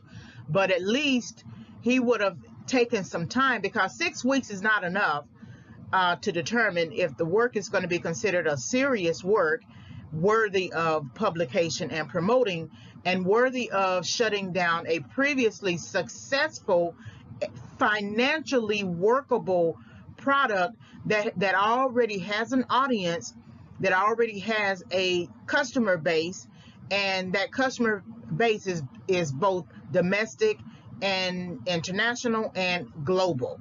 And so that's why I say he doesn't understand the business side of writing, authoring, and promoting the book for the publisher. And then the last point, Paul Sheldon's missed opportunity to learn about Annie Wilkes. It took too long for him to learn about Annie Wilkes. Of course, he was set back in terms of his um, physical issues, damage to his body and everything, and just sort of lulled into a sense, Annie Wilkes lulling him into a sense of safety and protection, and on the road to recovery.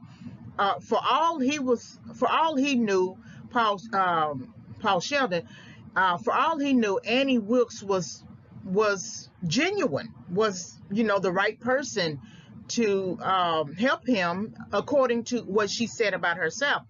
But there were opportunities that he could have learned about Annie just in having a conversation with her, especially a person who wants to talk about his books, right? That's the best time to engage the person, even if you don't want to talk about your books, and even if you have made up your mind to no longer care about your books. The fact that there was someone there who wanted to talk about it, and then that would have given you some insight into her thinking, versus the little times that the brief moments she goes into some little monologue, some little mini narrative about herself, and it's just a single puzzle piece, but you don't have the full puzzle. And it wasn't until almost to the end of the book, to the end of the film, that he really is learning about Annie. And it really wasn't until she shot Buster that he actually took her seriously. So those are the three main points in terms of Paul Sheldon's setbacks. Now let's look at an accumulation of Annie Wilkes's setbacks. And so three main points again. And so I believe Annie Wilkes's missed opportunity to overcome personal misery, that it shouldn't have to take someone coming along to sort of show her the way out of misery, or it shouldn't have to take books on misery and on the main character, Misery Chastain, to show her out of misery. Annie, they could be a catalyst. The books can be a jumping off point, but at some point you're going to have to decide, I'm going to have to address my depression. I'm going to have to address my mental health issues. I'm going to have to address my misery, because she went to the extreme in keeping Paul Sheldon trapped and not letting him go, not wanting to let him go. And that is not a good sign of a person who has worked through his or her problems. And so I feel like that's a missed opportunity for her, because she just refused to overcome her personal misery. The only thing that she did was sit up in bed, watch TV, eat Cheetos, and drink Coca-Cola. Maybe make her a meal, go into town and go get some groceries, things like that, and then play with her pig, Misery. And even the pig could be a source of happiness and comfort and therapeutic catharsis for her, right? It did sort of keep her going, but after a while, the real Annie really came through. The second point I want to make is her missed opportunity to usher Paul Sheldon to full recovery. That she decided to nurse him back to health, not the reverse. And so once she set that goal, she should have seen that goal all the way through to the end. No, she wanted to become an editor. She wanted to become a writer. She wanted to become a pseudo teacher. She wanted to become a taskmaster, a warden. She was trying to do everything but be a nurse, to nurse him to full recovery. And when she takes the sledgehammer and hits his ankles, he was already on his way to full recovery with those legs. She just made the situation worse. And so that lets me know that she's not a real nurse in her heart, in her passion. She might have been a licensed nurse. She might have done all of the education requirements, right? But she's not a nurse in her heart, in her passion, in passion, because no one who has worked that hard and cares so much about being a nurse, being a doctor, being a teacher, being whatever it is going to just trash it and not do well by it. When you see, I understand, and I'm probably going to get some flack for this, but I understand that moms can be depressed um, and can suffer from postpartum depression, but I'm not really talking about these moms. I'm talking about that mom who throws her kids off the balcony, who drives her kids into the river and lets them drown, right?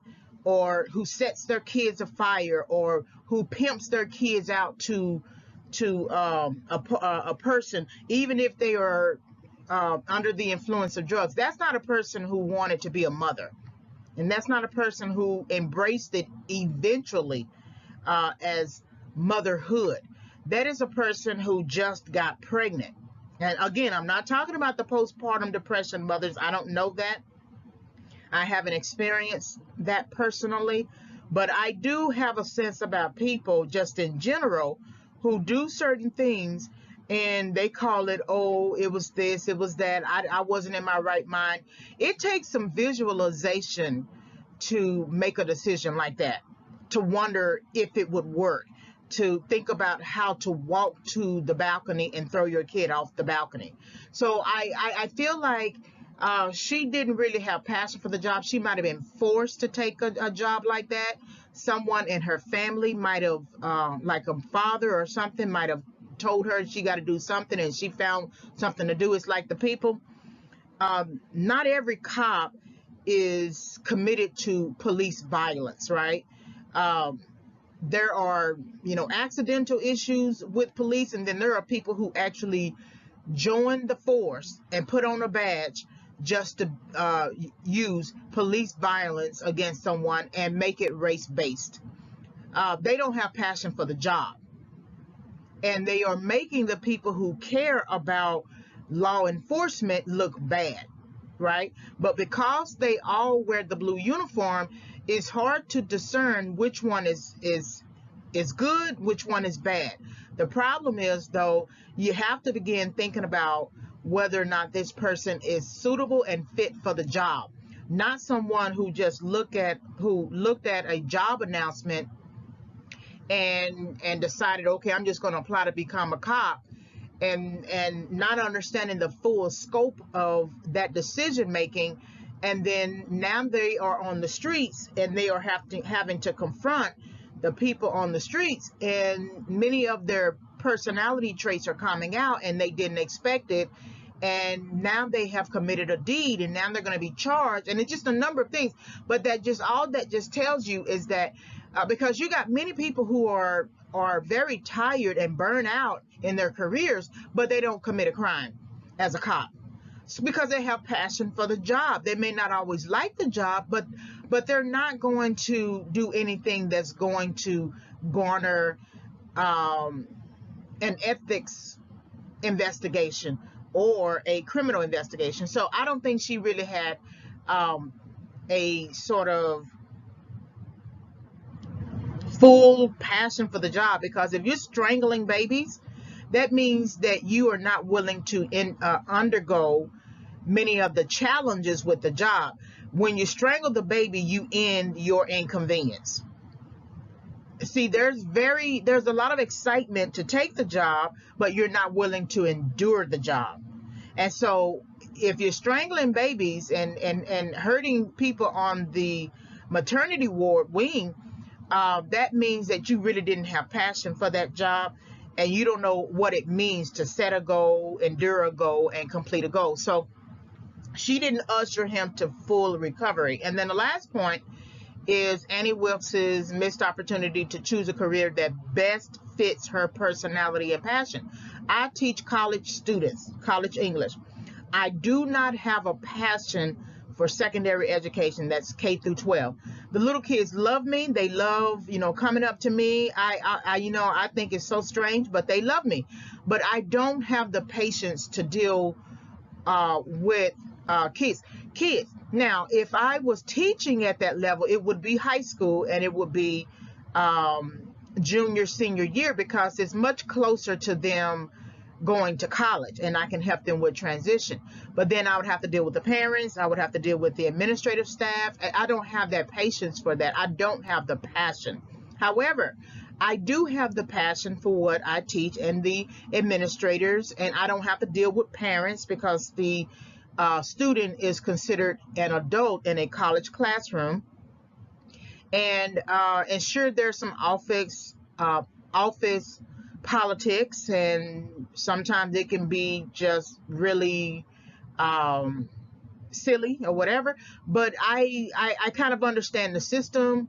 When I was in college, I was on student government. I sat on a faculty committee. I mean, it's a lot of things that I really care about at that level, and I teach at the community college level. Now, it might be arguable whether or not I have the passion to teach at the university level. I don't have a PhD, so I can't teach at that level. But I know where I have passion for, and I know, and my personality really fits at the community college level, and that may be a limit for me. And that's what I mean. That may not have been. She doesn't. Annie didn't have patience for babies, so why was she on a maternity ward? Because she wanted the honor connected to moving up, but she never really critically thought about, do I really care about babies?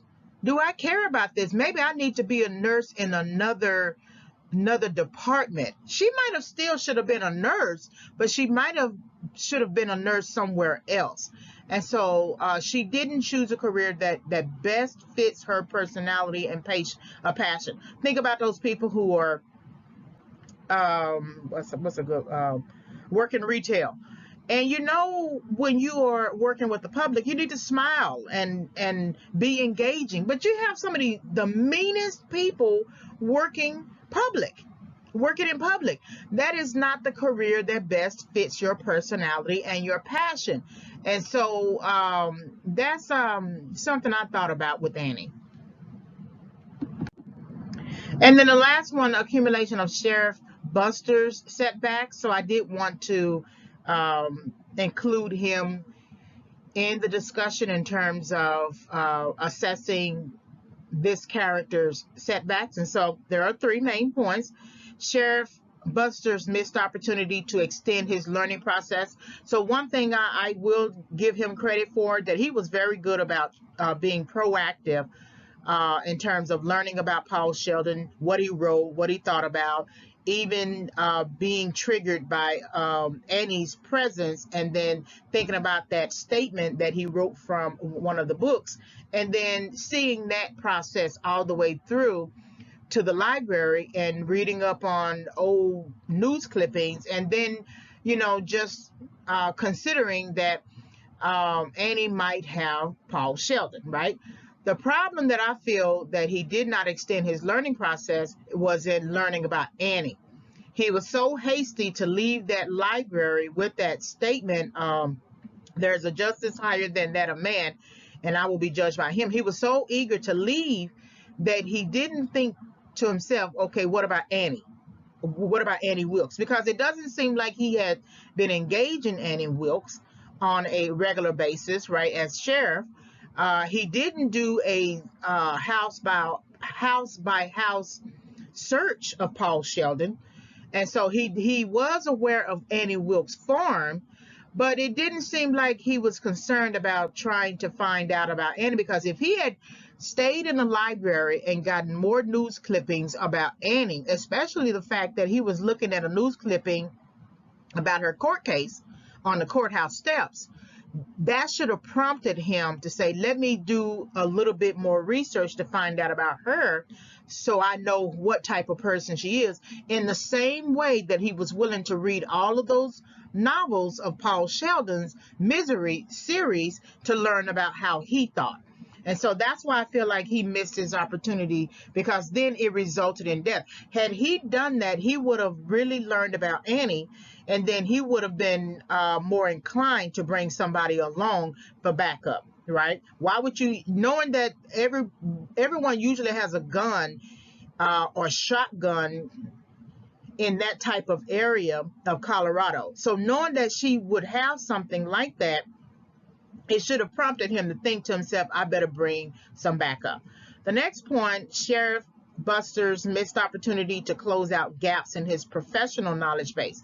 So the way he moves seems to be at the very beginning when he's trying to find Paul Sheldon, seems to be kind of standard. He's using the helicopter. He located the he saw that the tree was kind of bent, and it wasn't the weight of the snow, it was likely the car crash, so which was true. And then the second helicopter ride, he was able to see the car because the snow had melted. And then he called the state troopers, and then the reporters came out, and then he sort of assessed the car while everyone else was talking and noticed that the car had been opened, likely by a crowbar. And there was just and then he took calls, he fielded calls from probably newspapers, and then of course the agent, and then he extended his process to learn about Paul Sheldon. So it seems like he had a pretty good professional knowledge base in terms of just standard ways of doing things. But some situations are kind of unique, and you have to be careful not to rely too much on your standard way of doing things, because then it will cloud your judgment. He's going to a house without bringing any backup. He's walking about the house without checking the whole house. He's still on the first floor, so to speak, right? And basically those houses in that area tend to have a basement or an attic, and he didn't check to ask her about her basement. So he's walking about the house, trying to be in a way of authority, but is really not. And then he turns around and comes back in once he hears something, and that leads to him being shot. And so there's some gaps in his professional knowledge base as sheriff, and I don't know if they are elected or appointed, and sometimes we can be distracted with the idea that he has some years on him, which we always believe equates to wisdom. But once there was no stakeout.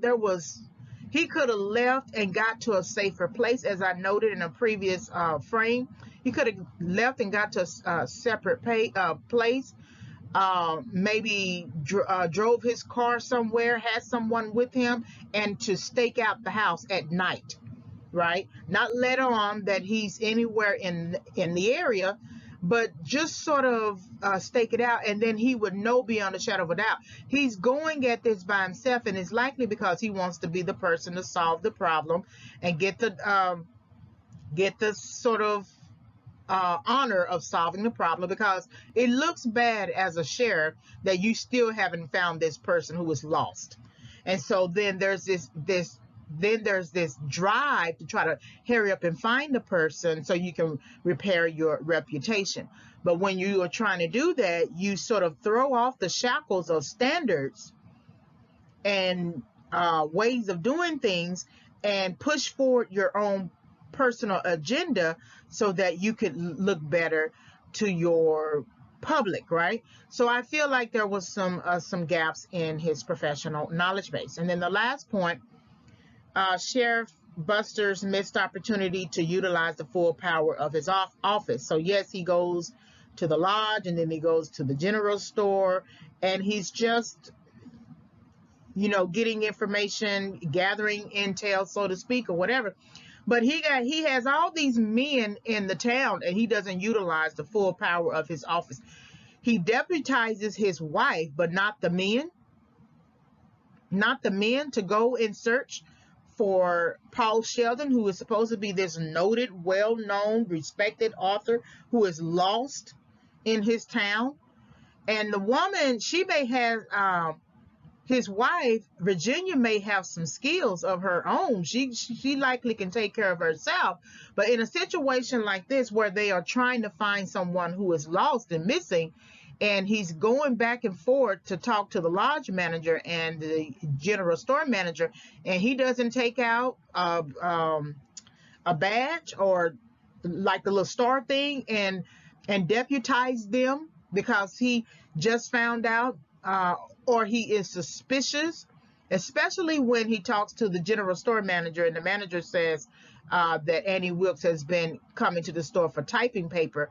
Okay, that should have been right there. There should have been a time that he could utilize the full power of his office and deputize that man, and also the lodge manager and any other man, to then go and search for Paul Sheldon. So I thought that was kind of interesting. So these are the accumulation of setbacks for Paul Sheldon, Annie Wilkes, and Sheriff Buster.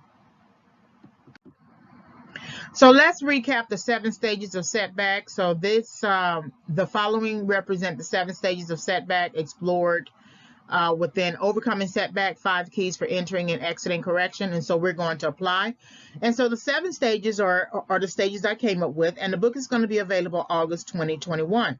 And it is missed opportunity, punishment, pain, correction, recovery, restoration, and advanced. So missed opportunity is sort of like that missed instruction, warning, direction. Someone is telling you something and you say, oh, I'm good, as if you don't need to hear that instruction.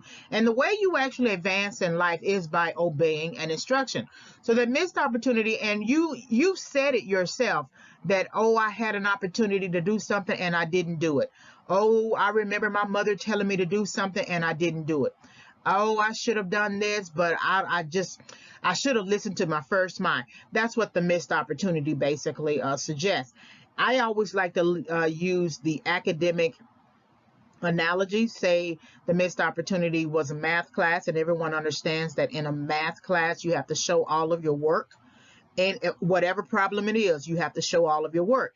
And so sometimes we get into these math classes and we don't want to show all of our work, and we just want to put the answer down on a piece of paper, or we just want to show part of it and still get to the answer.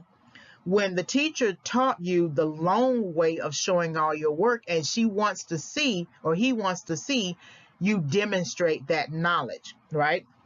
So you decide not to do it. You decide not to do it on homework, on tests, and then of course the final exam. Well, she fails you, or he fails you, right? And you try to make a case that, well, I don't see why I needed to show my work on everything. Well, it's no different than a language. When you are learning a language, you have to show all your work on your homework. You don't write it in English, you write it in that language. When you are called upon in the classroom, you don't say it in English, you say it in that language, because there must be a demonstration of knowledge of what you basically learned. So then you fail the course, and then you have to retake it because certain math courses are required for graduation. So then while you are taking that course, retaking that course, you take other courses that are also required, which makes it kind of inconvenient for you that you now have to retake a course you failed. So then that's sort of the punishment for that you have to retake the course, right? The system is punishing you. You could decide to quit school, but eventually that situation is going to come back around again. Some jobs require you to take a math course, or to demonstrate knowledge of certain math concepts, right, depending upon the job. So then the pain is oftentimes the feeling of inconvenience, having to take the other courses that already demand a lot of your time with the course that you have to take over. And then of course the pain is having to do everything that you were supposed to do in the previous course, which leads to correction. So whatever you failed to learn in the previous course, you're going to have to now learn, and which is going to be harder. That's why it's better to do what you need to do in previous courses. They could be life courses, they could be job courses. Say for instance, you're supposed to stay at a job and come to work on time, right? But you come when you want to, and then you are written up, and so many write-ups could lead to suspension and then later a firing. Once you get to another job, well, it could be harder for you to get another job because of that firing. So Correction is essentially, in this particular analogy, in the math analogy, is showing all your work line by line. I remember a teacher, we were in the faculty break area and room, and she was grading her math papers, her student papers. And I noticed, and she had her red pen, and I noticed that she was checking every line. Now we can have upwards of 100 plus students a semester, and that could be, depending on how many classes you are teaching, how many students are in each class, right? That's a lot of work. Not only did she have to prepare the lessons and teach the lessons and meet with students or whatever, but when she was checking the homework, she was checking it line by line. There were certain lines she would mark a X, and then there were certain lines she would mark a check mark. And so she will be the great corrector, in a sense, in this particular analogy. But whatever you didn't do in the previous course, you're now going to have to do, which is going to take a lot of time, because you don't know which teacher you're going to get and which teacher who is going to require you to go above and beyond. And so then once you do that, that leads to recovery. Recovery is recovering from your bad thinking about a particular situation. Your bad thinking was, I don't need to show all of my work. Look, I got the answer right here. I got the answer. I mean, I worked out the problem on my other sheet of paper. I can show that to you. But she instructed you to show all of your work on the test paper, not on some other paper. You could have scratch paper, but you needed to show all of your work on the test paper. So recovering from bad thinking is recovering from the idea that I can do it my way and still get to the destination. But the teacher's telling you that may be true, but I want you to do it in this way, right? And then restoration is sort of like that mentoring. It's mentorship. The person encouraging you on a better path, mentoring you, telling you the reason why it's important to do it in this standard way. Sure, if you got your own class and you were teaching your own class after graduating or something like that years later, you may decide to do it your own way, but you'll find out that when you teach a class yourself, you will find out that you are likely to do it the very same way that you were taught, and you are likely to expect your students to do it exactly the same way you were taught. So a lot of times people want to skip out and skip through the process, not understanding that they're going to get somebody just like them later. And it can be on a job, it can be as a teacher, it can be in any capacity, and you're going to find yourself talking like a teacher in the same way your teacher was talking to you. So restoration is that mentoring. And then advance is that forward and continuous movement, that you want to get out of setback. And again, you have to go through all of these stages in order to get to advance. But you need to understand that some people live to survive setback. But if you think about the visual of the track runner running around on the track, and then it gets to the finish line and doesn't cross. Okay, if he stays at the finish line, he is surviving his setback. But if he crosses the finish line, he is overcoming his setback. And so that's what you want to do. And then advance, you want to continue to stay in an advanced forward and continuous movement, so that you don't always repeat your setback. If you think about the person who is being sort of let out of prison, right? Why is it that they continually go back and forth into prison? Because they are missing something. They're not allowing them they have missed the opportunity to stay out of it.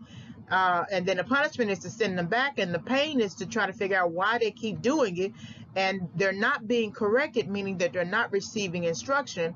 So that leads to no recovery, no restoration, and no advance. And they think just because they got out that that's a success in their life, but you got to stay out. And so these are the 7 stages of setback, and now we're going to apply them to the film. So to miss something is to fail to notice, hear, or understand something that was crucial for you to know. What is Annie Wilkes's missed opportunity? What is Paul Sheldon's missed opportunity? What is Sheriff Buster's missed opportunity? What is the writer-director's missed opportunity? So Annie Wilkes's missed opportunity, I feel, is just in not taking Paul into full recovery. Or let's say, for instance, we leave that off for a minute and we look at the fact that she could have called the ambulance, right? Her missed opportunity really in that regard is friendship, long-term friendship. That had she stayed true to her word, when the roads open up, I'm going to call your agent, call the police, call the ambulance, call your daughter. Then she would have been a woman of her word. And then when Paul Sheldon came to town, to write another book, he would have looked Annie up, and then she would have had a long-term friendship. The way she does it, she traps him and keeps him there, isolates him, which makes him want to run and escape even more. So I feel like that's her missed opportunity. Paul Sheldon's missed opportunity is in basically not titling his work, but it has a lot to do with ending the Misery series, that it just doesn't make economic financial sense for him to end something that is working and productive. And to get into another thing and have to build a whole new base and character, integrity and trust, when he could have done both at the same time. He could have used Misery like you do with a full-time job. You keep the job, you keep the cash flow coming in, and then he could have been working on the new book just quietly and pushing it along the way, right? Sheriff Buster's missed opportunity, I feel, is in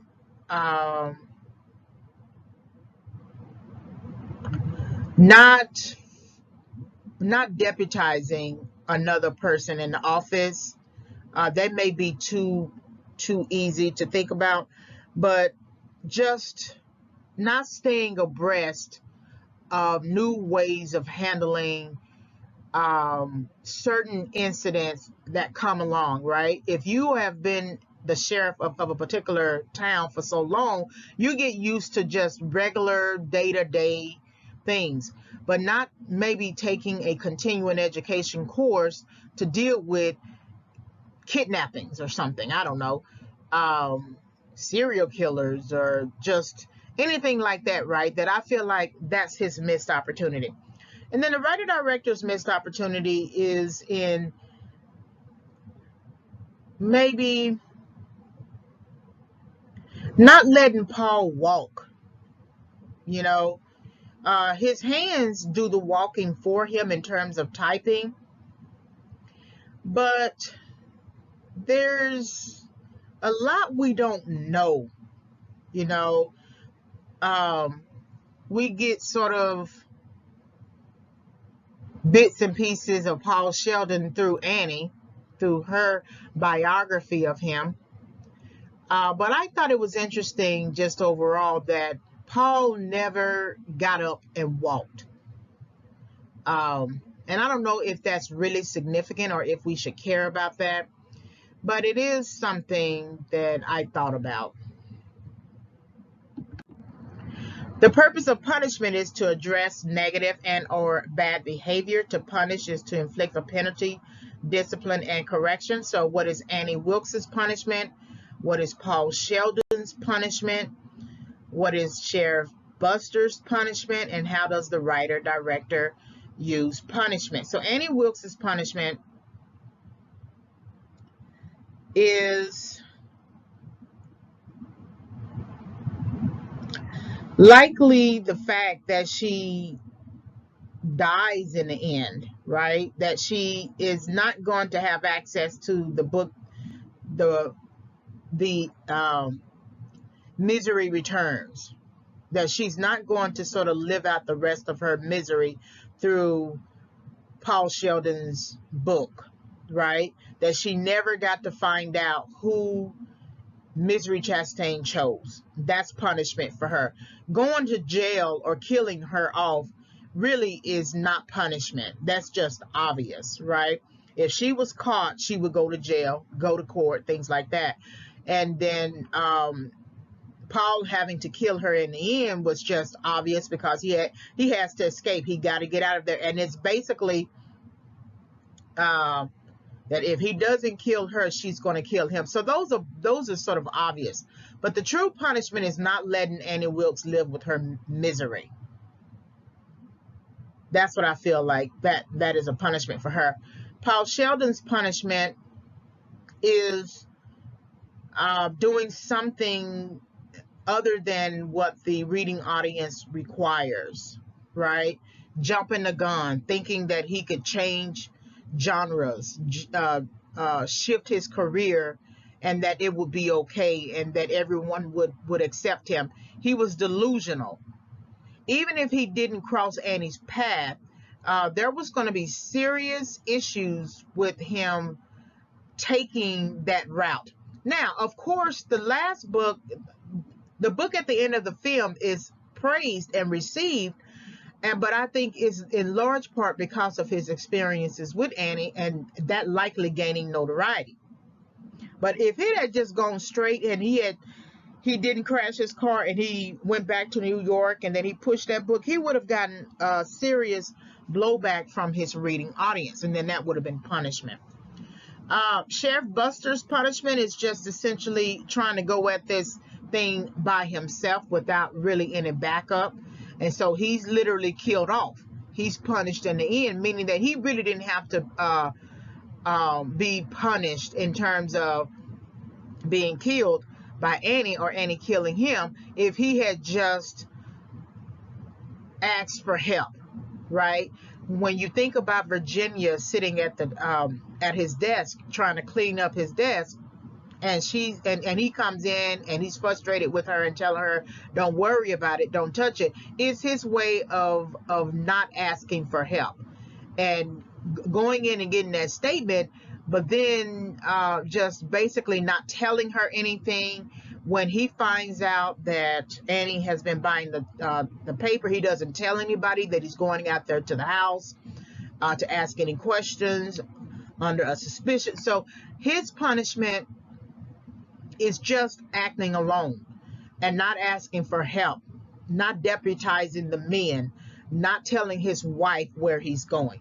And then how does the writer-director use punishment? Ultimately, the greatest punishment that he uses is with the sledgehammer and having Annie walk out the narrative of hobbling or demonstrate the narrative of hobbling by actually committing the act. And that is the punishment that is felt really throughout the whole film, even though it is in that one area of the film that Annie has a problem. She's not really punishing him to keep him from leaving. She's punishing him really because he thought that he could leave the Misery series and everything would be good. And so she's the person who is standing for all of the reading audience who want that book, and she's essentially taking that sledgehammer and punishing him with that. Because who do you think you are to stop the Misery series when we've been living for this Misery series? You're on your 8th book. There are more books to go, right? And we could tell that is true because he wrote another book, Misery's Return. So Annie was not completely off base. So I think that's how the writer-director uses punishment. The pain reminds you that you have done something wrong, you have made the wrong move, and you need to undergo a process to let the pain ride itself out until the fever breaks. So what is Annie Wilkes' pain? What is Paul Sheldon's pain? What is Sheriff Buster's pain? How does the writer-director use pain? So Annie Wilkes' pain is the fact that the untitled book is a distraction for her, and that she has pain because she feels like there's no nobility in it, in the same way there is nobility in Misery Chastain. And then when she finally reads Misery Chastain's the new book in the series, the last book in the series, pain comes over her, that her misery has to end, right?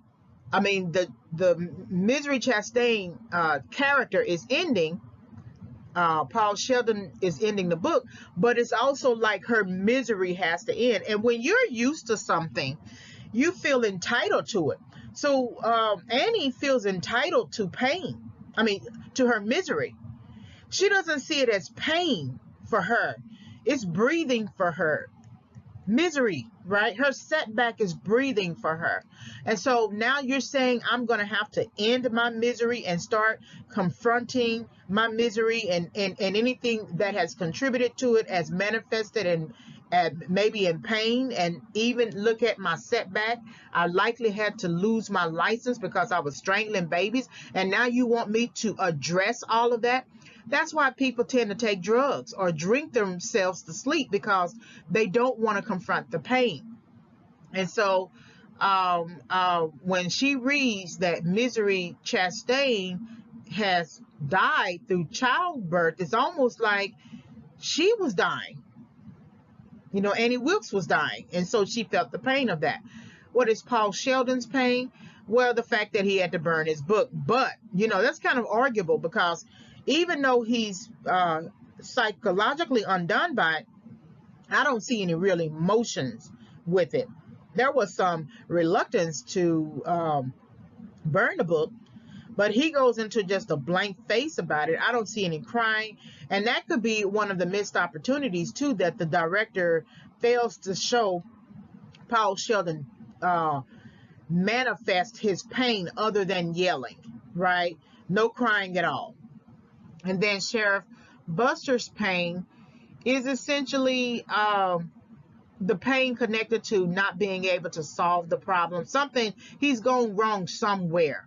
That's why I feel like he goes and gets those novels and reads them, because he's gone wrong somewhere. He's made the wrong move. He's made the wrong assumptions or something like that. And so his pain was just not being able, he's the sheriff. And he can't solve this problem, right? And so that's what I feel like his pain was. And then how does the writer-director use pain? And so maybe if we look at Virginia is not noticeably in pain, but it is kind of frustrating when you want to help and the person doesn't want to receive your help, her husband.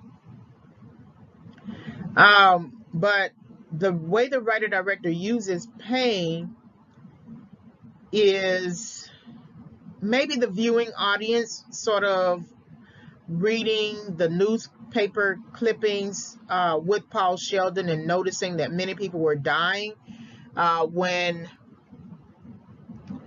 Annie was near them, her father, the fellow student. There was also a painful moment when the mother, the parents lose their babies, right? As we were looking at those newspaper clippings, right? There's the pain of Buster dying that Virginia is going to have to now hold in her heart, that her husband died the way he died, right? So pain is used in different ways. You know, you just have to interpret it a little differently, how the writer-director uses it. The purpose of correction is to get you back on the original path set for you, or you set for yourself. Correction is defined as the returning of something to its former place or condition. So was Annie Wilkes corrected? Was Paul Sheldon corrected? Was Sheriff Buster corrected? How does the writer-director use correction? So Annie Wilkes is never really corrected, in a sense that she set the goal to help Paul Sheldon recover, but she only made the situation worse. So she didn't learn from her mistakes. She was all preoccupied with that Untitled book, and she dropped the soup on his bed, and she's saying, "Look at what you made me do." but she didn't self-correct and say, okay, he wrote the book, that's his book. Hopefully he will continue to write more Misery series, but I can't be mad at him for that. I'm just going to do what I said I'm going to do. I'm just going to nurse him back to recovery. She was never corrected. If anything, she was trying to kill him at the end. So Annie Wilkes was never corrected. Paul Sheldon corrected? So I mean, through Annie Wilkes, in terms of, okay, you're trying to shut down this book, this series. No, I'm going to get you to rewrite, write Misery's Return and extend the series. So she was corrected, right? She corrected him in that regard. But when he says at the beginning of the film, I never meant it to become my life, and that he wants to write more serious work and be something worth proud of, I interpret that as him not really understanding his audience, and then at the end, his reading audience, and then at the very end of the movie, when he talks to his agent that he learned something from that situation, I feel like he was corrected, or that Annie helped him. I feel like he was corrected in that way. So that now, sure, he says at the end, I wrote it for me. I'm not writing it for awards and recognition. And maybe that's what he started out doing with Misery, and then he took it too far. Regardless, I feel like he might have been a kind of person like Buster, who didn't feel like he needed any help. And then in the end, he felt like he got the help that he needed, right? So Paul Sheldon, yeah, I feel like he was corrected, because anytime you start using the word learned or helped or something like that, I feel like you receive some kind of correction. And so he's back on the path, and I feel like he will on some level consider his reading audience. Was Sheriff Buster corrected?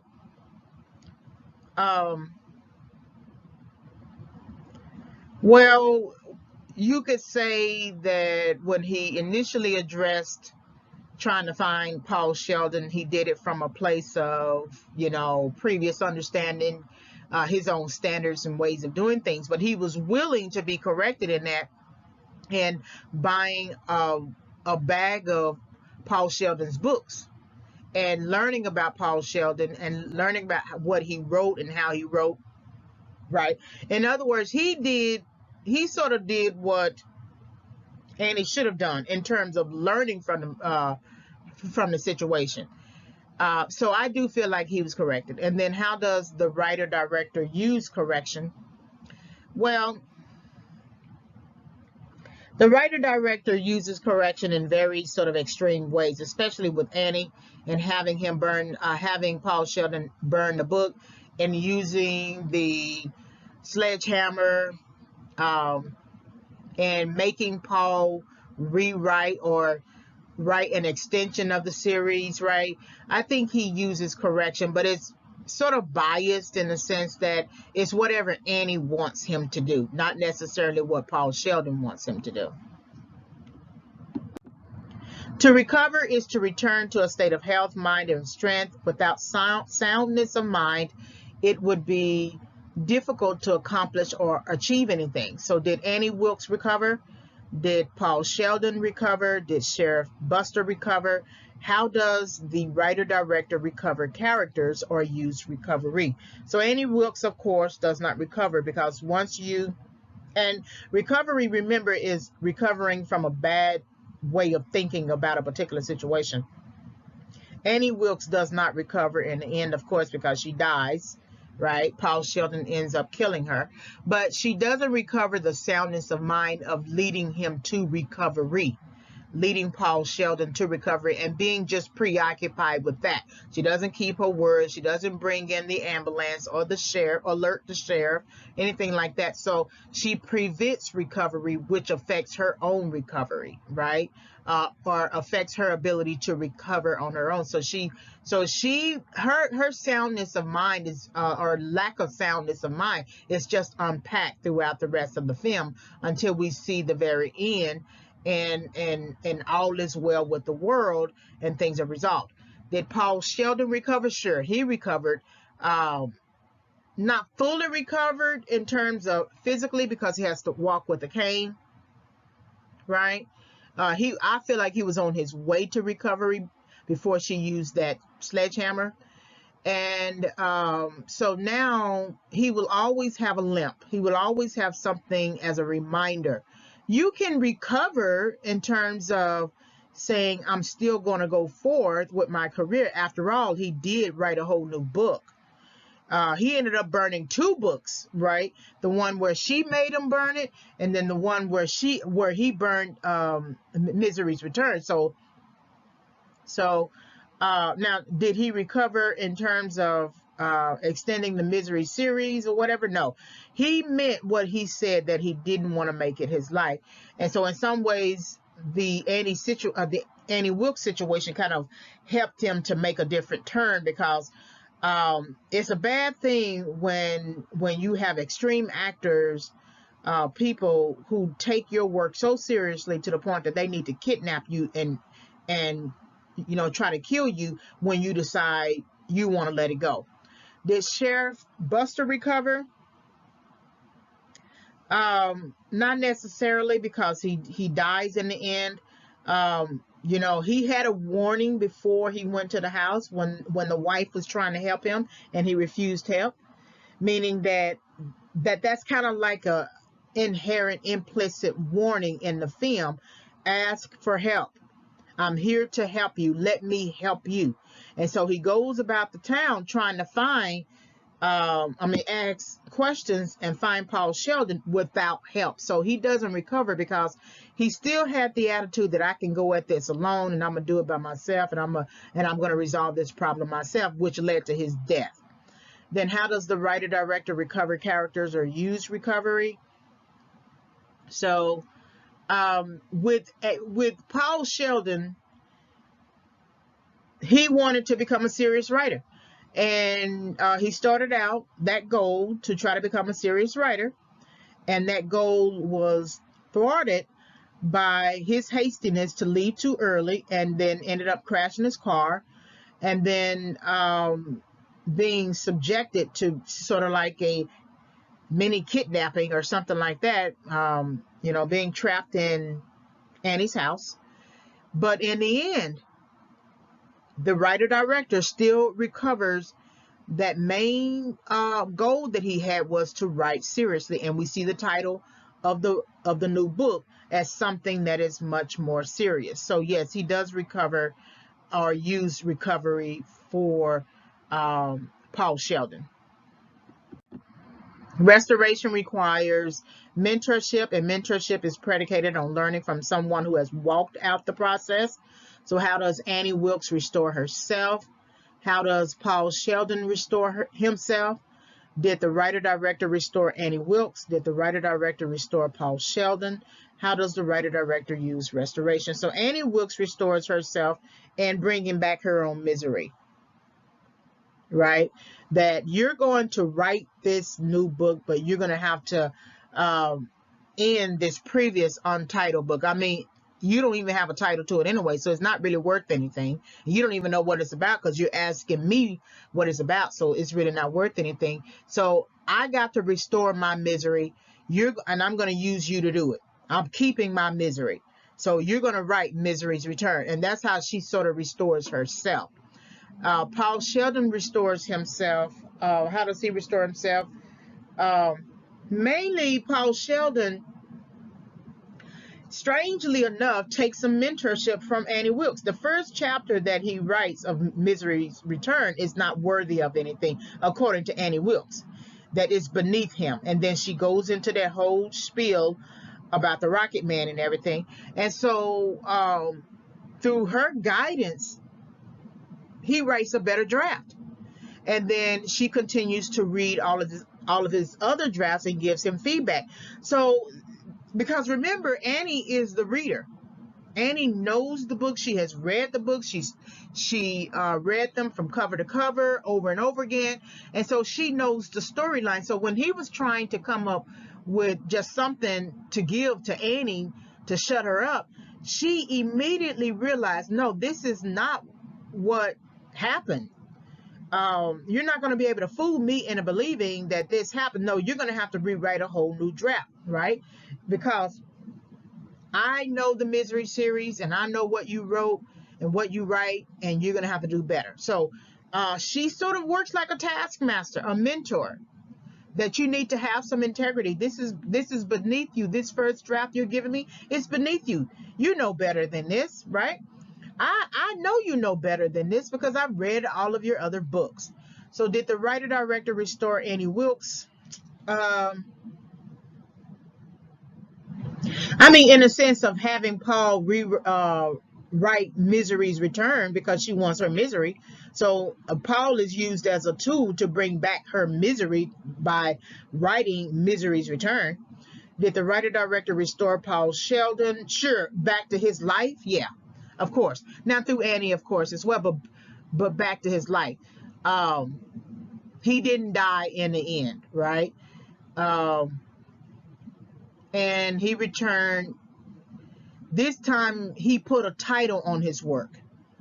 This time he knew what the work was about, versus in the beginning of the film, he didn't title it and he didn't know what it was about.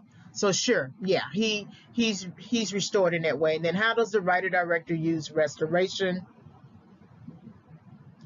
You know, I think in terms of not knowing what you need to know to carry out a task, and then searching for what you need to know to carry out a task is a form of restoration or mentorship. So you see Buster operating on previous ways of solving problems and then shifting from those previous ways to now trying to figure out the best way to solve the missing Paul Sheldon problem by now reading about Paul Sheldon. So I think in that way I think the writer-director uses restoration. And then advance. To advance is to move forward in a purposeful way and make or cause progress. Advancing is a forward and continuous movement. So did Annie Wilkes advance? Did Paul Sheldon advance? Did Sheriff Buster advance? Does the writer-director advance any other character? So Annie Wilkes' misery advances, strangely enough, when she forces him to rewrite that book, write Misery's Return. Her misery returns, and when she said before that that misery made her happy, she was actually happy. Now we know that is going backwards, to embrace your misery, to embrace your setback. But for Annie, that was advancing for her because it made her happy. So her misery, her setback made her happy, which advances her in her own way. Did Paul Sheldon advance? So, well, he stayed alive, you know. He put on the face necessary, the actor's face necessary to keep himself alive. And he stays alive all the way throughout the film to the very end, very much because of that actor's face. Now, he had to essentially put on misery. He had to essentially embrace his setback with a smile. Annie was really smiling, but he had to do it, like I said about the baby, the parent sticking out his tongue with the baby to see if the baby is going to mimic the parent, right? He had to put on that baby's face to mimic what the parent looks like. So Annie smiles, Paul Sheldon smiles. Annie frowns a little bit, Paul Sheldon frowns a little bit, or whatever, and then he tries to catch himself so that he can still continue to extend his life. So yes, I think in that way he advances. Did Sheriff Buster advance? Sure. I think he didn't advance towards, he advanced towards the end of the movie, but he's shot, he's killed. But the fact that he was willing to learn something different and move about in a purposeful way in terms of understanding something different represents his advance. And then, does the writer-director advance any other character? I don't think Virginia advances. I don't think the lodge manager advances. I don't think the general store manager advances.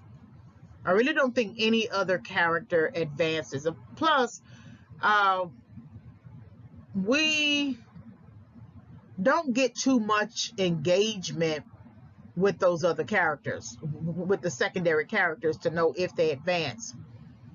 But it's not like we see the general manager coming out the store and saying to the sheriff, let me help you with this. Anything I can do, I'm available. You can deputize me or something like that. We got to find Paul Sheldon, right? They're not sort of moving forward in a purposeful way. They stay where they are. They stay where they assigned. The lodge manager is assigned to the lodge. The general store manager is assigned to the general store. You don't see them leaving those places, right, to come out and try to offer some kind of help, right? So no, I don't think the writer director advances any other character. So these are the 7 stages of setback that we apply to the film. So let's look at a special topic. So I wanted to get into goal orientation. So let's look at Annie Wilkes's performance goal orientation, Paul Sheldon's learning goal orientation, Sheriff Buster's learning goal orientation, and then the writer director's performance goal orientation. And we're going to get into the differences. So what is goal orientation theory? Goal orientation theory is related to motivation, and it provides a framework for understanding behavioral intentions and strategies that determine how students, for example, approach and engage in a learning activity. For example, if students desire to pass a course with an A, we may measure those students' motivations based on their willingness to look good to other students or their willingness to learn for learning's sake. The goal will determine achievement of mastery. This means that students may be extrinsically motivated, exhibiting a performance goal orientation, or intrinsically motivated, applying a learning goal orientation. The adoption of a goal orientation reveals mindset. So if you think about Annie has a performance goal orientation because she's not willing to learn for learning's sake. She's willing to demonstrate what a nurse would do in a given situation, but the situation with Paul requires learning. And so in the same way that her time at the maternity ward required learning, the babies, instead of learning about what is upsetting the babies and making them cry, she decides to strangle them. Instead of learning about Paul and why he would be interested in writing a whole new book, she decides to make him burn his book and also utilize any violence to keep him there. So she's strangling both. She's strangling the babies and she's strangling Paul, right? So she has a performance goal orientation. She's not willing to learn. Where you see Sheriff Buster, he initially has a performance goal orientation to do things in the same way he's always done them, but he's willing to change his mindset into a learning goal orientation where he's willing to learn something different so that he could accomplish his goal, right? And then that means that he has better intrinsic motivation. So let's look at it.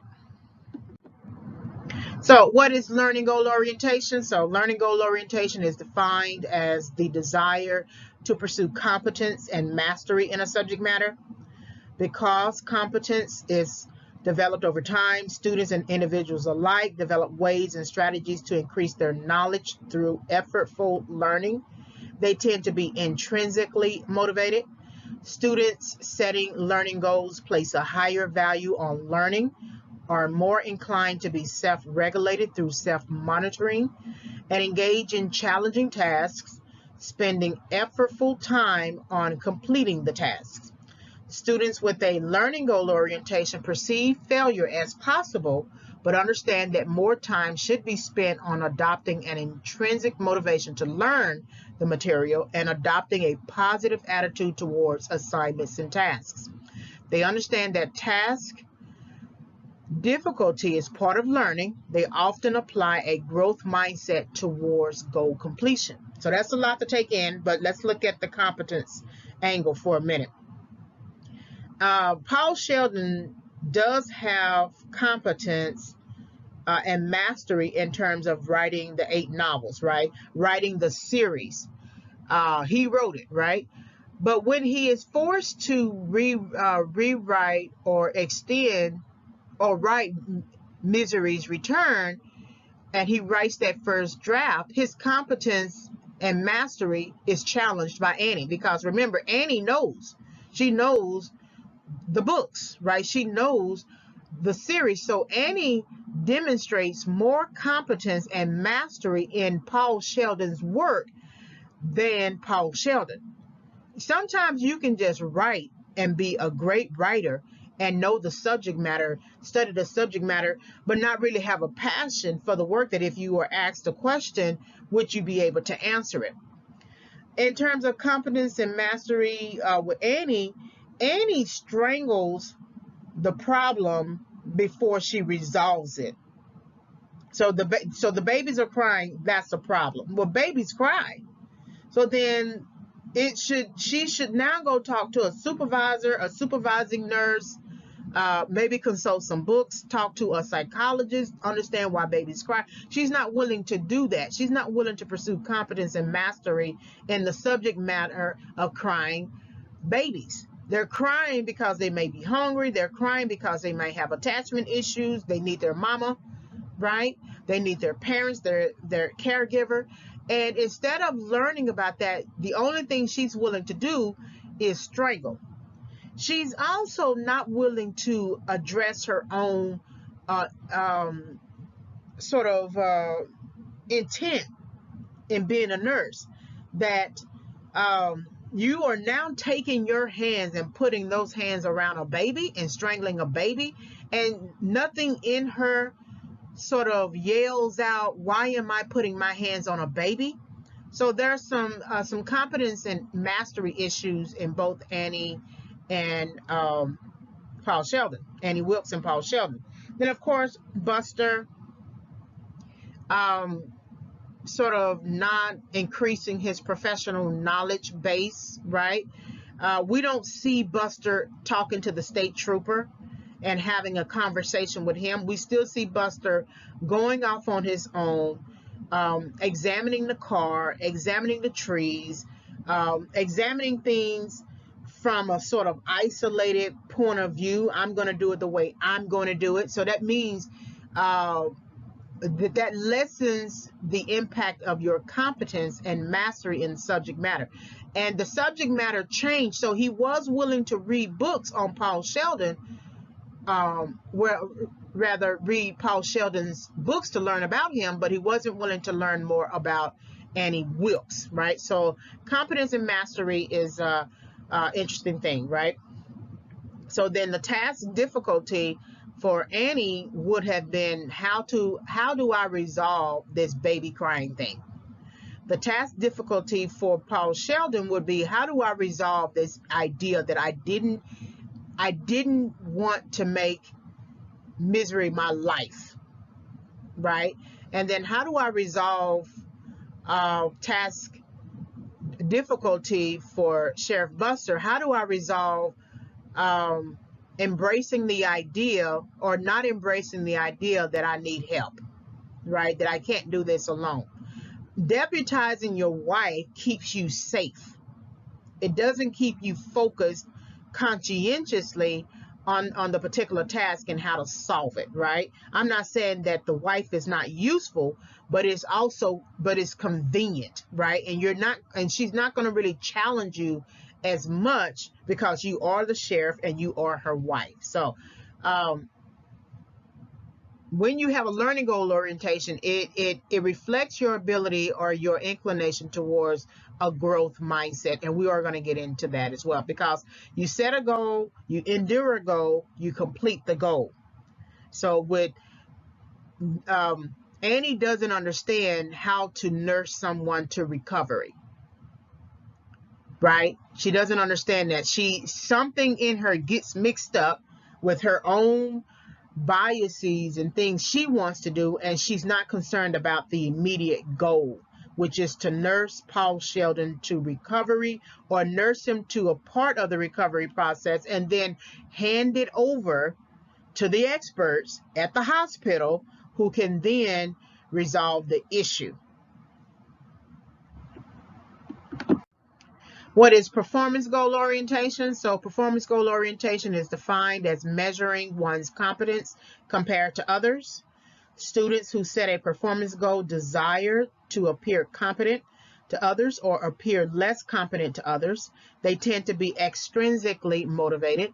Students setting performance goals are more concerned with demonstrating their abilities in contrast and or in comparison to their academic counterparts. Students with a performance goal orientation tend to avoid failure by not engaging in an activity, feeling frustration with failure when failure might be imminent. They attribute success to external factors, especially to such beliefs about luck. They are more inclined to focus on the difficulty of the task than on the possibility of completion. They often reflect a fixed mindset about goal completion. So this is Annie all the way.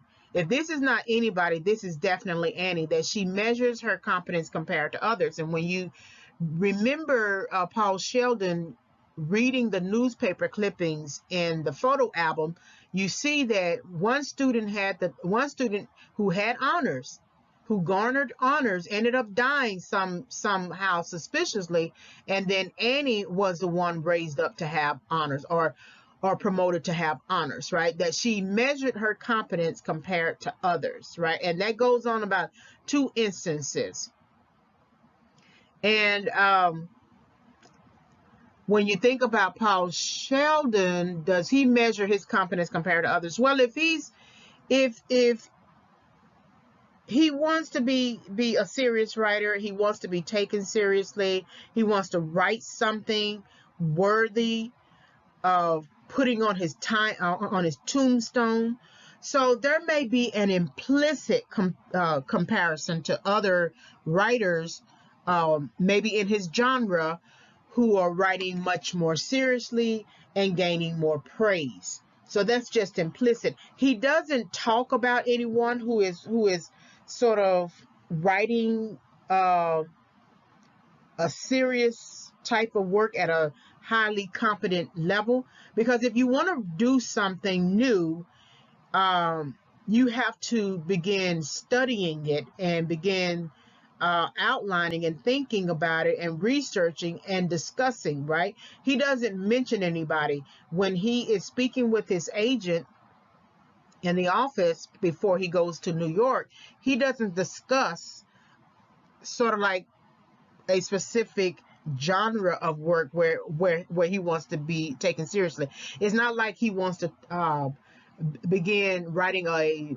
biography or historical biographies, or writing on a president, or any other, writing on, say, the American Revolution or so. He's not talking about a specific thing. He's just essentially saying, I just want to be taken seriously as a writer. So he's suggesting that what he has been doing with Misery is not serious work, even though it requires a fair amount of good research, right? He doesn't seem to think that it is worthy of anything. So if he doesn't think it's worthy of anything, he doesn't give himself competence. He doesn't apply competence to it. It's not serious enough to reflect high competence. So then he must believe that he is incompetent, right? Incompetent in that area. Now, it's Annie who challenges that notion, in a sense that when he's writing Misery Return, those first drafts, that this is beneath you and this is not what goes on, and I really know about the book, and you're going to have to rewrite these chapters, right? So you almost have to wonder then, has he been writing these books the whole time? And I posed this question much earlier in the film analysis, but we don't know for certain. But it's interesting that the first drafts, he wouldn't want to showcase his talent. Okay. I don't know if Buster is measuring his competence compared to others, but it may be just implicit, or it may be obvious because he's the sheriff. And so he can stand behind the badge and say, I'm the sheriff and I know much more than you anyway. Even though he goes out and talks to the lodge manager, and he talks to the general store manager, and he, talks to his wife in terms of if any more calls came in about Paul Sheldon. But there's an obvious sort of ego-based competence that Sheriff Buster has because he is the sheriff. He's the boss of the town in that sense, right? So he's going to measure his competence implicitly with everybody else simply because he has a title. And that's kind of in contrast to the fact that Paul Sheldon didn't have a title for his work to measure his competence and to measure his ego-based authority on the topic, right? Sheriff Buster represents authority, right? And the authority that he has wielded as sheriff. And even he thought he needed to be humble enough to read about Paul Sheldon to learn more about him, which means that he decided to increase his competence. But he's kind of more performance goal orientation in the fact that he is somewhat in the beginning more performance goal orientation. Applies a performance goal orientation because he's walking about like sheriff, and that I'm the authority, and so I'm not quite sure I need any much more than that. And then he adopts a learning goal orientation because he was willing to resolve his task difficulty. So he did have a fixed mindset at the beginning, but ended up with a growth mindset. So let's look at the side-by-side comparison. So the learning goal orientation, the adoption of learning goals is based on the intrinsic desire to learn and master content through personal effort. Learning goal adopters increase knowledge by utilizing a growth mindset. And then performance goal orientation, the adoption of performance goals is based on the necessity to compare oneself to others and their abilities. Performance goal adopters increase knowledge by utilizing a fixed mindset. So if we stay on the right column just for a minute, the fact that Sheriff Buster wouldn't ask anybody else for help other than just gaining some information about Annie Wilkes and what she's been buying from the general store manager, or looking at the sign-in sheet when Paul Sheldon came in. When Paul Sheldon came to the lodge and left the lodge, right? That he didn't need to increase his knowledge with that, because they basically gave him basic knowledge, right? And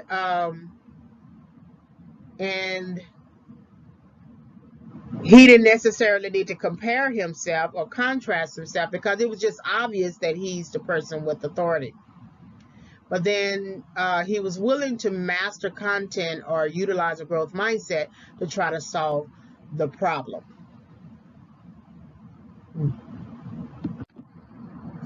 So what is mindset? This is Carol Dweck. The title of her book is Mindset, The New Psychology of Success: How We Can Learn to Fulfill Our Potential.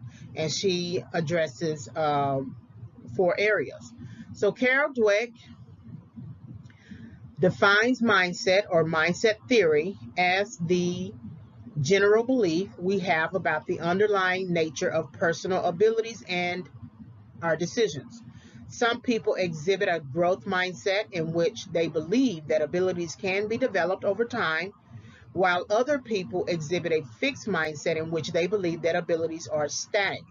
Mindset is based on assumptions and methods and can inform one's worldview. So we base a lot of times whether or not we can resolve a task issue, resolve the difficulty of the task based upon our mindset, our worldview, whether or not we feel like we are capable and have the skills and tools and mindset to resolve it. So we either believe that if we fail this course, all we have to do is study harder to pass the course, then we are operating with the growth mindset. If we say, I'm not sure I can pass this course with an A or something like that, I'm not sure I will ever be able to get these mathematical concepts to pass this course, then we are operating with the fixed mindset. So therefore, when we operate with a fixed mindset, we won't even try, because especially if we feel like failure is imminent. When you think about Annie must have felt that failure was imminent when she started strangling the babies. That she didn't feel like she was capable enough to understand and resolve the problem called crying babies, right? When she's having to deal with Paul Sheldon and he has written a different book that is not misery, she didn't know how to resolve that problem other than to trap him there and say, if I die, you die, right? Or to make him burn the book and then make him write a whole different book. That's how she resolved the problem. And then Sheriff Buster, I'm not going to be able to resolve this problem, or initially the only way to resolve this problem is to do things the way I'm used to doing things. When in reality he felt that he was not going to be able to solve it until he had to begin reading Paul Sheldon's works, and that's how he kind of overcame a fixed mindset and moved into a growth mindset.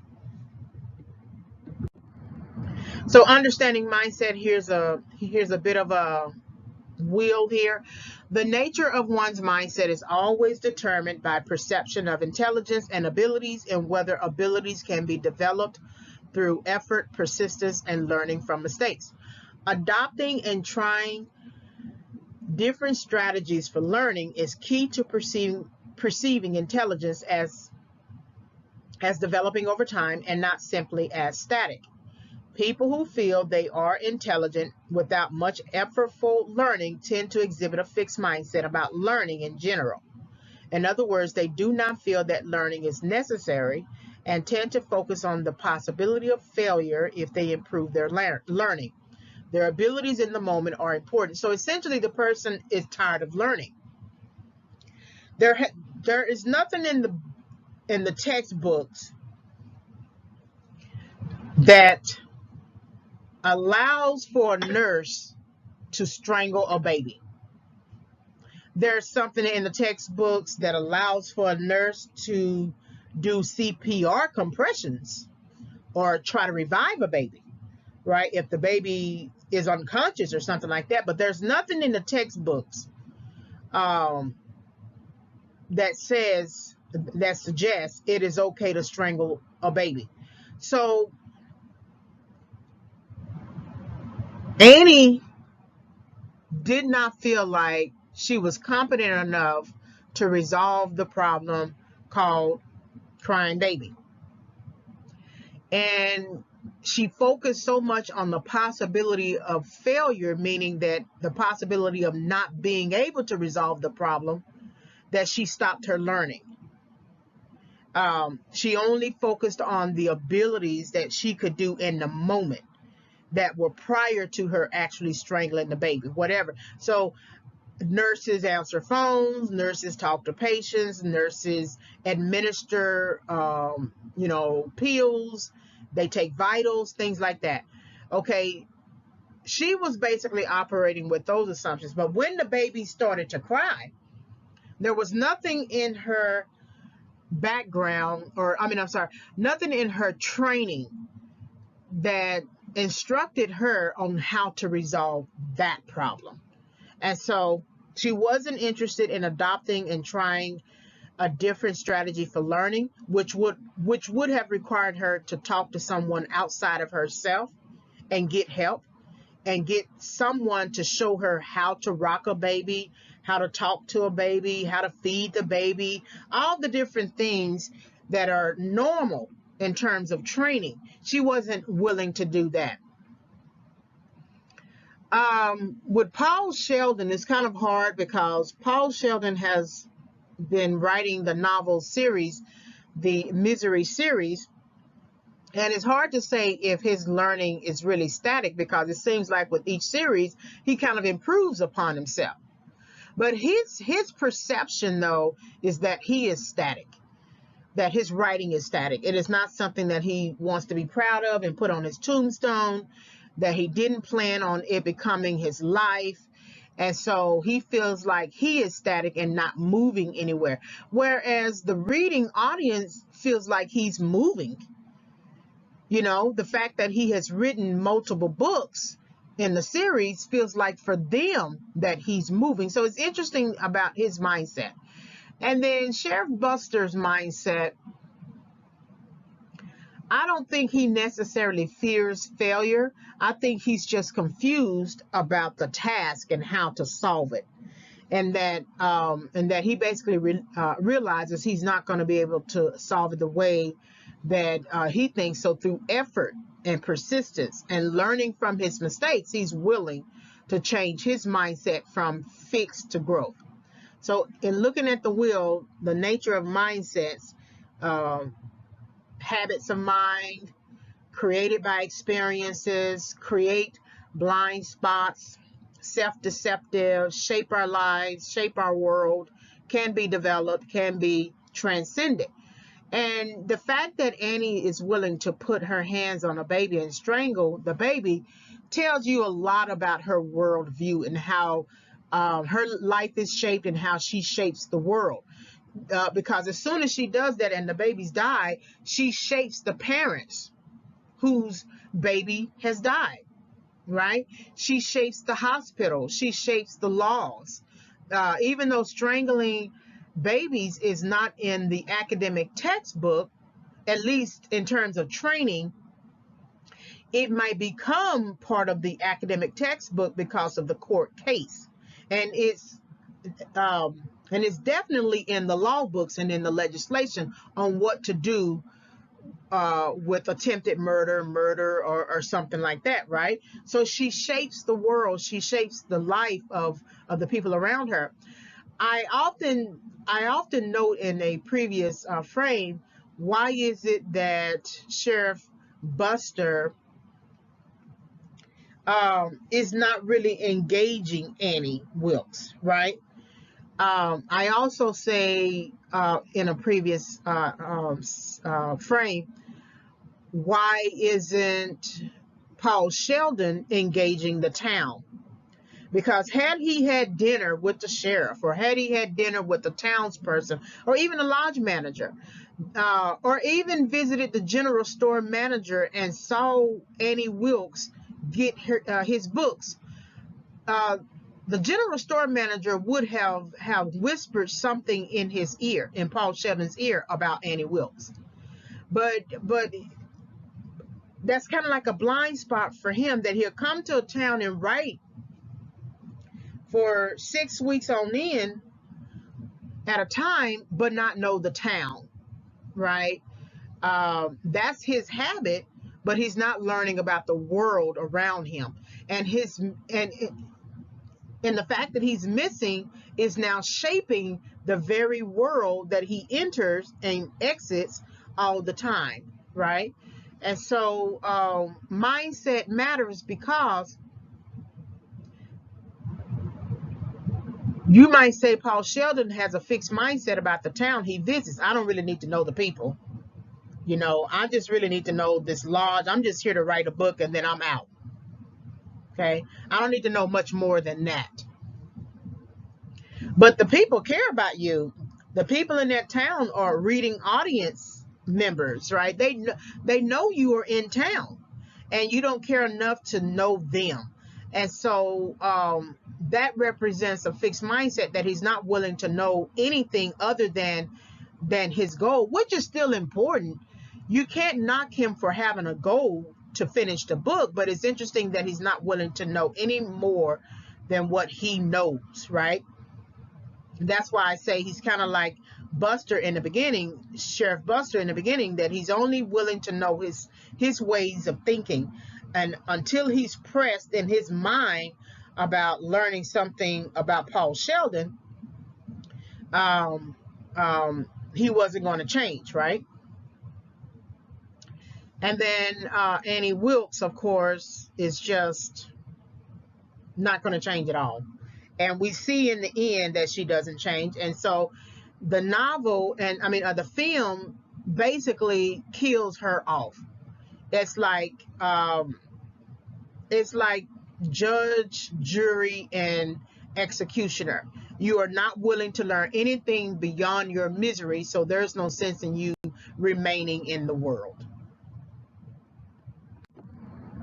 So this is, I took another screenshot of um, the characteristics of a fixed mindset and characteristics of a growth mindset. If you type in fixed mindset, growth mindset, visuals, graphics, you will find different types.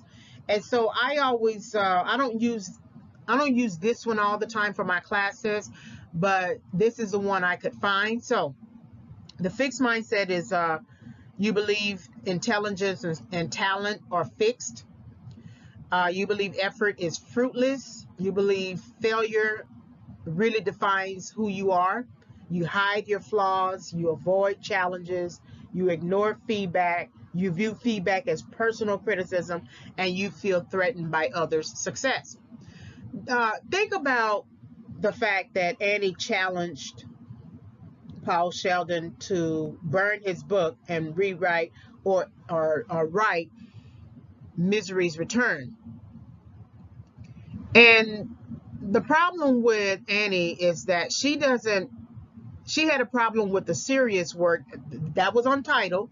She had a problem with that, but she doesn't have the talent for writing to understand that that you can transition from writing the Misery Chastain series into writing more serious work. She believes then that intelligence is fixed, is static. It can't be transitioned. It can't move from something else, move from one thing to the other. And I think on some level, Annie wanted to write. She's so inclined to write. And authors have always said that the best way to learn how to write or to become a better writer is reading.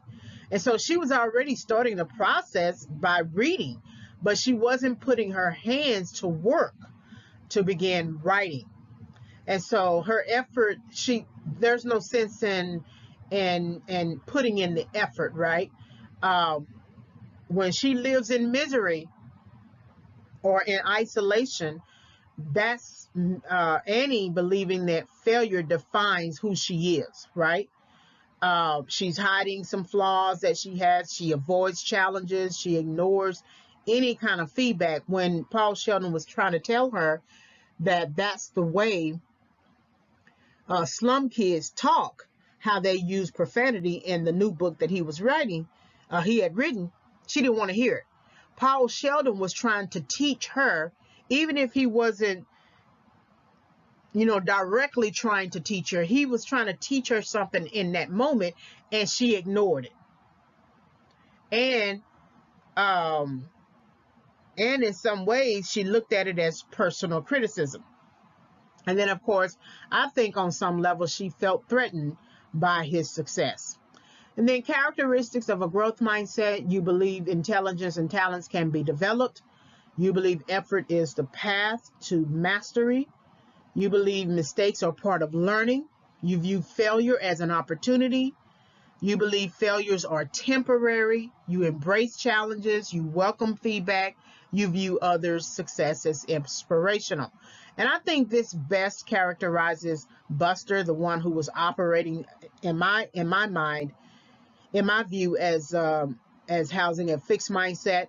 That the talent to, well, the intelligence that he lacked was that professional sort of expanded competence. And he, at that time, he didn't really have time to go and take a course, a continuing education course, but he was willing to buy the books and learn to improve his intelligence on the topic of Paul Sheldon, right? And so therefore, had he lived, he might have decided to do much more with his professional career. And so he put in the effort to learn about Paul Sheldon, to master their understanding, and the mistakes are part of. Now, I don't think that he learned fully because he didn't ask for help.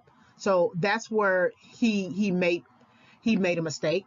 But the failure to really understand the job was an opportunity for him to learn. He embraced the challenge. That's a big challenge, having to read all those books.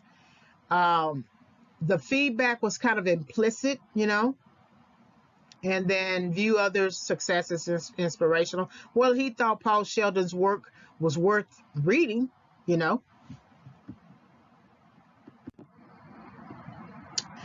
All right, so conclusion. One of the things I want you to think about when you think about that visual is, can a person move from a fixed mindset to a growth mindset? And I would ask my students this, and they would say, yeah. But that's only true if you address many of the aspects of a fixed mindset first. You can't just jump and skip to a growth mindset. If you have a problem with receiving feedback, you're going to have to address that. If you have a problem with embracing, have a problem with avoiding challenges, you're going to have to address that. If you have a problem with pursuing mastery, thinking that intelligence is static and cannot be developed, you'd have to address all of those areas on the fixed mindset side before you decide to address anything or begin to walk in a growth mindset, which has this process on its own.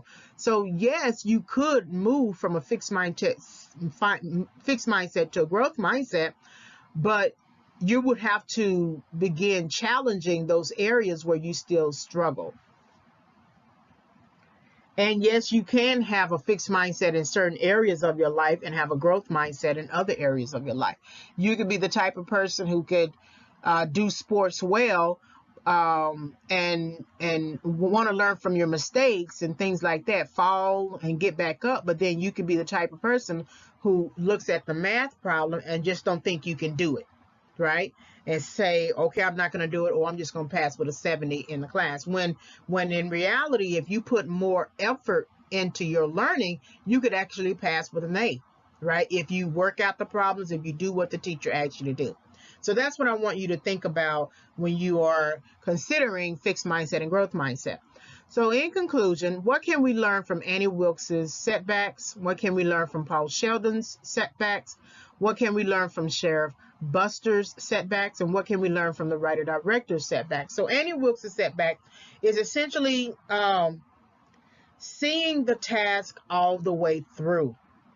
Whatever goal you set, see it all the way through, even if it becomes difficult. So that means you have to be careful about the goals you set.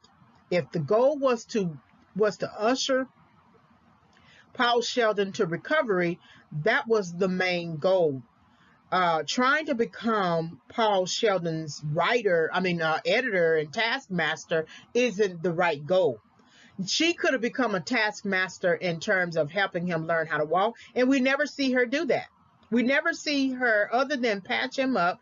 She doesn't talk about his recovery. She other than when she wants to come in with the robe and say she's depressed because of the rain, and that she has this gun, and maybe I'll put bullets in it or something like that, and she notes that his legs are almost getting better and things. That's when she kind of talks about it, but she doesn't go through the process like a physical therapist might do. Check on the legs, check and see if you have mobility, and the result of her failure to usher him to recovery is the visual of him always crawling.